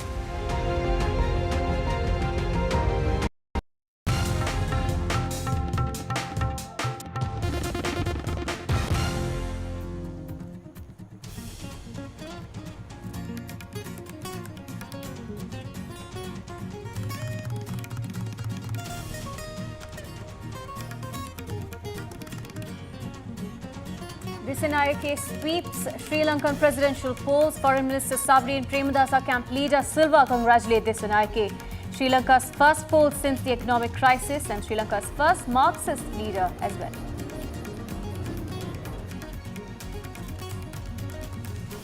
Prime Minister Modi in his opening remarks at the Quad summit highlighted that the Quad is here to stay, to assist, to partner and to complement. He reiterated the free and open Indo-Pacific goal.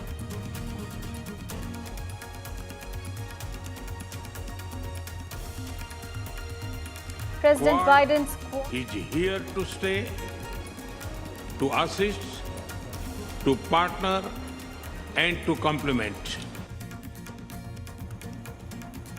President Biden's Quad quip as he hands the baton to Prime Minister Modi. As the reporter asks, will Quad last after November polls? Mr. President, will the Quad survive beyond the election in November? What survive? The Quad. Will it survive regardless of the outcome?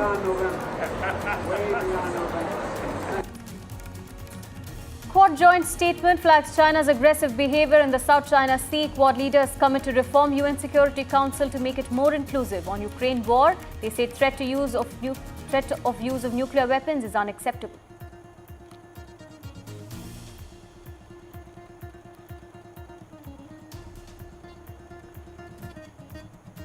Prime Minister Modi and US President Joe Biden held a bilateral on the sidelines of the Quad summit. Prime Minister Modi said the meeting comes as a special start to a significant visit, while Biden said ties with India have become stronger.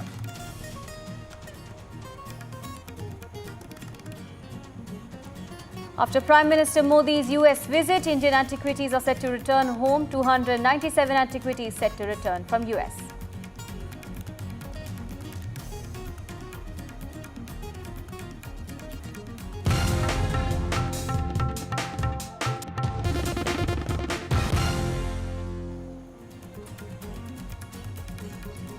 As the Prime Minister is in the United States on a 3-day visit, the Ministry of External Affairs is addressing the media. Let's cut across. To provide equitable access and improve public service delivery at scale, the Prime Minister announced a grant of $7.5 million for making available HPV sampling kits, detection kits, and cervical cancer vaccines to countries in the Indo-Pacific as part of the Cancer Moonshot initiative. India will also offer technical assistance and capacity building on DPI in cancer care to interested countries from the Indo-Pacific through its commitment of $10 million to the WHO's global initiative on digital health. There's a commitment from the CIV India in partnership with Gavi and the Quad to support orders of up to 40 million HPV vaccine doses for the Indo-Pacific region. India will also invest $2 million in setting up new solar projects in Comoros, Madagascar and Seychelles. The Quad partners agreed to launch a maritime initiative for training in the Indo-Pacific. It's called Maitri, to enable Indo-Pacific partners to maximize tools provided through IPMDA and other Quad initiatives. Last but not least, India announced a new category of scholarships for students of the Indo-Pacific region that would enable them to pursue 4-year bachelor's level engineering programs at Indian government-funded technical institutes. Yes, one more point I would like to make. India will host the inaugural Quad Ports of the Future Partnership Conference next year, which will harness the Quad's expertise to support sustainable and resilient port infrastructure development across the Indo-Pacific. Apart from the Quad event, let me cover very quickly some themes in the Prime Minister's meeting with President Biden. As I had previewed in my briefing earlier this week, both sides on the occasion of this meeting exchanged agreements pertaining to the deposit of the instruments of ratification for Pillar 3 and Pillar 4 of the IPEF and the overarching agreement thereof. Foreign Minister Dr. Jaishankar and Secretary of State Tony Blinken also exchanged the agreement pertaining to a bilateral drug policy framework and the accompanying MOU. During the meeting itself, both sides discussed at length the ever-expanding agenda of the India-US Comprehensive Global Strategic Partnership, which has left no aspect of human endeavor untouched. They discussed ongoing cooperation in technology, in clean energy, in space, our engagement in defense and security, and of course the regional and global situation. Prime Minister thanked President Biden for his pioneering role in strengthening the India-US partnership over the last 4 years. In particular, he highlighted President Biden's legacy initiative of the initiative on critical and emerging technologies. There is a joint fact sheet that has been released with regard to the India-US part of it. I'm sure all of you have it, so I won't go into the details of the fact sheet. I just flag a few. For instance, the US-India roadmap to build safe and secure global clean energy supply chains. Under this, the United States has agreed to leverage nearly $1 billion in multilateral IBRD funding guarantees. This is to accelerate the expansion of safe and secure clean energy supply chains through US and Indian manufacturing of clean energy technologies and components. The leaders also welcomed progress between India's National Investment and Infrastructure Fund and the US International Development Finance Corporation to provide up to $500 million each to anchor the Green Transition Fund, as well as encourage private sector investors to match these efforts. President Biden welcomed India's decision to set a uniform GST of 5% on the MRO sector, and we welcomed commitments from US industry to further increase India's MRO capabilities for the repair of aircraft and other platforms. Just let me give you a brief snapshot of the Prime Minister's two other meetings with Prime Minister Kishida and Prime Minister Albanese.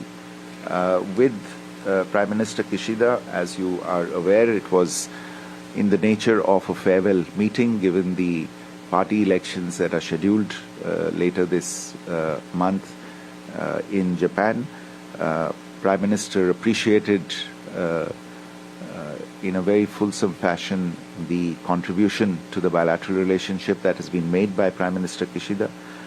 Next year is also the 10th anniversary of the India-Japan Special Strategic and Global Partnership, and it was agreed that this should be marked in an appropriate fashion.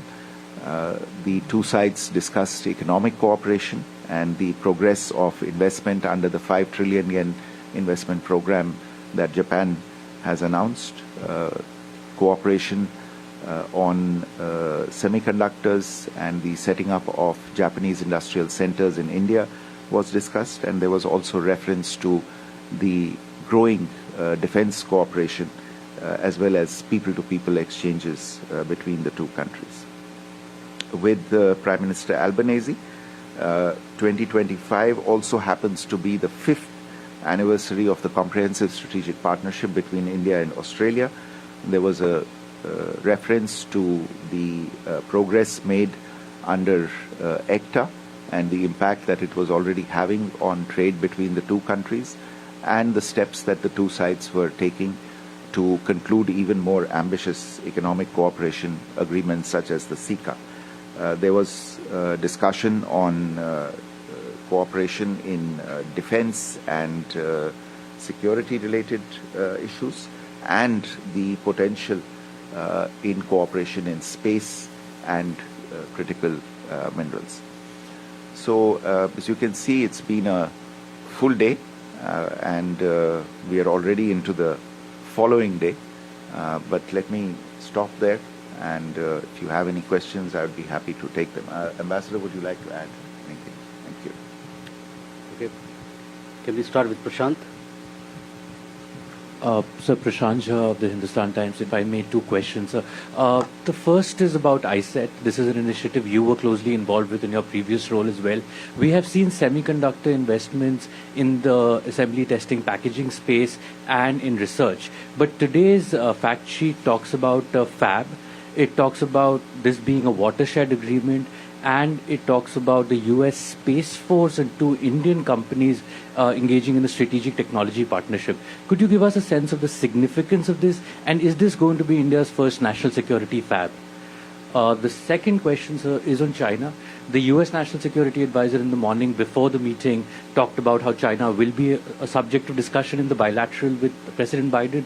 The Quad declaration compared to Hiroshima last year seems to have employed stronger language on developments in South and East China Sea.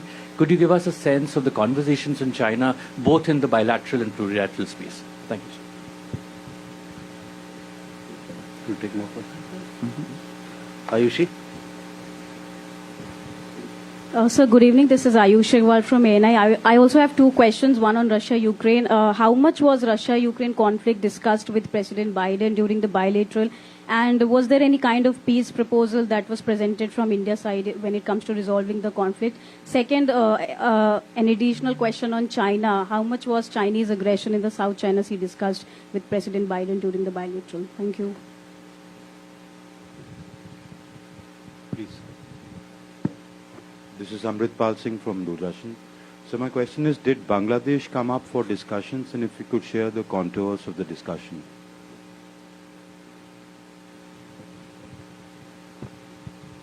Sir, मैं Krishna Mohan Sharma, Bharat express से। दो सवाल है। एक सवाल जो आपने कहा कि माइक्रो टेक्नोलॉजी का इस्तेमाल ह्यूमन डिस्ट्रक्शन के लिए किया जा रहा है, इस पर थोड़ा सा लाइट डालें। और दूसरा, पूरे मीडिया में एक र्यूमर कहें या जो कि कुछ भी कह लें कि ट्रंप साहब की प्राइम मिनिस्टर से मुलाकात हो पाएगी या नहीं हो पाएगी, कोई शेड्यूल है या नहीं है? Okay. Let me take those questions. I think, Prashant, your question about the new FAB-related announcement that's been made in this joint fact sheet between India and the United States. Right. The Ministry of External Affairs, they're briefing on the Prime Minister's visit to the United States. At this point, I'm also being joined by former Foreign Secretary Shashank. Thank you for joining us, sir. First question to you, of course, as the Ministry of External Affairs is briefing the media, they're saying that the Prime Minister Modi had underlined India's approach to cooperation, contact, engagement for growth. So talking about that, do you think India took the lead this time around in terms of the big announcements in various fields as well, sir? Well, this has been an ongoing process, and we have been enlarging the scope of our cooperation on a global and strategic basis with the United States. So therefore, there is a bilateral meeting which really was very fruitful, and then simultaneously there was this quadrilateral which also gave opportunity for Prime Minister to interact bilaterally as well with Japan and Australia leaders. So therefore, I think this is some proposals from the Indian side, but I think the American side also has been very outgoing and positive in supporting the special role that India can play in the Indo-Pacific for promoting new technologies, critical technologies, development of ports, and also so many areas, to strengthen the social infrastructure in many of these Indo-Pacific countries. That includes the whole of Indo-Pacific, not just limited to the Indo-Pacific in the traditional sense, but also some of the islands near Africa. Absolutely, sir. And like you mentioned, innovation and technology has been something that they've focused on, especially India-US cooperation on semiconductors. Do you think that could be a game changer? Well, India has been now trying to become a center for production of these new critical technologies. And there is a bilateral agreement between India and the USA on that. Secondly, USA has been encouraging the US companies to come back to US for home shoring of their production.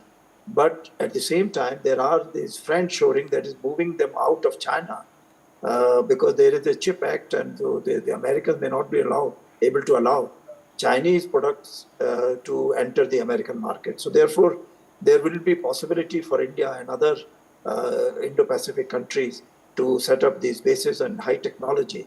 So I'm quite sure that this will be a great thing, and India has been talking to other Asian countries, and American presence and support to it would be extremely useful. Right. Thank you so much, sir, for joining us and bringing us those details and your thoughts on this development. There, of course, we'll continue tracking the Prime Minister's visit to the United States in terms of the next meetings that he has lined up as well. He has several other bilaterals lined up. The Prime Minister, of course, did meet with Biden, which was one of the key bilaterals that occurred in the US. We'll continue tracking this. For now, a short break.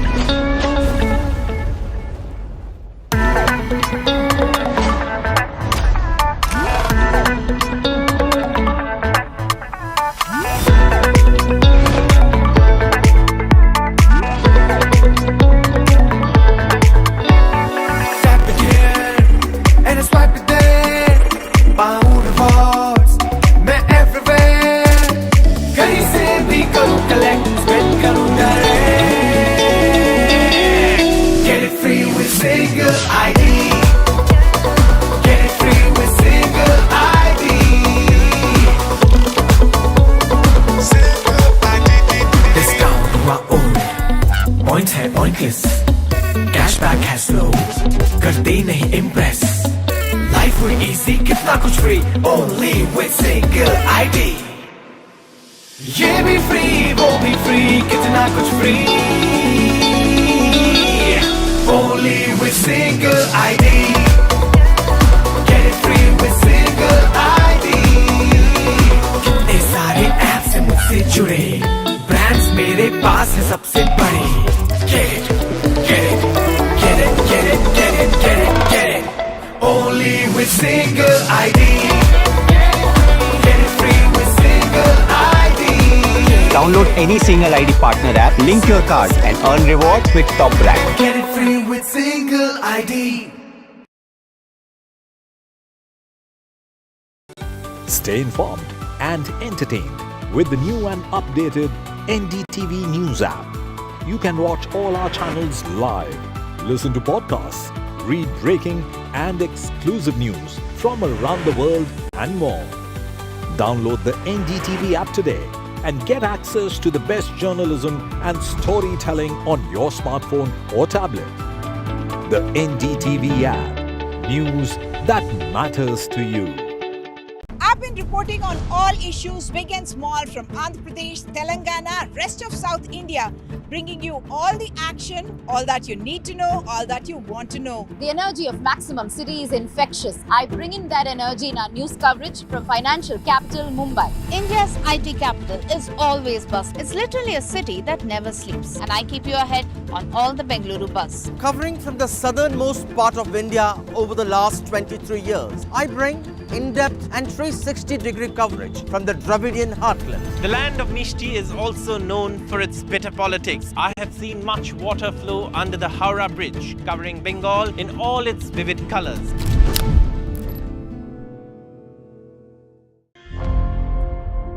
Election sun rises on the proverbial paradise.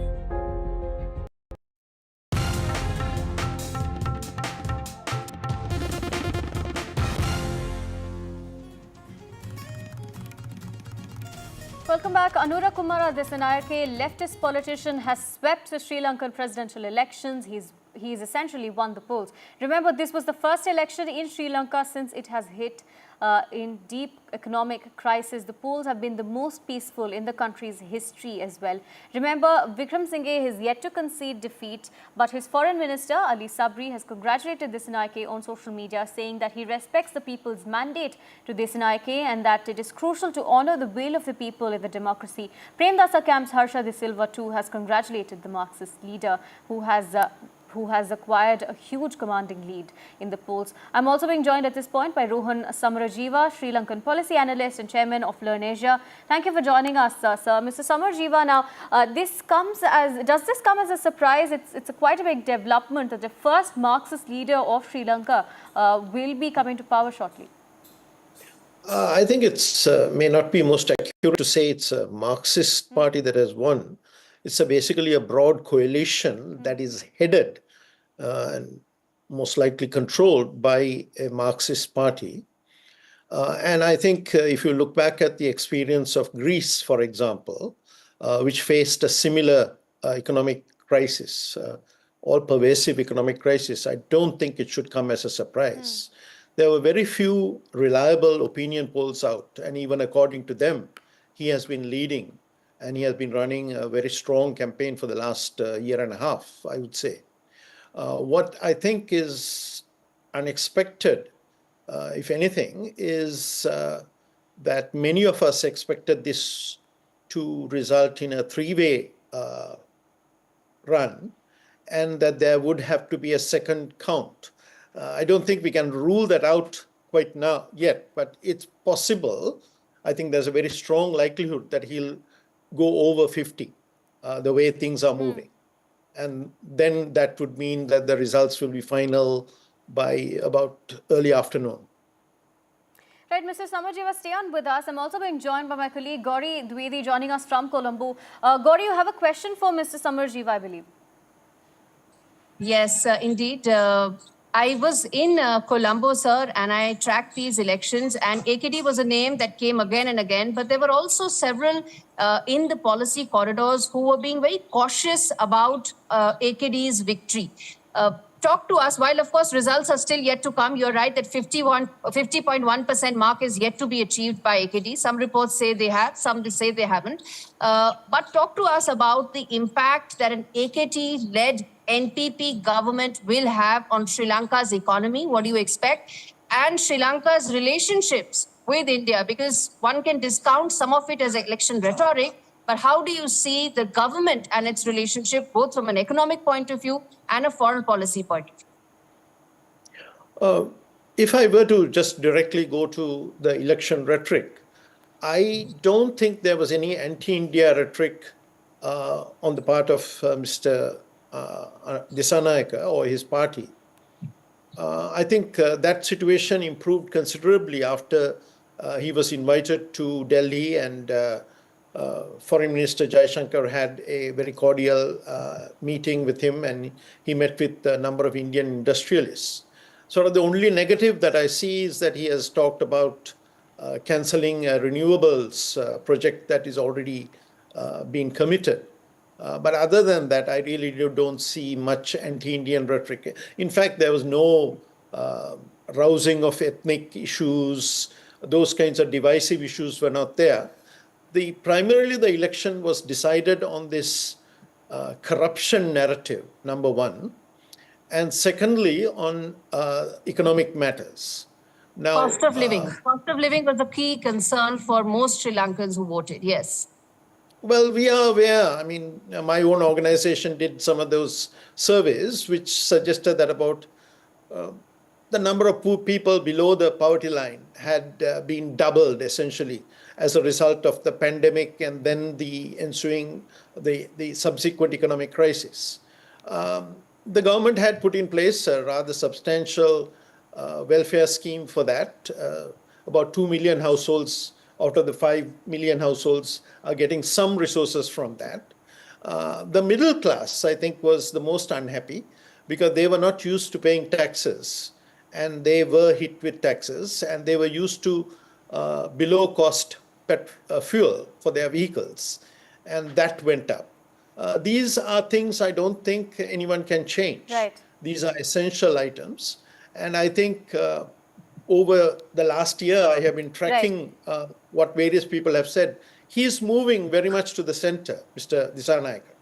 Right. Thank you, Mr. Samarjiva and Gauri Dwivedi for joining us and bringing us those details on this particular story. We'll continue tracking this big development from Sri Lanka. For now, a short break.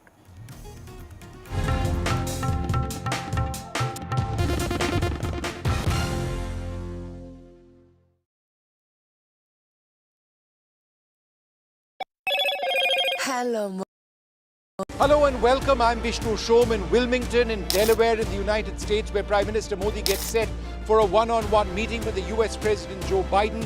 Also a very important meeting of the Quad grouping. He has a huge presence over here. He's very popular among non-resident Indians. There'll be a massive community event in a few days. We would have never had a chance to get this encounter, and so we're super excited. There's a lot more opportunities in India, and it's a growing economy. It's a great opportunity. Very excited. And he'll also be speaking to CEOs and at an important international conference. I'll bring you all the details on the ground right here on NDTV 24/7.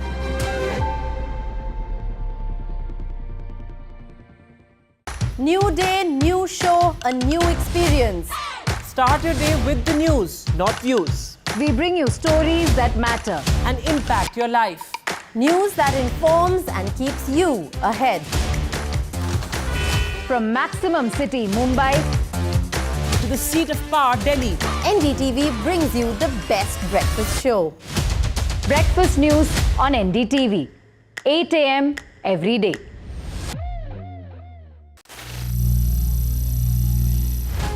Some people say the metaverse will only be virtual.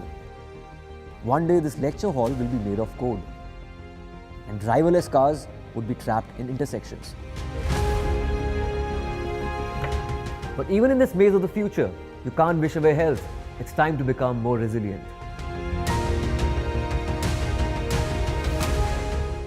"10 years of Banega Swasth India, we have grown and achieved so many milestones.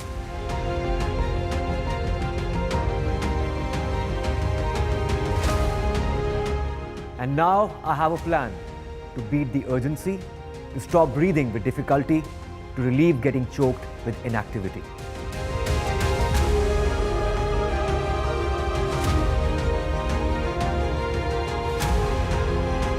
Energize our government, our environment, our society, and ourselves. Everyone, everywhere, every day.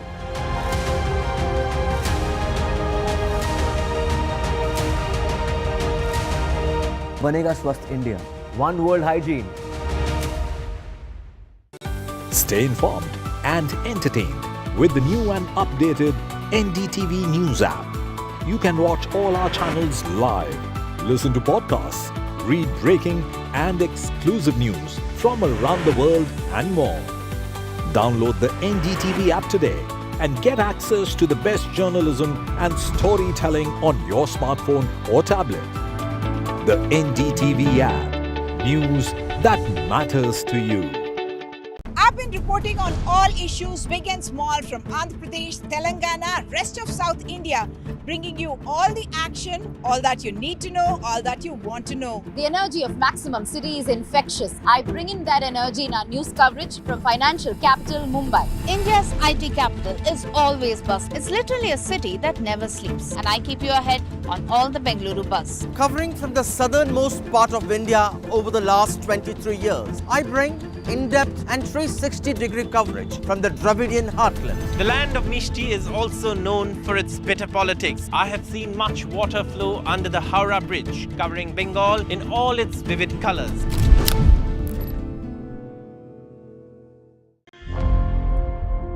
Election sunrises on the proverbial paradise. Jammu and Kashmir gets set to vote in assembly elections after a gap of 10 years. For the BJP, it's a referendum on Article 370. For the Congress and regional parties, it's a battle for survival. An election that will go down in the history. Watch the most comprehensive, the most nuanced, and the most power-packed coverage only on NDTV.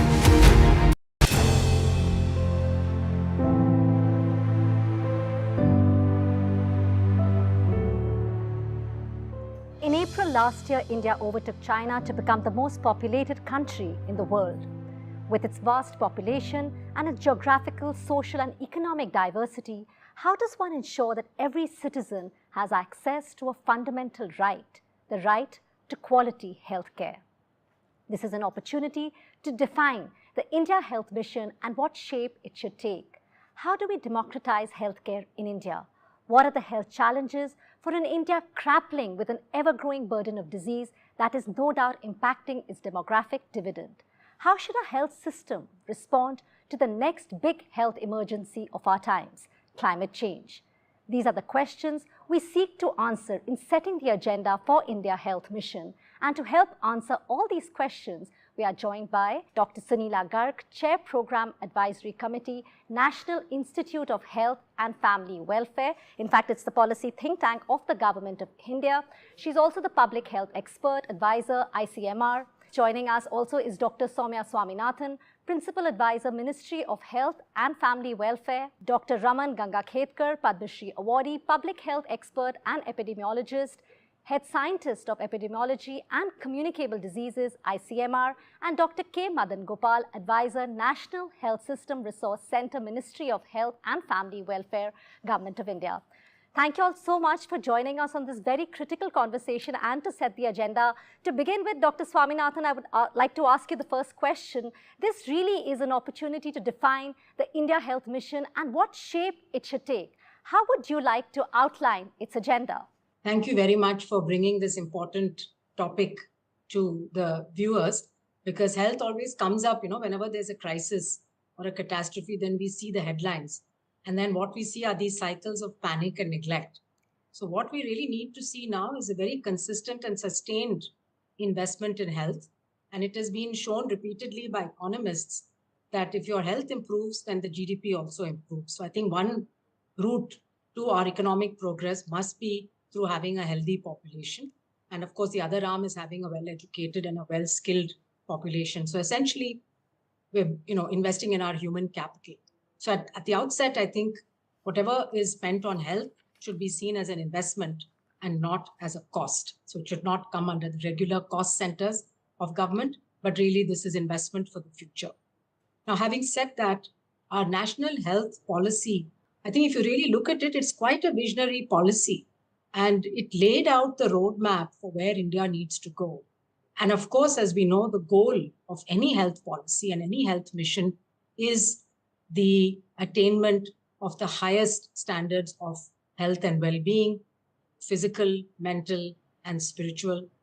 And that is attained through a universal health coverage.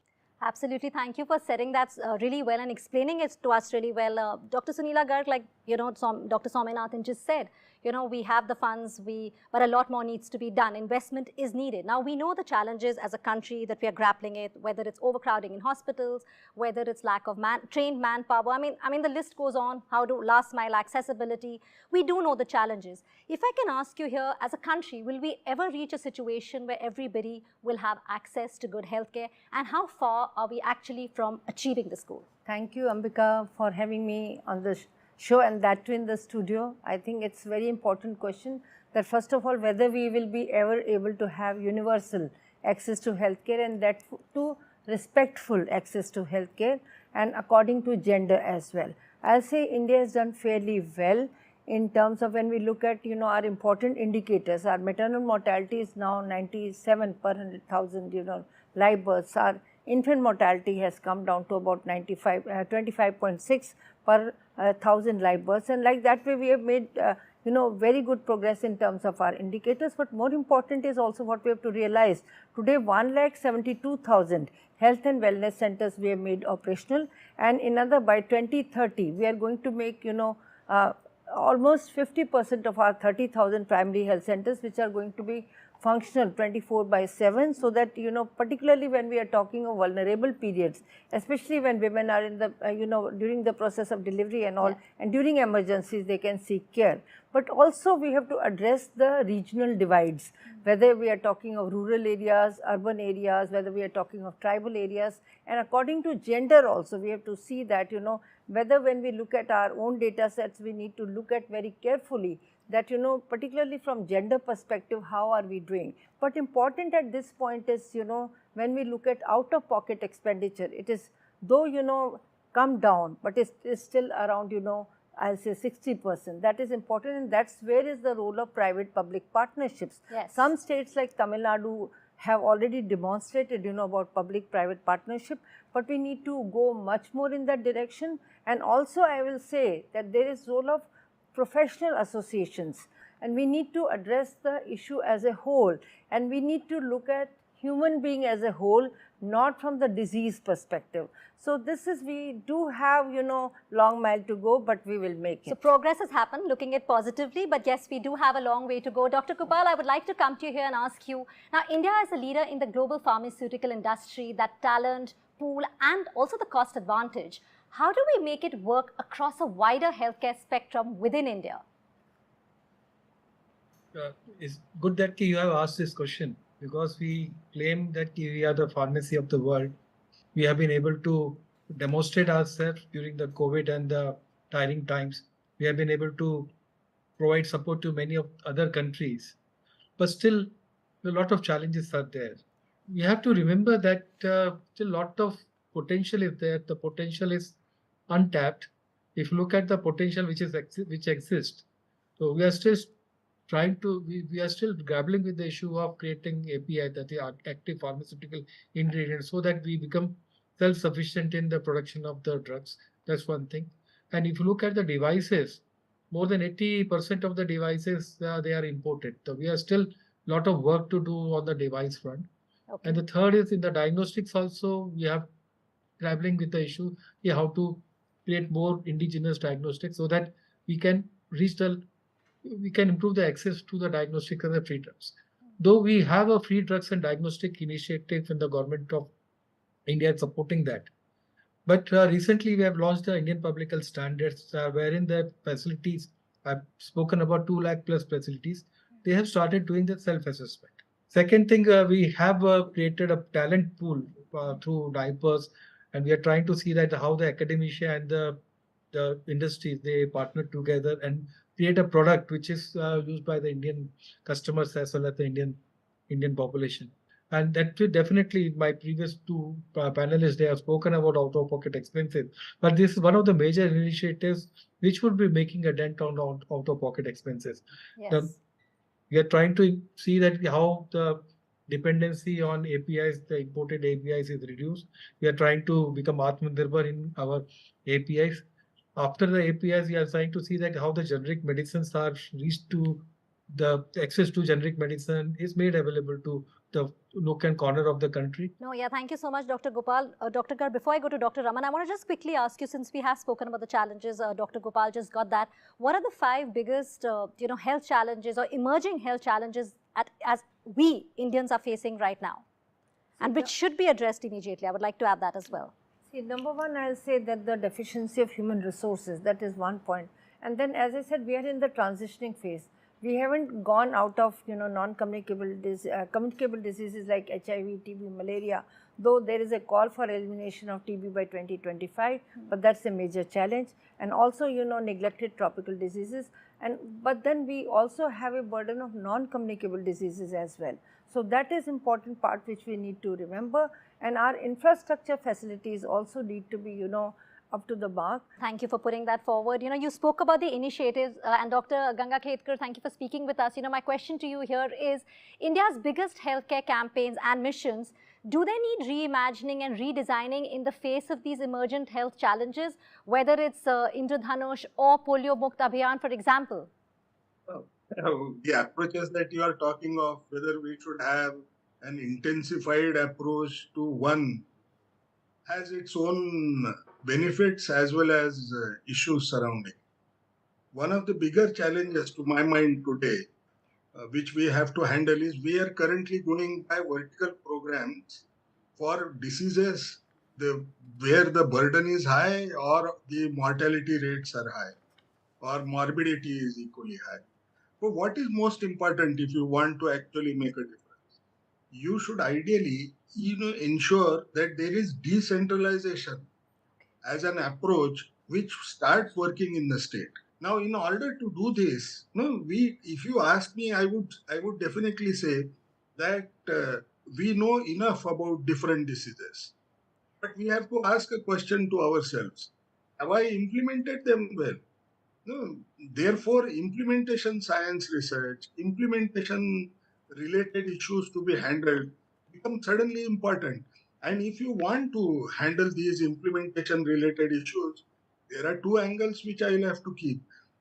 If I believe in decentralization, you will have to train the state governments to understand the evidence that is presented before them and then try to devise different policies and test them. Otherwise, you will find that they will not be able to make a major difference. So there are 2 angles, as I said. Centrally we are running very well. There is no doubt on that part. Our strategies are extremely good. But when it comes to implementation, ensuring that decentralization occurs and community is mobilized would remain a major priority for a country like ours. In fact, thank you for setting the context. For the next question, Dr. Gopal, we've just spoken about implementation and community. So obviously the government by itself cannot possibly achieve this huge task. What innovative public-private partnership models can help in extending healthcare to across geographies, communities, genders, as well as economic status? Thank you. If you look at the various public-private partnerships, one of the biggest thing which comes to my mind is the PMJ program. Is a partnership between the government and the private providers in providing care to 50 crore population. That's one of the biggest examples. And the scheme administration has been simplified by the pre-designed and pre-approved package rates. That's one thing. And it is going strong, and many of the states, they are implementing the models in a different form, one form or other form. It is gender neutral, and I think all people can access who are eligible for this. The second example which is coming is we have been providing emergency medical response initiatives. Under that, we are providing the BLS ambulances and the ALS ambulances. It is on a partnership mode. So, other example is the mobile medical units which are there, so which we are trying to reach. All the 3 questions which you have asked, the gender and the other thing, access, and that has been taken care by this. Yeah, actually, you're absolutely right, Dr. Gopal. Sorry, for just coming in here, you're right. We have so many examples. It's about making them work together. I think what you rightly said. Dr. Swaminathan, what key policy reforms or innovative approaches are essential to create a more sustainable, inclusive and equitable healthcare system in India, ensuring access to quality healthcare for all citizens? Thank you very much. I'll add to what the previous panelists have been talking, and we've been talking about our Ayushman Bharat program, which has essentially two arms. One arm is the primary health care delivery through our primary health centers and health and wellness centers, which are manned by these community health officers. And then there's upward and downward linkages that are supposed to happen there, to the district hospitals and the tertiary hospitals to provide a comprehensive primary health care. The other element is the PMJY, which is the insurance coverage, for the poorest 40% of the population, so that we prevent catastrophic out-of-pocket expenditure. And that's only for hospitalization. Community engagement is absolutely critical. And I think there's still a big gap in most states of India in terms of community engagement in health. People are not aware of, of what keeps them healthy and what services are available and when they should seek. So if you look at just common things like high blood pressure and diabetes, the majority of people who suffer from high blood pressure and diabetes are unaware. They've never had a checkup.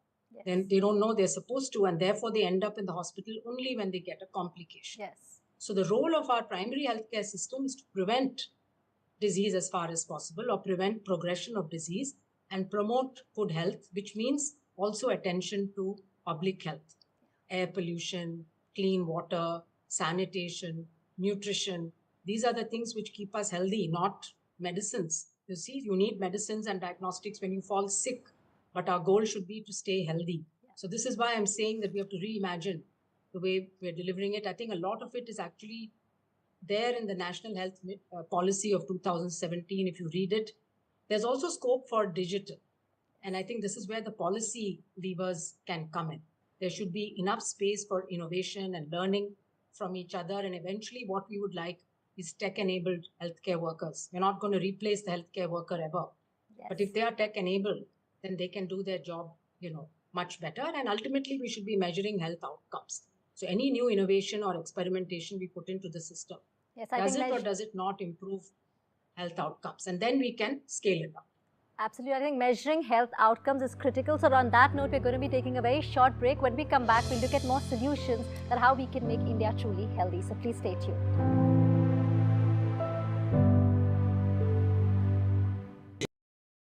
Hello and welcome. I'm Vishnu Shom in Wilmington in Delaware in the United States, where Prime Minister Modi gets set for a one-on-one meeting with the US President Joe Biden. Also a very important meeting of the Quad grouping. He has a huge presence over here. He's very popular among non-resident Indians. There'll be a massive community event in a few days. We would have never had a chance to get this encounter, and so we're super excited. There's a lot more opportunities in India, and it's a growing economy. It's a great opportunity. Very excited.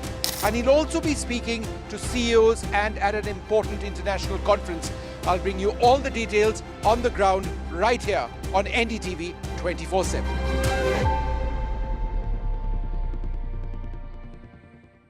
New day, new show, a new experience.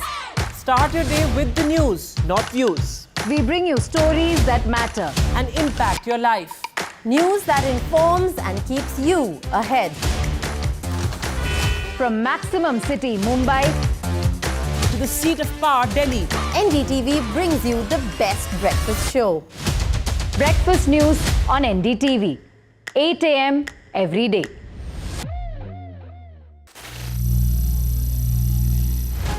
Some people say the metaverse will only be virtual. One day this lecture hall will be made of code, and driverless cars would be trapped in intersections. But even in this maze of the future, you can't wish away health. It's time to become more resilient.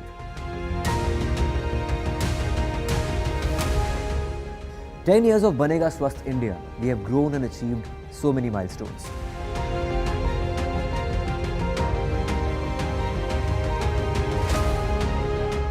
And now I have a plan to beat the urgency, to stop breathing with difficulty, to relieve getting choked with inactivity.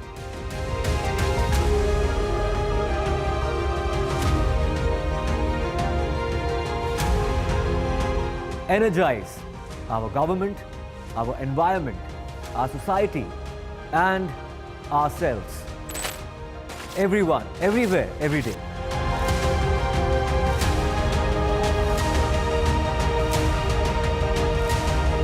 Banega Swasth India. One world hygiene. Stay informed and entertained with the new and updated NDTV News app. You can watch all our channels live, listen to podcasts, read breaking and exclusive news from around the world and more. Download the NDTV app today and get access to the best journalism and storytelling on your smartphone or tablet. The NDTV app. News that matters to you. I've been reporting on all issues big and small from Andhra Pradesh, Telangana, rest of South India, bringing you all the action, all that you need to know, all that you want to know. The energy of Maximum City is infectious. I bring in that energy in our news coverage from financial capital Mumbai. India's IT capital is always buzz. It's literally a city that never sleeps. And I keep you ahead on all the Bengaluru buzz. Covering from the southernmost part of India over the last 23 years, I bring in-depth and 360-degree coverage from the Dravidian heartland. The land of Mishti is also known for its bitter politics. I have seen much water flow under the Howrah Bridge, covering Bengal in all its vivid colors.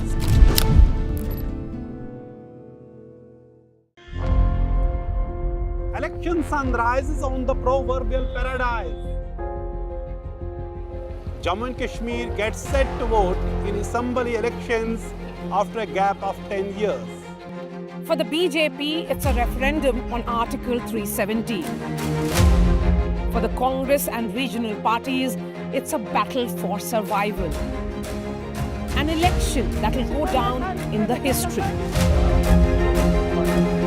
Watch the most comprehensive, the most nuanced, and the most power-packed coverage only on NDTV. Hello and welcome. I'm Vishnu Shom in Wilmington in Delaware in the United States, where Prime Minister Modi gets set for a one-on-one. Welcome. You're watching a special show, India Health Mission, and Dr. Ganga Khetkar, I would like to ask you here, the Ayushman Bharat insurance scheme is now covering senior citizens over 70 years as an aging population. What kind of impact will this have on public health care?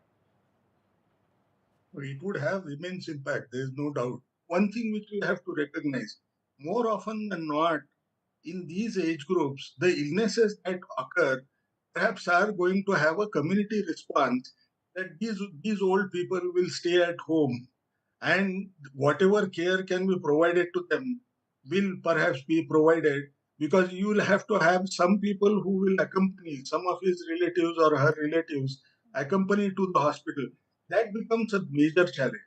Now, which would essentially mean we will have to have different levels of healthcare available at different levels, at the care that has to be provided to them has to be different at different healthcare level.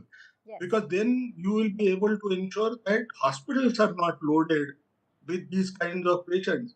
But I completely agree, 70 plus people on whom the family may or may not be willing to spend so much of money, if they receive this insurance, if this coverage is available, it's going to make a major difference. But most important is all these people should come to know of this particular scheme, and that should be one of the most important issues which the government will have to handle everywhere. Yeah, thank you for explaining that so well. Dr. Gopal, I'm quickly going to ask you, all of you, one last question each. Talking of non-communicable lifestyle disease, responsibility for good health also should be in the hands of the citizens. We've been talking about that. Now, how do we make good health looking, after oneself, whether it's eating right, like all of you've mentioned? How do we make this nationwide movement a Jan Andolan, much like the Swachh Bharat mission, which has saved the lives of 60,000 to 70,000 infants per year, this recent report which has just come out? Definitely, because Jan Andolan is a key for addressing the social determinants of health, what you are saying. Because we have focused more on the disease part. From the disease, we have moved towards the health part. From health, we have moved to wellness, and from wellness, well-being. So now for well-being, you have to address the social determinants. And for addressing the social determinants, we require movements like Swachhata Bharat Mission, Eat India, Fit India movement, the Eat Right movement, and other movements also. Absolutely. I think everybody has to do this together to truly make our country, healthy. Dr. Swaminathan, I think this question is very critical, before we actually end. This is important. What are the health risks posed by climate change, and how can we work to mitigate that impact? So I think, after pandemics, I think Pandemics will come once in a blue moon, hopefully, but climate change is here to stay and is impacting us today. So I think the biggest threat to our health today is climate change in different forms. Now, of course, the impacts of climate change can be direct, like, for example, heat wave we saw this year and previous year also, the hottest years on record so far, with the longest period of prolonged heat exceeding all the previous limits.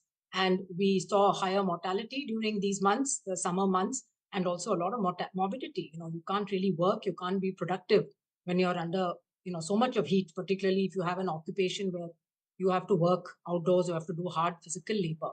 So I think that is probably the one biggest risk, health risk today due to climate.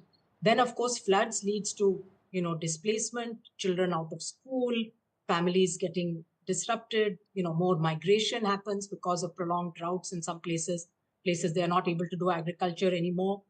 Many vector-borne diseases, we've seen dengue this time, chikungunya, and diseases like that really increasing, even in places which they did not survive before. Our first goal is to protect the most vulnerable, because that is, the basic principle of equity that we apply in our particularly in health. It's very important to apply the equity lens. And therefore, I think that decentralized approach, give them the resources, but also make them accountable and responsible, and provide the capacity and the tools, because climate is something unpredictable. Yes. And we're all learning, we're changing all the time. We're living it actually. So while there will be... We're witnessing it. Yes. Yes, without wasting any time. Dr. Ganga Khetkar, just a last question to you. I want to ask about, about strengthening disease surveillance and early detection, system. A little bit on that, please.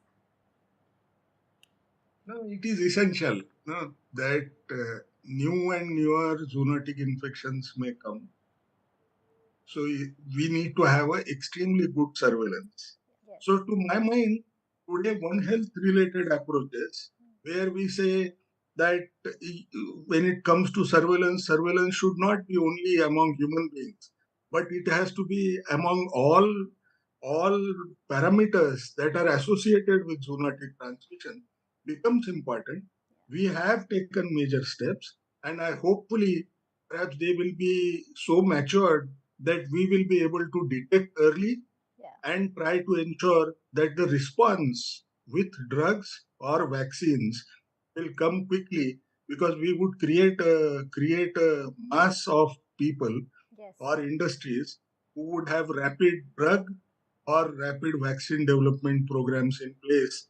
And that would be essentially good. Yeah, so I think prevention, and lastly, Dr. Garg, I would like to ask you, we've spoken, all of you have explained it so well, I think, for us, the viewers. I want to ask you, in your view, if you were responsible for allocating the health budget of India, how would you allocate that? What would you do? How would you use the funds? See, I'll first think that we have got resilient, high quality healthcare system, which have got accessibility till the last mile. So for that, not only strengthening of the healthcare system in a holistic manner, that's very important. We have to, spend on human resources, we have to spend on the systems, we have to spend as per Indian public health standards, but community involvement is key. So we need not shirk from information, education and communication. Unless, our community is well informed, we cannot do anything. I think very well put. Each and every citizen is very precious. Thank you so much, Dr. Garg. Thank you so much, Dr. Swaminathan. Thank you so much, Dr. Gopal and Dr. Raman, for joining us today. India is a relatively young country, but it is also a country with a number of significant health concerns. If we want a demographic dividend to work for us in creating a healthy, productive population that contributes to the prosperity of India, it is imperative that we come together to work on providing accessible, affordable, quality healthcare, never forgetting that good health starts with us. This is India Health Mission. Let's make it a people's movement.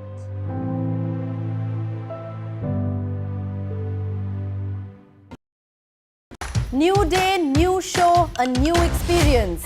Start your day with the news, not views. We bring you stories that matter and impact your life. News that informs and keeps you ahead. From Maximum City, Mumbai, to the seat of power, Delhi, NDTV brings you the best breakfast show. Breakfast news on NDTV, 8 a.m. every day.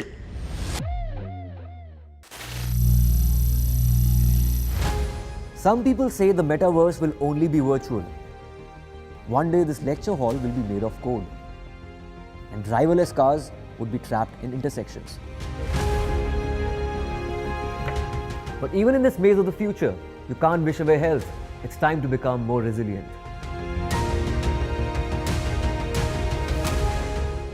10 years of Banega Swasth India, we have grown and achieved so many milestones.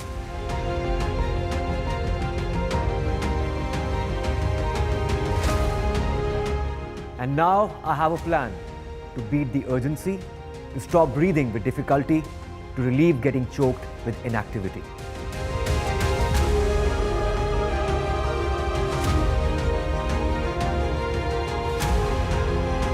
Energize our government, our environment, our society, and ourselves. Everyone, everywhere, every day.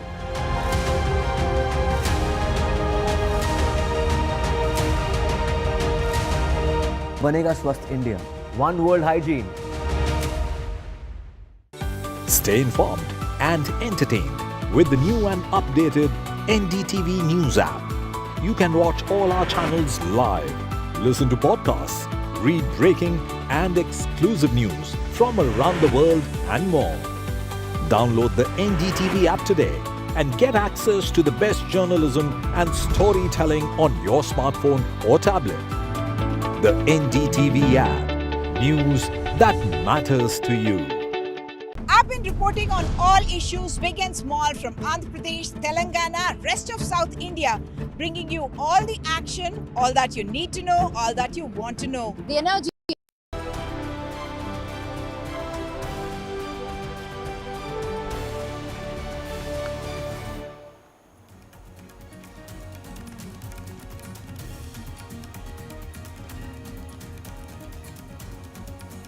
Hello and welcome. You're watching NDTV. I'm Aarti Krishnan. Our top focus, of course, Prime Minister Modi in the United States for 3 days. In his visit, he did hold a bilateral with Joe Biden, the president of the US. He also held bilaterals with several other leaders as well. He also attended the Quad Summit. We'll bring you more on those stories. First, the headlines.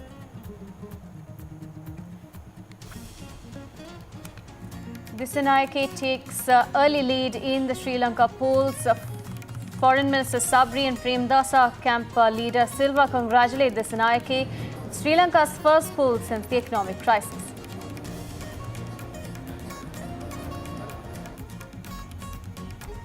Prime Minister Modi, in his opening remarks at the Quad Summit, highlighted that the Quad is here to stay, to assist and to partner and complement. He reiterated the free and open Indo-Pacific goal. Quad is here to stay, to assist, to partner and to complement. President Biden's Quad quip as he hands the baton to Prime Minister Modi. A reporter asks, will Quad last after November polls? President Biden replies with his hands on Prime Minister Modi's shoulder. Mr. President, will the Quad survive beyond the election in November? What survive? The Quad, will it survive regardless of the outcome?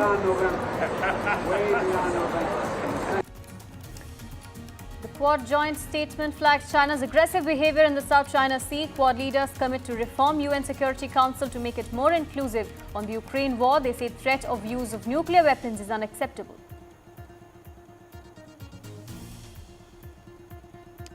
Shocker after shocker in Madhya Pradesh. 3 child abuse cases reported in Madhya Pradesh in 4 days. 16-year-old allegedly harassed by chemistry teacher, 5-year-old allegedly abused by school van driver and 7-year-old abused by local in Tikamgarh.